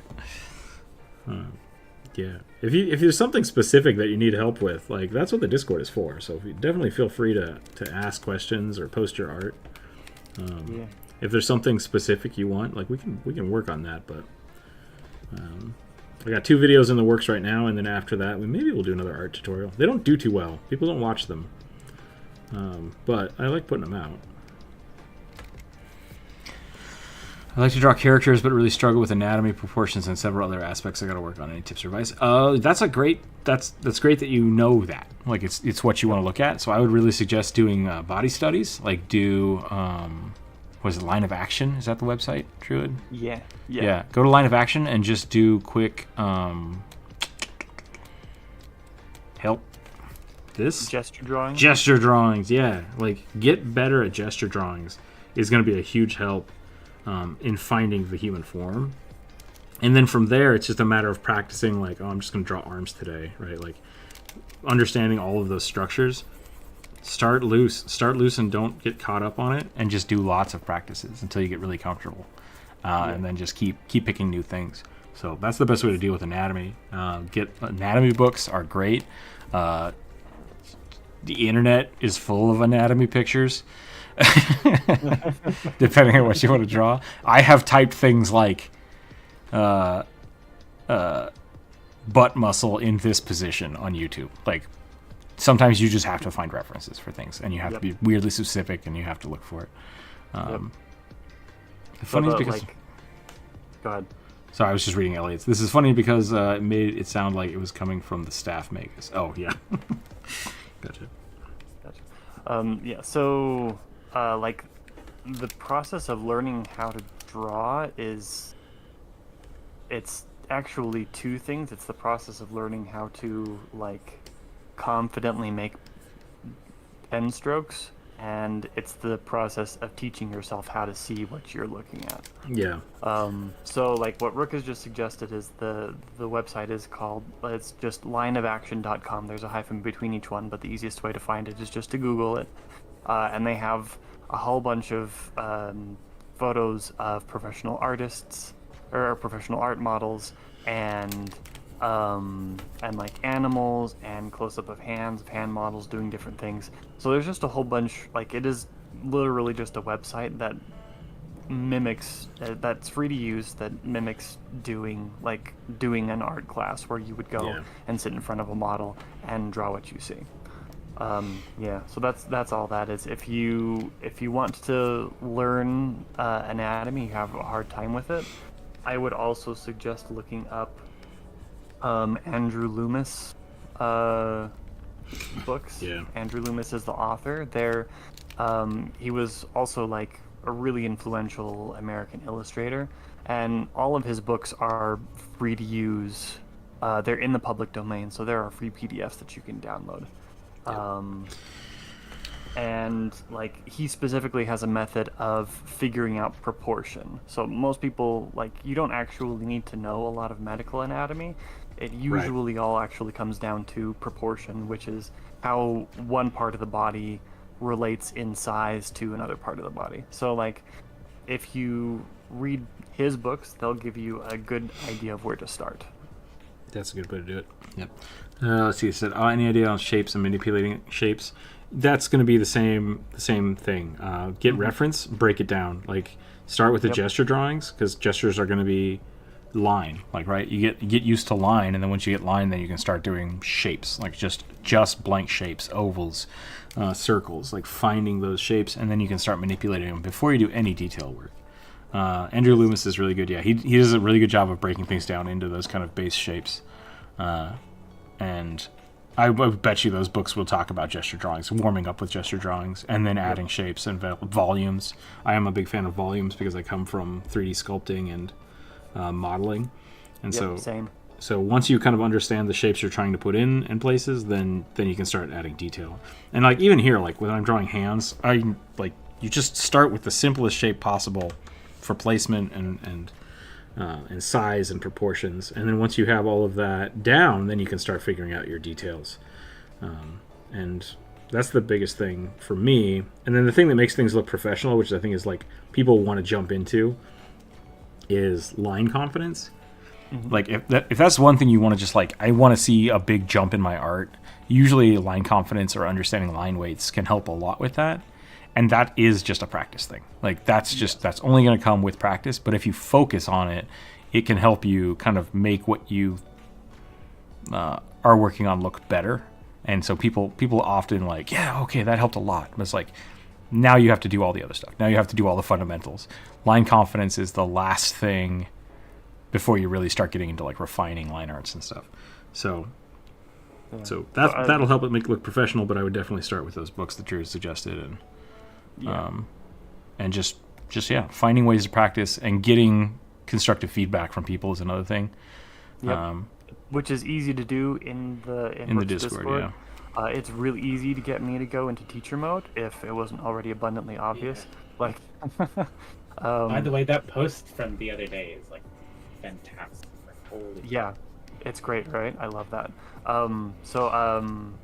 Pretty much all you have to do in order to get me to like help you figure out what's wrong, and like I will be fairly harsh in my criticism, but I usually also will tell you what I think is good. All you have to do is go into the work in progress art and critique tab in Rook's Discord, post your thing, and say critique please, or tell me what this needs please, and I will usually jump in and help you. There's also a fair amount of stuff in the art reference tab. Yeah. I posted a couple of videos that I think are really good. One is on like color, understanding color, and light, and one which was how to do, which is how to build line confidence, and the video is called "How Your Handwriting is the Key to Drawing Better," and it's like the whole thing is about how writing is basically drawing, and and you can practice line confidence by practicing drawing the same way you would practice getting better at handwriting. I have a problem with like I can print really well.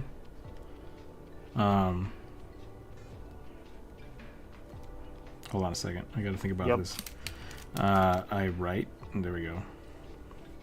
So like I can do that because I have some line confidence, but then when I actually try to like write somebody a letter,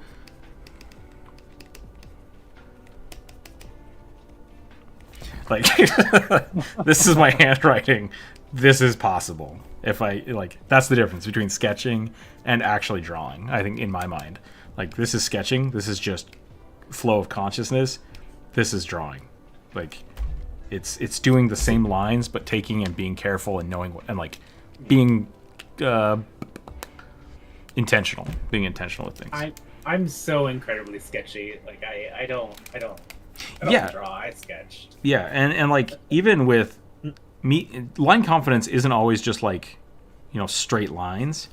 You can have like really sketchy lines, like these right here are great. These beard sketches are great. The hair up here is sketchy. Even this is really loose, but it's intent. It's all intent, right? Like if you want your art to look like that, it can look amazing, and that's totally fine. And then your line confidence looks different than other people. So the thing I'm talking about is like doing this, right? Like I see a lot of people do this kind of stuff, and they're like, "Why doesn't my art look good?" And it's like, well, you should have now reiterate it. And if you still want it to be sketchy, you can still do like a really sketchy circle, but it's more intentional. So like you keep the sketchy lines you want, and you get rid of the ones you don't, instead of just having them everywhere. And that's something I've been dealing with. Like right here, like you can still see the line on his forehead. Like if I went through this again and made a new layer and actually cleaned up and kept the sketchy lines I want, it would look better. Like, and that's just time. It's time and practice. So don't get discouraged by that stuff. Dalcor, you have a very sketchy style, and I think it's great. And so I wouldn't worry about it. What is it? It's like I've gone. I just hate when I gotta like clean up a piece, and it's just like I hate it. I hate it because I like the sketch more. So that was me. Like the drawing with the proper line weights. I can hold on a second. Let me find a good example. Let me see if I can find one of my first videos. Ooh, I'm worried my computer is crapping out. Not. Hey, Bernie. Hey, Bernie. Oh my god, I forgot about to the this. Discussion. I did this a week or two ago for my We played a game with OK as DM. We did a one shot, and this was my character I made for it. I didn't really share it with anybody except the Patreon members. It's amazing. He was really funny. I can't remember his name now. Neither can I. It might have been Talk, Shake, Rattle, or something like that. It doesn't matter. Sorry. That's what I get for looking at my stuff.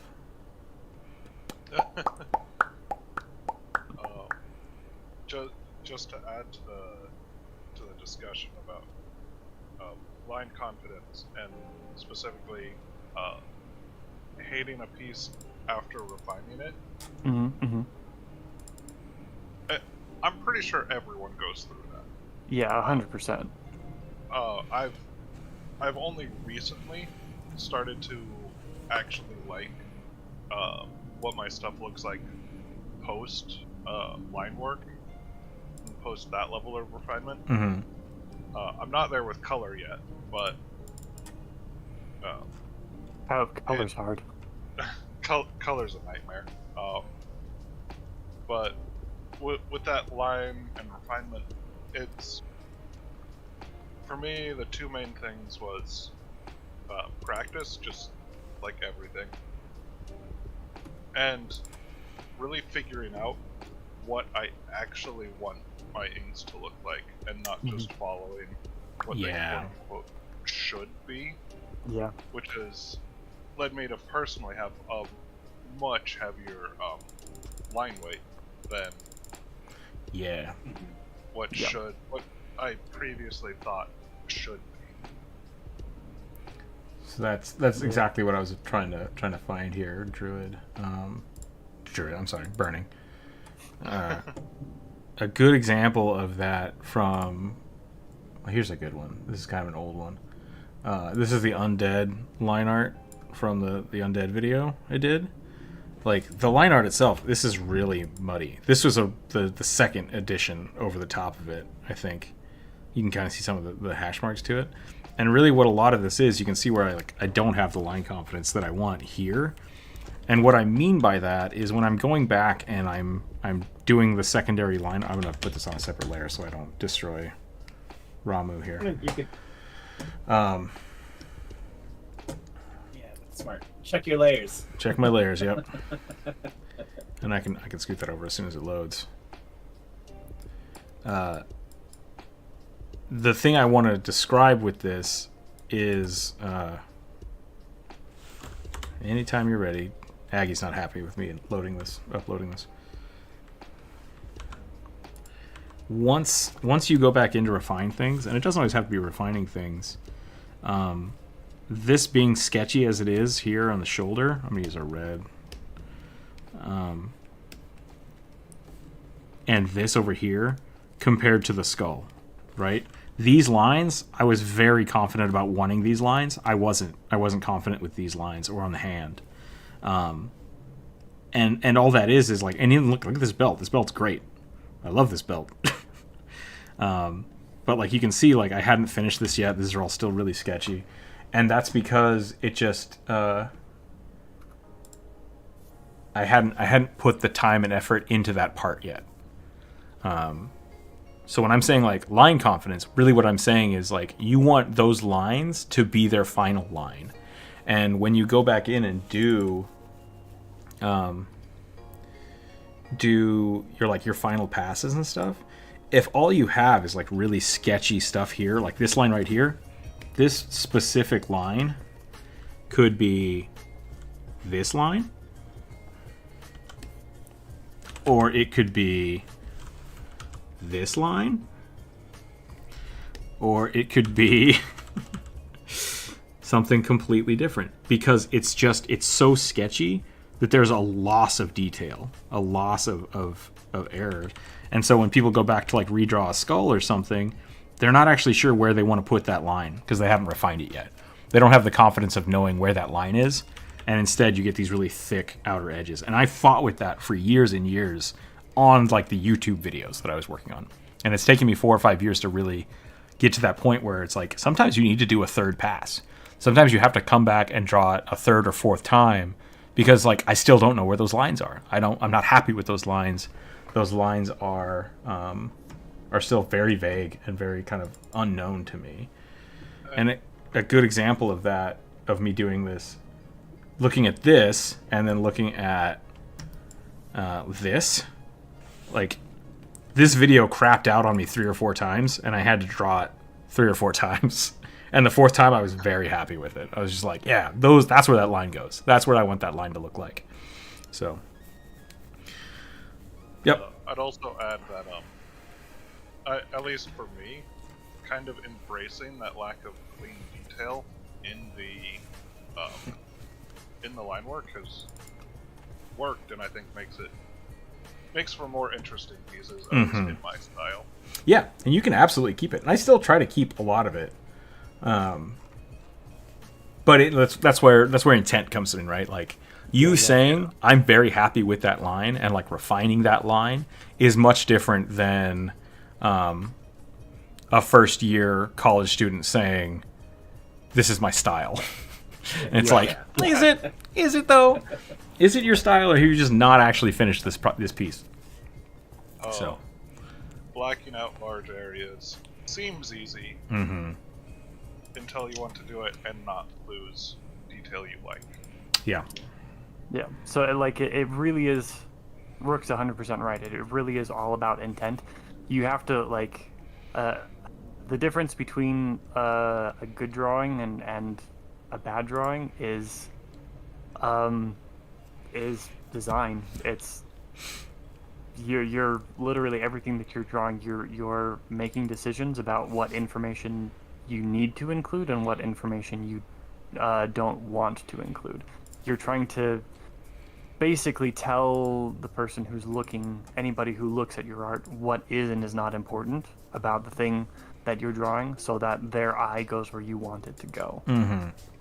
And this is all stuff you don't need to worry about at this point, but this is like, just so you know, this is how deep the rabbit hole goes. And this is also why all artists are somewhat neurotic, is because you think about this stuff all the time. Yeah, like the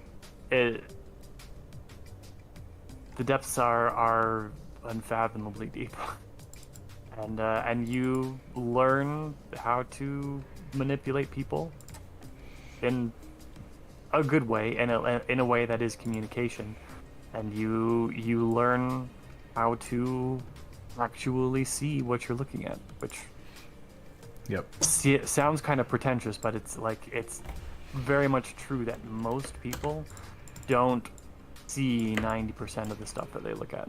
Yeah. I think this is the Galoma video. I think this is probably one of the first times that I was like, I fell in love with my sketching again. Because I used to love just my sketches, and I was like, I don't want to paint. I don't want to paint because I like the sketch too much. And so I spent a lot of time figuring like, how can I keep my sketches and still paint? And after looking at like the Pathfinder guy, Reynolds, yeah, Wayne Reynolds. Wayne Reynolds. I always want to say Dwayne, and I know it's wrong. And it's just like, it's not Dwayne. It's not Dwayne. Wayne Reynolds. He does an amazing job of it. Like he found a way to keep his lines, and a lot of it is just like really being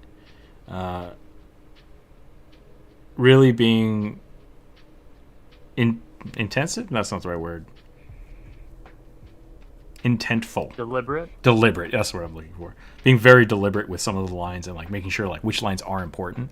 And that's something you really only get from just from experience. Like you try it, and you try things, and you fail, and you try things again. And I think this was the first one that I was like, fuck yeah, I think I did an okay job again on doing that. So yeah, and there's still things I can clean up with this. The perspective's a little broken on like the earring and stuff, but overall, I was very happy with this one. Very, very happy with this one. It's great. Like I also love it. So, yeah. Anyway, definitely little things. It's a lot of little things. Talk to your artist friends. Talk to your artist friends. Disregard 90% of what we've just said, and like just practice. Yep. Just practice. The best repetition. Yeah. And like people say that it's perfect practice that makes perfect. It doesn't matter. Like at this point, Yeah. like you don't need to practice perfectly. You just need to practice. Yeah. Yeah. What time is it? It is 3:20. I'll say that better practice does usually allow you to achieve your goals quicker, but Yeah. it's not. Learning how to practice. But is maybe also maybe I important. shouldn't Yeah. say that because just practice. Yeah. Like my experience has been that if every time you sit down to draw, you Yeah, exactly, like yeah. you have to like you tell yourself this has to be the most perfect practice I've ever done. You burn yourself out so Yep. hard. Just Yeah. I mean, just practice. Just I have fun with I have it. an interesting thing with that. I haven't. Go ahead. Go ahead, Delcoro. I was just gonna say I haven't really drawn in like 6 months. That's why, because like I really started. I was happy that I was drawing a lot, and then I was just like, okay, but there's still some like things that I find challenging. So I wanted to like focus on that and just the effort in putting together some sort of like cadence and like something specific that I would focus on. Like burnt me out like so fast Yeah. that Yeah. I stopped drawing. I stopped drawing, period. Something I noticed with I've been doing daily sketches for the last 5 years, 6 years, maybe more than that. It's actually maybe 7 years now, yeah. And what I learned through a lot of that is like the first maybe year, I was like really, really into it and like really burning through stuff. And then the second or third year, there were a lot of like months where I would look back at my sketches and be like, these are all the same and they're all bad. Like I wasn't intentful in trying to improve myself. I was just doing it because I felt like, no, I said I'd draw every day, so I'm gonna draw every day. And it was just like phoned in garbage. like that was not me practicing. I wasn't practicing. I was just sketching. And so it's definitely that happens even now, like 7 years later. There's still times when I will just phone in a sketch because like I'm tired, I don't want to do it, but I said I would, so the discipline is there to do it.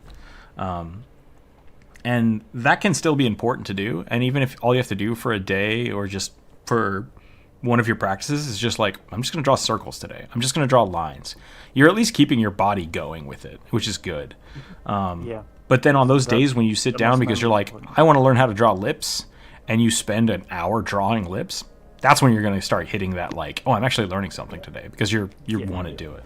So practice is great. Focusing on practice is better, and then like having feedback and being able to like learn how to practice takes time, but you can do it, and it's great. It's really good. So sorry, go ahead.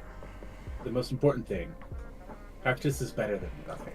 Practice is better than The nothing. Yeah. crappiest of practice. Yep.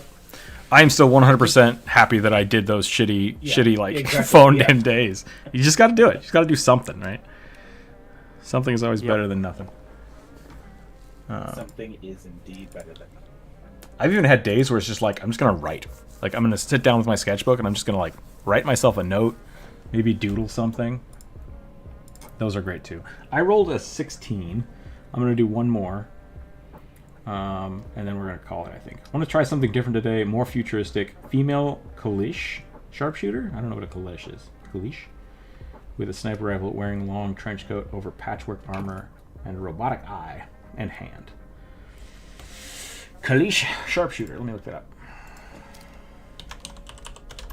Yeah, I'm sorry. I'm just doing like. Dude, you can do whatever. That's what it's for. Right side of the screen. That is what it is for. Oh my goodness, it's General Grievous. I love it. Okay. I'm down for this. They're the mask-wearing weird people that General Grievous is before he gets turned into a robot. Yeah. Hearing you guys talk about shop is giving me vibes of setting up in the garage and listening to my dad and his friends talk about specific of hunting bows and equipments. Yeah. I love shop talk when it's actually like between people who know what they're talking about. Because a lot of the time when I get to shop talk, it's like I don't know anything, and so it's like I love hearing you guys talk, but I don't know what's going on.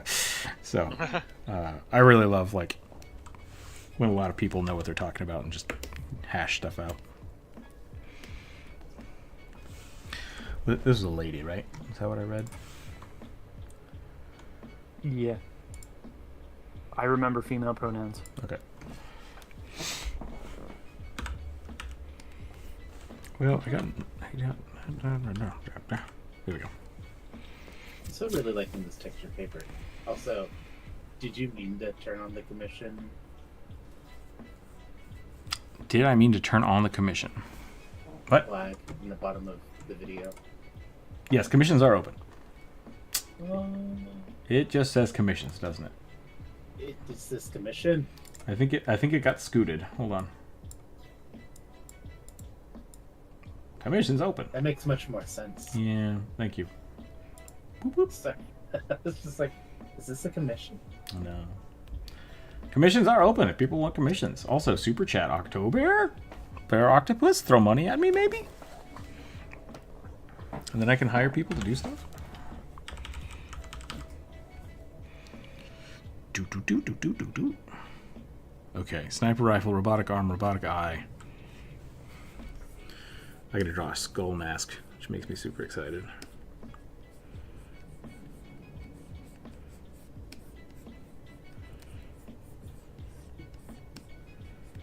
I need a reference though.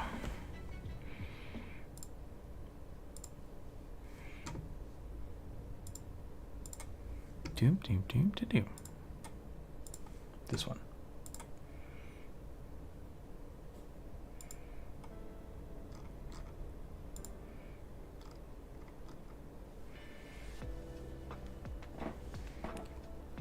Try to every time you draw one of my characters. Yeah, thank you, Elvin here. I appreciate that.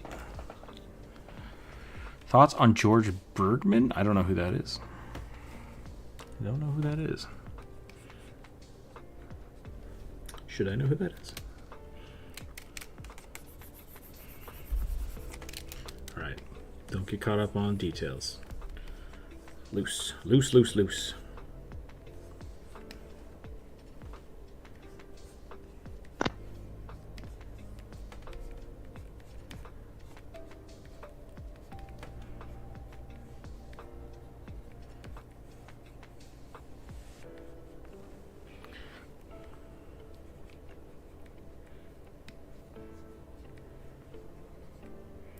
Bridgman, sorry. Yeah, I still don't know who that is either. The dice do not favor me. Sorry about that, Atomic.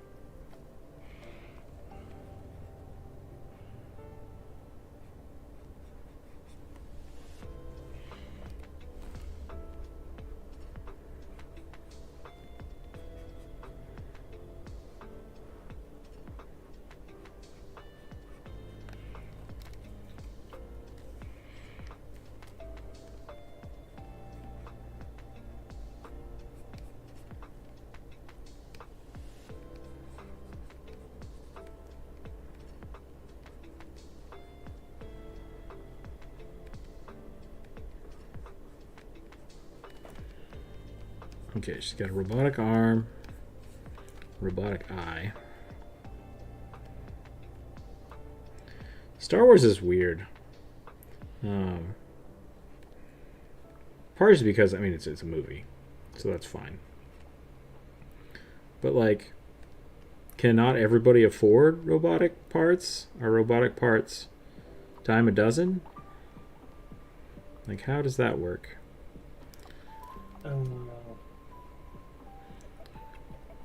I guess how much Star Wars stuff have you watched? Quite a bit. I think all of it, except for maybe like the Lego Star Wars stuff. Because like I'm thinking of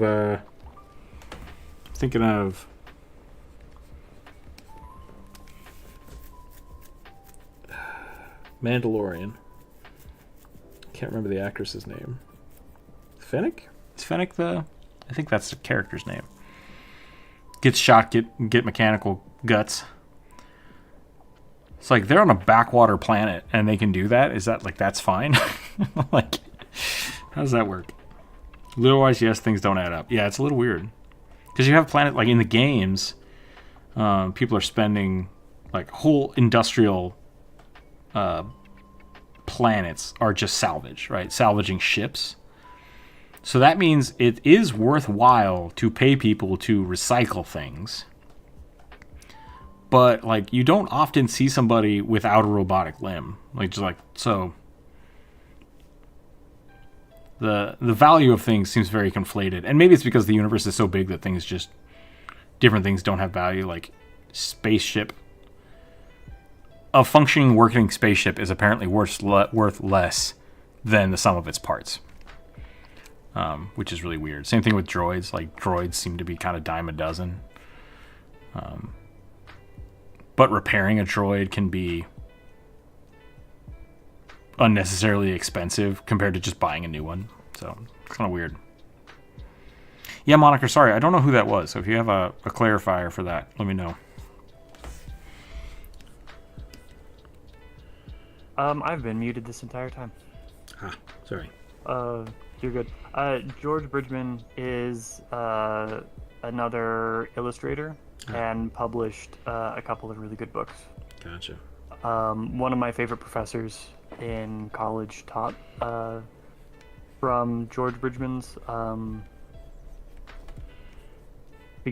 something about figure drawing from life. Anyway, I think it's a good reference. It's kind of an industry standard. One of my favorite books was, I think it's called Anatomy. Yeah, Anatomy for the Artist. Yep. Yeah, that one's super good. Is that by him? That'd be really funny. I don't think so. It might be. Sarah Simulate? That's bad. Sorry. It might be O'Hara instead of Sarah. I think it's Sarah Simlet?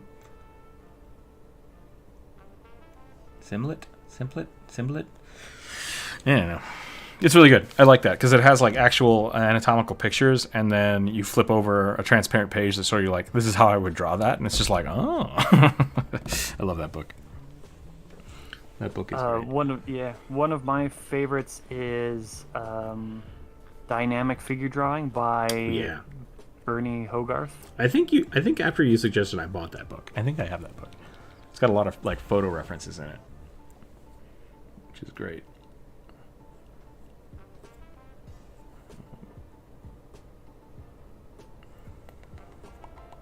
I've always wished that Frazetta had a how to draw or how to paint book. I have something of Frazetta's that's like that, but it might just be a collection of his drawings. I think that's probably because I've seen collections of his drawings, but I've never seen like Frazetta anatomy studies or anything like that. Yeah.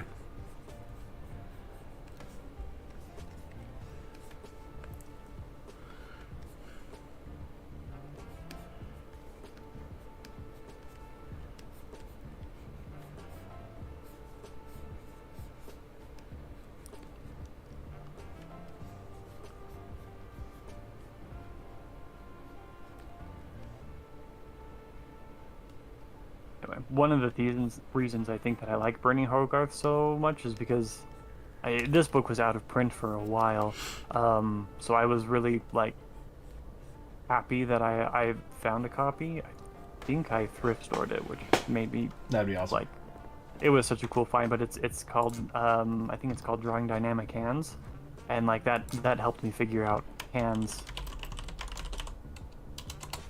better than anything else that I've ever done. Although I realize that my brain definitely works differently. So I've talked to people with ADHD and they have such a hard time following Bernie Hogarth stuff. So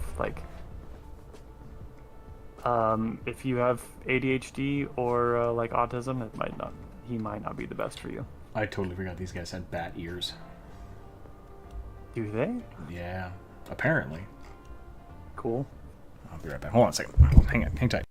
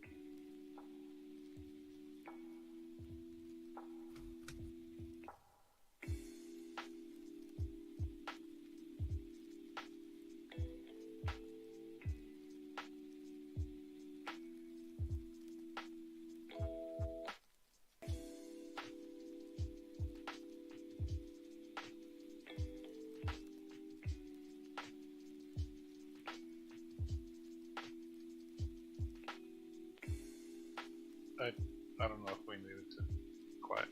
God. Well, we don't have to be quiet. I don't know. What else? What else should I say about? I could talk more about Bridgman. Oh, I haven't actually read any Richmond. I got a lot of Bridgman's methodology because he was taught by one of the professors I modeled for.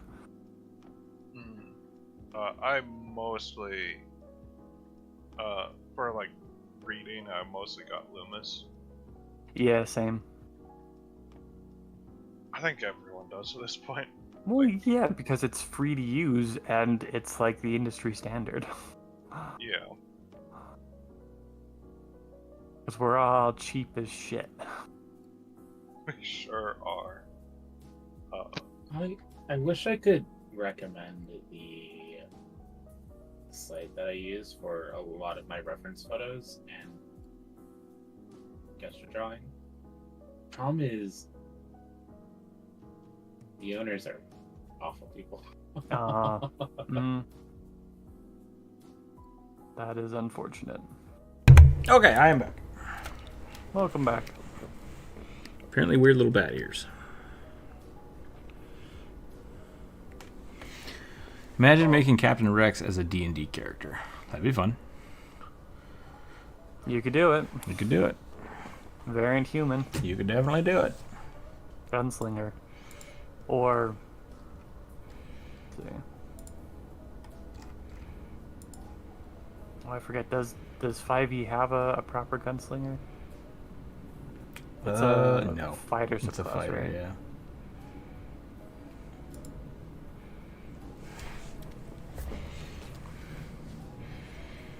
Got a new microns yesterday, so I'm taking them out for a spin. Ooh, Oh, the new pens? Got it. depends, yeah. Tanner, hello, hello. Love the messy pencil sketches. Looks dope. Thank you. Thank you. Unless you're talking about Dalcor stuff, in which case, thank you. I'm drawn in red, Dalcor's drawn in blue. Oh. How often should you change your oil?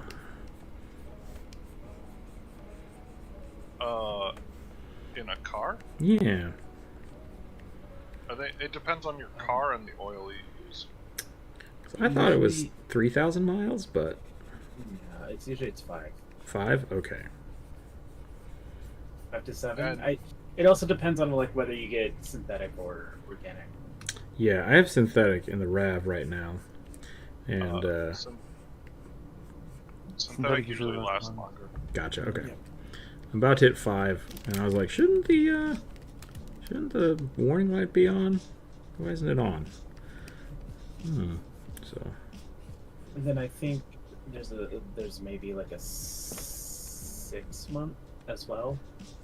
That's what I'm trying to remember the saying. It's like I thought it was like 3,000 miles or 6 months or something, but can't remember. Just had to add color to the bust. Nice. Looking good. Always like a wizard hat. always like a wizard hat. Yeah. For not full synthetic, it's 5 to 7,500. Okay. For synthetic, it's 5 to 7,500 miles. Then I got time. We're good.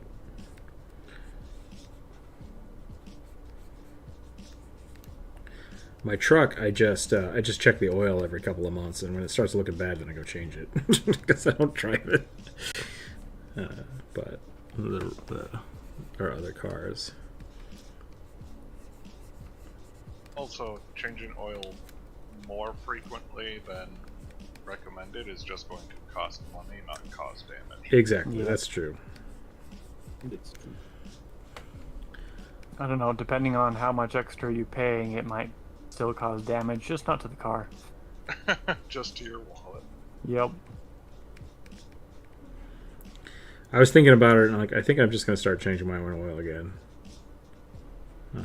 Which is why I was like, oh, I better check. And then I looked, and I was like, now I don't remember. It's been a long time. It's been maybe 20 years since I've changed my own oil. I've never changed my own oil. It's easy. I believe it. I just don't have like anything to catch the oil and. I was gonna say it's easy, but it's messy. Yeah. Readily.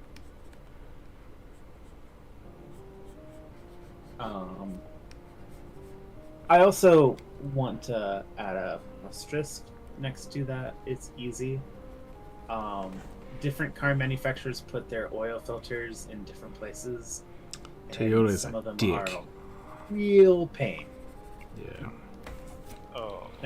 That's actually Your why I mileage may stopped. vary. That's why it's been 20 years for me, because I used to do it when I got my truck, and I did it every 3 or 4 months.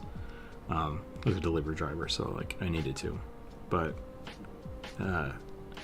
oh my god, like you have to go under the truck, and then the oil filter is on the top of the truck, but you can only get to it from under the truck. And yeah, it's really weird. So you basically have to get under the truck and then stick your arm all the way up into the engine and like try to unscrew shit. And it was a pain in the ass. And I was like, I'm not doing this anymore. And then I started paying people. But yeah. What do you use to draw these characters? So we're using Aggie, Magma Studio.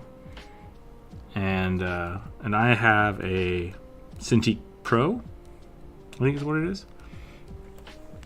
It's one of the big boys. On an iPad. Mm-hmm. And so this is a Chrome-based thing, I Yep. think. Do they still have a free to use option? Yeah, Magma Studio is still free to use. Okay. They just like They just renamed it. It's no longer Aggie. yeah, they got rid of Aggie as a standalone, and now they have Magma, and then they have like Magma Pro or whatever that does all kinds of extra features that I don't use. The paid So option. yeah. Cool. I use an Intuos, which is a much cheaper version, but it's a little bit harder to use because it's it doesn't have a built-in. It's not a built-in monitor that you're drawing on. It's a tablet that you sit on your desk and you draw while looking at your screen. So it takes a little bit of getting used to because you got to build up the hand-eye coordination. But I really like it.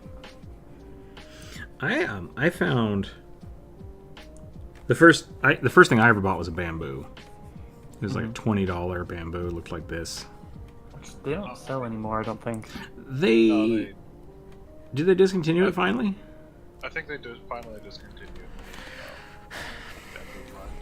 So when I was buying my Intuos, they didn't have it. I mean, I would say that their lowest cost option is still. It's close to what the bamboo used to be.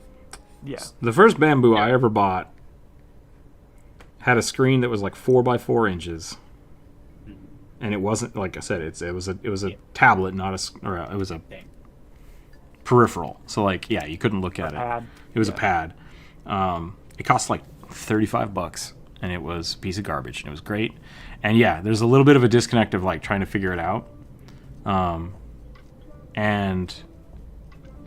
it wasn't that bad. It wasn't that hard of a thing to learn. You need to find a good place to work. So like you need to have enough desk space to have your hand comfortably sit, and then you pick it up real fast. And it makes you a really painterly style. And then going from that to like a screened tablet is super easy, because your brain has all the muscle movements, and now you're just looking at your hand instead of the screen.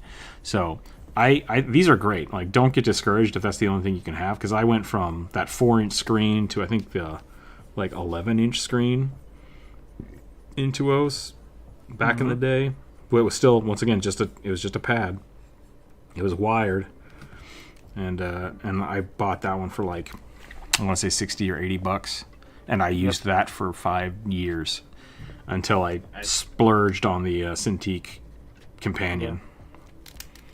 But hey, if you've already got a tablet, 10 years. and like if you don't want to shell out for a drawing specific pad or tablet, and you just have an iPad or something similar, like you can draw on those just fine. Yeah, iPads are great. Yeah, a lot of people get iPads for. You say a lot of people. No, I guess I could think of 2 or 3 people that do that. Like, I won't trash talk iPads. I just don't like Apple. I just don't like Apple. That's my problem. I don't like Apple. But the iPad's fine. I don't It's a like good Apple joint. either, but I have an iPad. Yeah. I will trash talk every other Apple product, but not my iPad. And I had a full disclosure. I had a family member that worked on the Surface, so I got to play with that one a little bit, and it was all right. It was good for drawing. I enjoyed it, but they're what they are. I have a Surface that I use to draw, and sometimes I like it quite a bit. I'm sad that the Surface 2, the Surface 2 and the Surface 1 calm digitizer separate. Yeah, and that's really the big thing for me. After the Surface 2, they've used their, I think, Intrig, which is the problem with a bunch of tablets is if you're depending on the quality, it's gotten better. It's gotten way better. Mm-hmm. But if you draw like a slow diagonal, you'll see like this noticeable like stepping motion. Interesting. That can be incredibly annoying to deal with, and so I saw that on all my Intrig tablets, which is why I ended up just going the iPad tablet. It's a lot of it is also like if you want to use Clip Studio Paint, Apple had that for a long time. I think you can get it on both now. Have you ever tried drawing maps? Yeah, I've drawn maps. Maps are fun. Yeah. You don't necessarily need any specific hardware to draw maps. I prefer to draw maps on one of my big IRL sketch pads.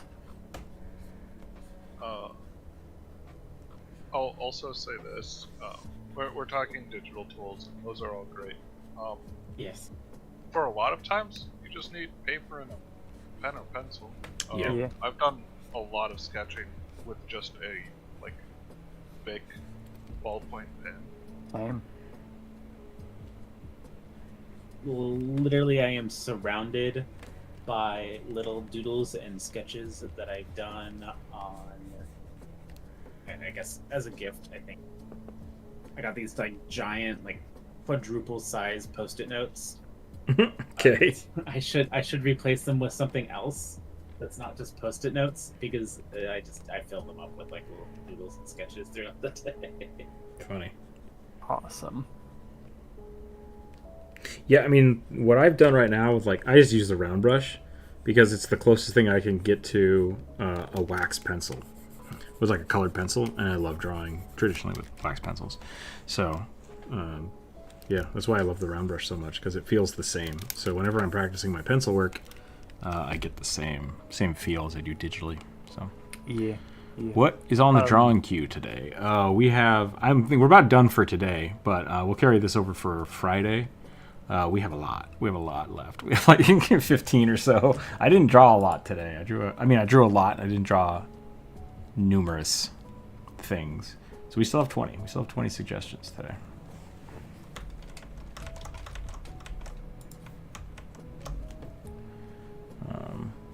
Yeah. Right now we're drawing a quiche. And I'm not helping out. I'm just doing my own thing. Yep, same. And that's totally fine. Huh.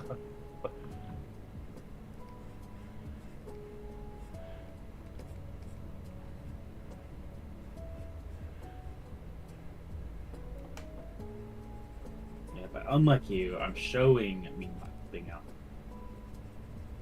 You're showing what? He's showing that he's not helping out. Oh, okay. Exactly. I mean, the fact that I'm here, but there's no Kalish. overly complicated painting of a Yeah. moth or a plant creature in one side of the screen is pretty telling. Yeah. Yeah. Tanner, if you haven't suggested anything, you're still welcome to suggest one for Friday if you'd like. Yeah. As well as just, we're going to go back and watch the other drawings. That's totally fine too.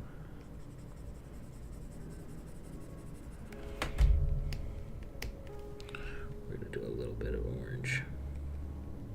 For the record, I really do wish that the Samsung tablets with pen was comparable to the iPad. Because Yeah. I would jump ship so quickly. I would say the same thing about the like, I love Wacom's pens. Like, they just, I don't know if it's because I've used them for so long or what, and the Apple Pen just drives me up the wall. So I don't know if any other pen was as good to me as I like the Wacom pen, I wouldn't spend the money on the Wacoms. But Wacoms are just, like, quality wise, I think the best. Yeah, I agree. But they are And expensive. but Wacom's a cool company. So Yeah, I've liked dealing with them in the past, so we'll keep doing it. Let's see what happens. I don't mind supporting them. Cough, I cough, do maybe mind sponsor me, supporting Apple. Wacom.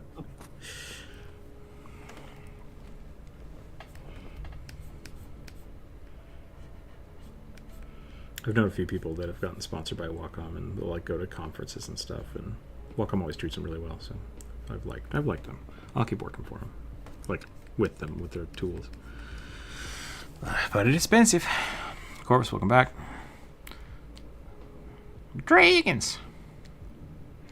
No suggestions, just like watching these lovely people come up with. Nice. Well, thanks for hanging out. Yeah. Yeah. Appreciate the interaction on the channel. Yep. Like, comment, subscribe. We're chugging along to hit 10K. We might do it by the end of the year. Hopefully my next Why You Should Play video will just, like, explode. But who knows? If I ever finish it. Hopefully every video explodes. Yeah, right? that's true. That would.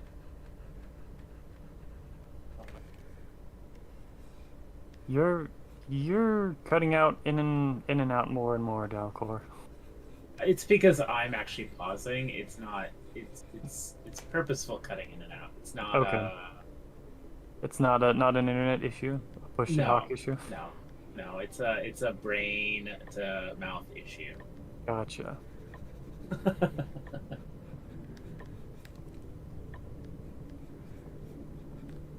I was thinking about like other like video ideas Rook could do. That Oh, I have like, more than enough ideas.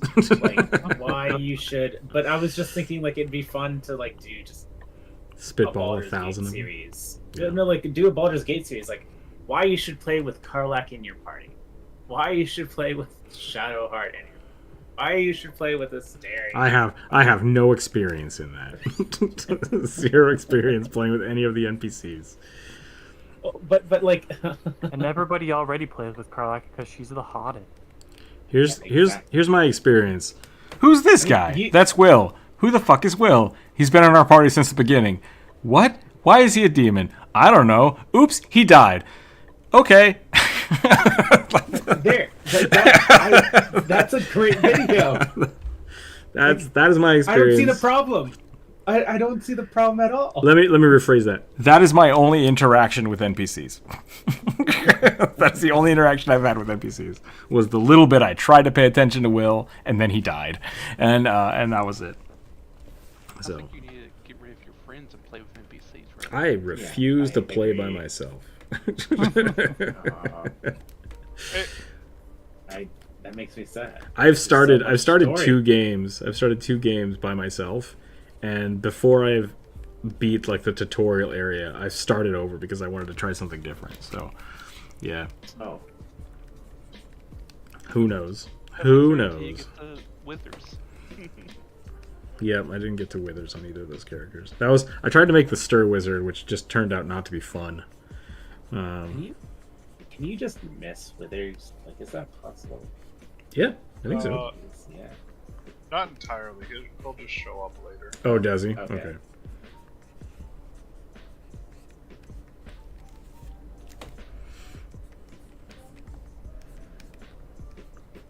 Okay. Who's here? Is this somebody's suggestion?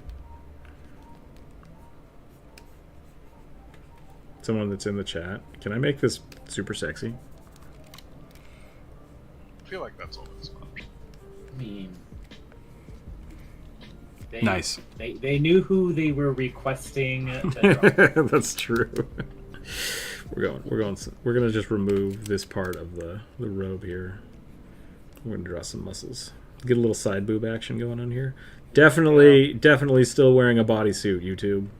100% not real side boob. Chill the fuck out. Strict is YouTube on that. I mean, I've never been flagged, so, but I also don't go hard into the paint when it comes to super sexy. I've seen people absolutely flesh out forms on YouTube, and then obviously upload them. I think it's just probably like generic shapes or everything. You're probably good. I did one of my if you're a YouTube member, you can go watch one of my sketchbook walkthroughs that does have nudity in it, and YouTube was like, whoa, hey, you gotta make this adult, like, say that it's adult content. I'm like, I already did. And it's like, oh, okay. Like I flagged it for adult content, and then like a week later it's like, this video can't be monetized, and I was like, that's fine. Like, I don't care. That's fine. And that's all they cared about, was that you didn't monetize it and that you flag it. So yeah. That's I think all that really matters. So, but that was, once again, that was just like I had nudes in there, so lots of sketchy nudes. Cough cough, become a YouTube member. There. Frazetta is my favorite. There's gonna be some sexy boobage in all of my sketches. Mm-hmm. That's just how it works. And some big backsides. Yeah. Yep. My sketchbooks are similar. It's all boob, butt, and muscle.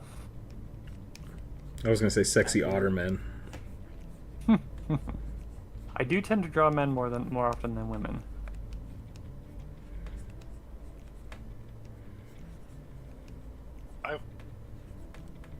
At least for me, a lot of it's just practice. Like, I've drawn more women, so I tend to continue to draw more women. See, I'm the opposite. I spent so much of my life drawing big beefy guys that about a year ago I was just like, fuck it. And so since then, I think all of my sketchbooks, like my daily sketch drawings, have just been like pinups, because that's what I wanted to draw. I was like, I'm just gonna draw pinups from now on, and it's changed my life. It's very freeing to just draw whatever you want because you like it. Oh, definitely. So I've got a little bit of trauma about drawing sexy ladies in a sketchbook and getting yelled at by Yep. by I know that. Yep. people. Yep. People are gonna think I'm a Falcor, pervert. Why are you drawing hentai in 8th period? Yep. Stop That's it. drawing hentai. Teacher, Falcor's drawing hentai. He's drawing boobs. It's literally a male dwarf Yeah. in full armor. What the fuck are you talking about? Dumbasses. But yeah, the prejudice of the high school artist. So yeah, that was a lot of repression and like, ooh, I can't draw that. That's spicy. And now it's just like, you know what? I'm fine with it. I don't care anymore. I hope I get to that point soon. Yeah, I'm an adult. And yeah, I'm a little perverted, but that's okay. I've come to terms with this, and I don't care. Shedding some of that repression, one thing that helped for me was talking to people who also do that. You just go right into the deep end. Yeah, just dive into the deep end. Like, talk to people who draw even more hardcore smut than that, and then, oh, everyone here is just a normal person. Yeah. Yep. Guess I'm in the right place then. Yeah. There you go. Art has always been a little bit risque. I mean, what is it?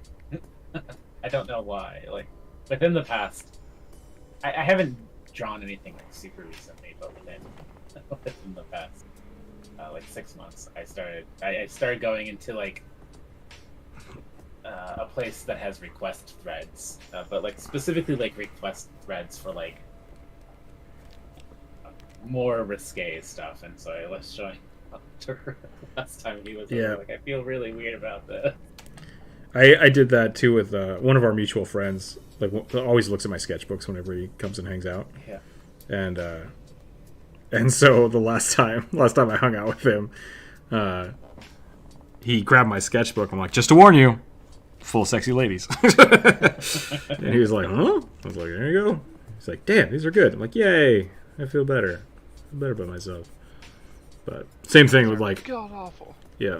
Last time my parents came to visit, my mom was like, how's your art going? And I was like, it's great. You probably don't want to look at my sketchbook because it's full of naked women. And she's like, nope. And I'm like, that's fine. That is totally...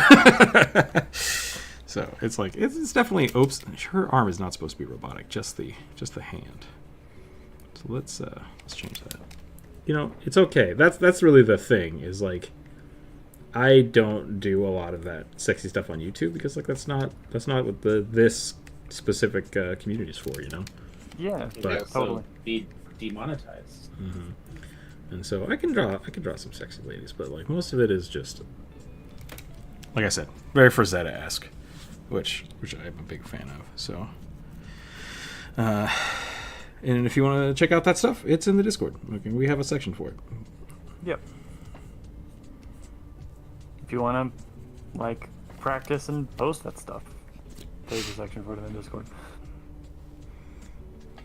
Just That make sure was you put it in the something- right section. Yeah. Yeah, That was I've been funny. Drew, noticing- I think you're the only one that's really broken that rule. That was really funny. Yeah. I feel bad. Yeah. Well, no, you're not. There's somebody who's been posting stuff that...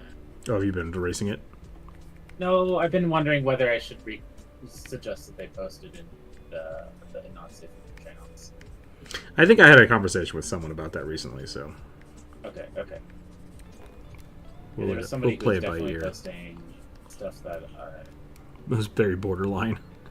is incredibly borderline. Yeah. Oh yeah, no, it's here. Yeah, I know who it is now. I found it. You know who you are. No drawing moves in class. Not going to name names. You're here. I think I drew something earlier that was supposed to have a tail. I didn't draw the tail. Hold on a second. I gotta go backwards now. Some of your stuff should be in the not safe for work channel. There, I said it. If you're here, you've heard it. If you're not here, well then. Well, Oh, what's this notification I got from Downpour? Burn it, get your shit together. It was the sketch I did of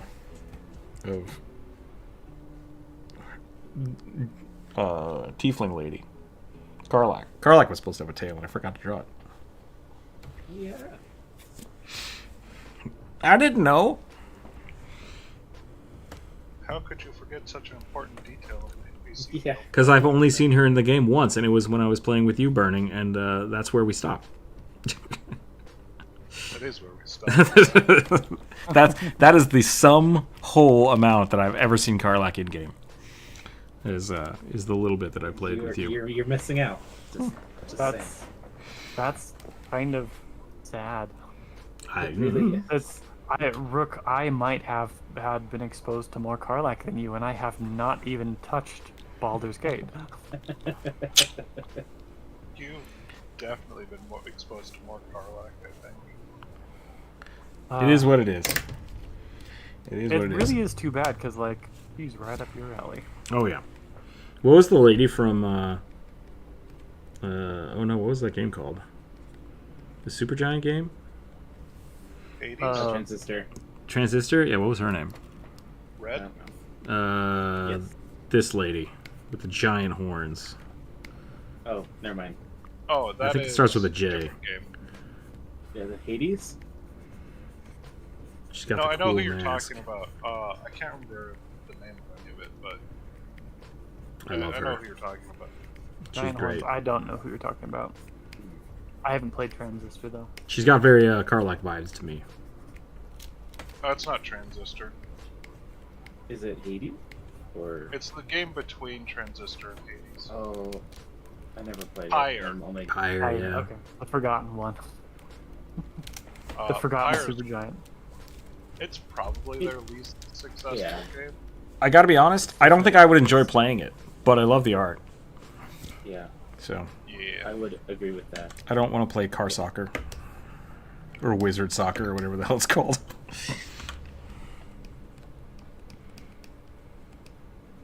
I just know Pyre does a really interesting thing where every time you win, you have to pick a character that's just gone. And for story reasons, that's a good thing. Interesting. Because they're essentially Yeah. ascending. So, story-wise, you're motivated to, reward your best players and give them, the story they deserve. Mechanically, you might want to hold on to them. Giant lady, big horns, ponytail, scarf. It's great. Everything Yeah. about that. It's just right up my alley. Also, there's a dog. Masks. Yeah, it's good stuff. Everything about it I love. It's 4 o'clock. I'm going to call it. We streamed for a long time today. We drew a lot of cool stuff. I think I'd spent some good time. I'm going to blame the caffeine because I decided to treat myself to some caffeine today. And Oh no. yeah. That- 4 Good hours luck of with that streaming. later. Yeah, right. I'll see if I get any sleep tonight. We'll try it. I'm probably going to go for a walk here to get work some energy out. That's all I got. Check out the Patreon page. We'll be doing some stickers soon. Commissions are open. If you want to commission me something, let me know. You can contact me in Discord or on YouTube or on Instagram. Yeah. I might do some... Over here, thank you. Oh, this was yours. Okay. Persona has come to life. Thanks again, Rook. I love it. And since we're running a little late, no need to sketch of a bear. I appreciate that. Tell you what, I'll give you a quick bear.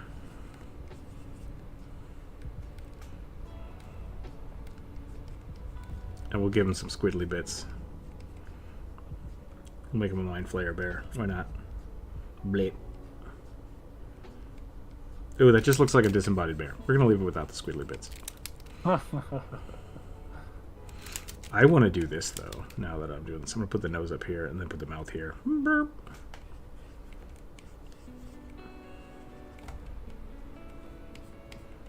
There we go. I dig it. Thank you again, Elvin Hare. I appreciate your support for the channel. I'm glad we got to try your character again. I like him. You always have a good idea. So I appreciate it. We'll be back again on Friday to go ahead and finish up more of these wonderful suggestions. What was I saying? Patreon members, yes. I think we might do a Patreon stream tomorrow. I'll probably do it either on Twitch or on YouTube. I might do it on YouTube so the members can watch, and then I'll put it for members only. And we'll let the Patreon members decide what to get drawn, what gets drawn. And besides that, I think we are. I think we're good to just keep chugging along and working. Should be new stickers coming out next. Well, it might be 2 weeks. It might be 2 weeks before the next stickers come out. But yeah, we'll send that out to the Patreon members. Commissions are open. Let me know if you want to do some of that. And otherwise, we'll just keep plugging along. Thanks again for hanging out. Stay happy. Stay healthy. Keep your dice on the table. We'll catch y'all later. Bye, everybody.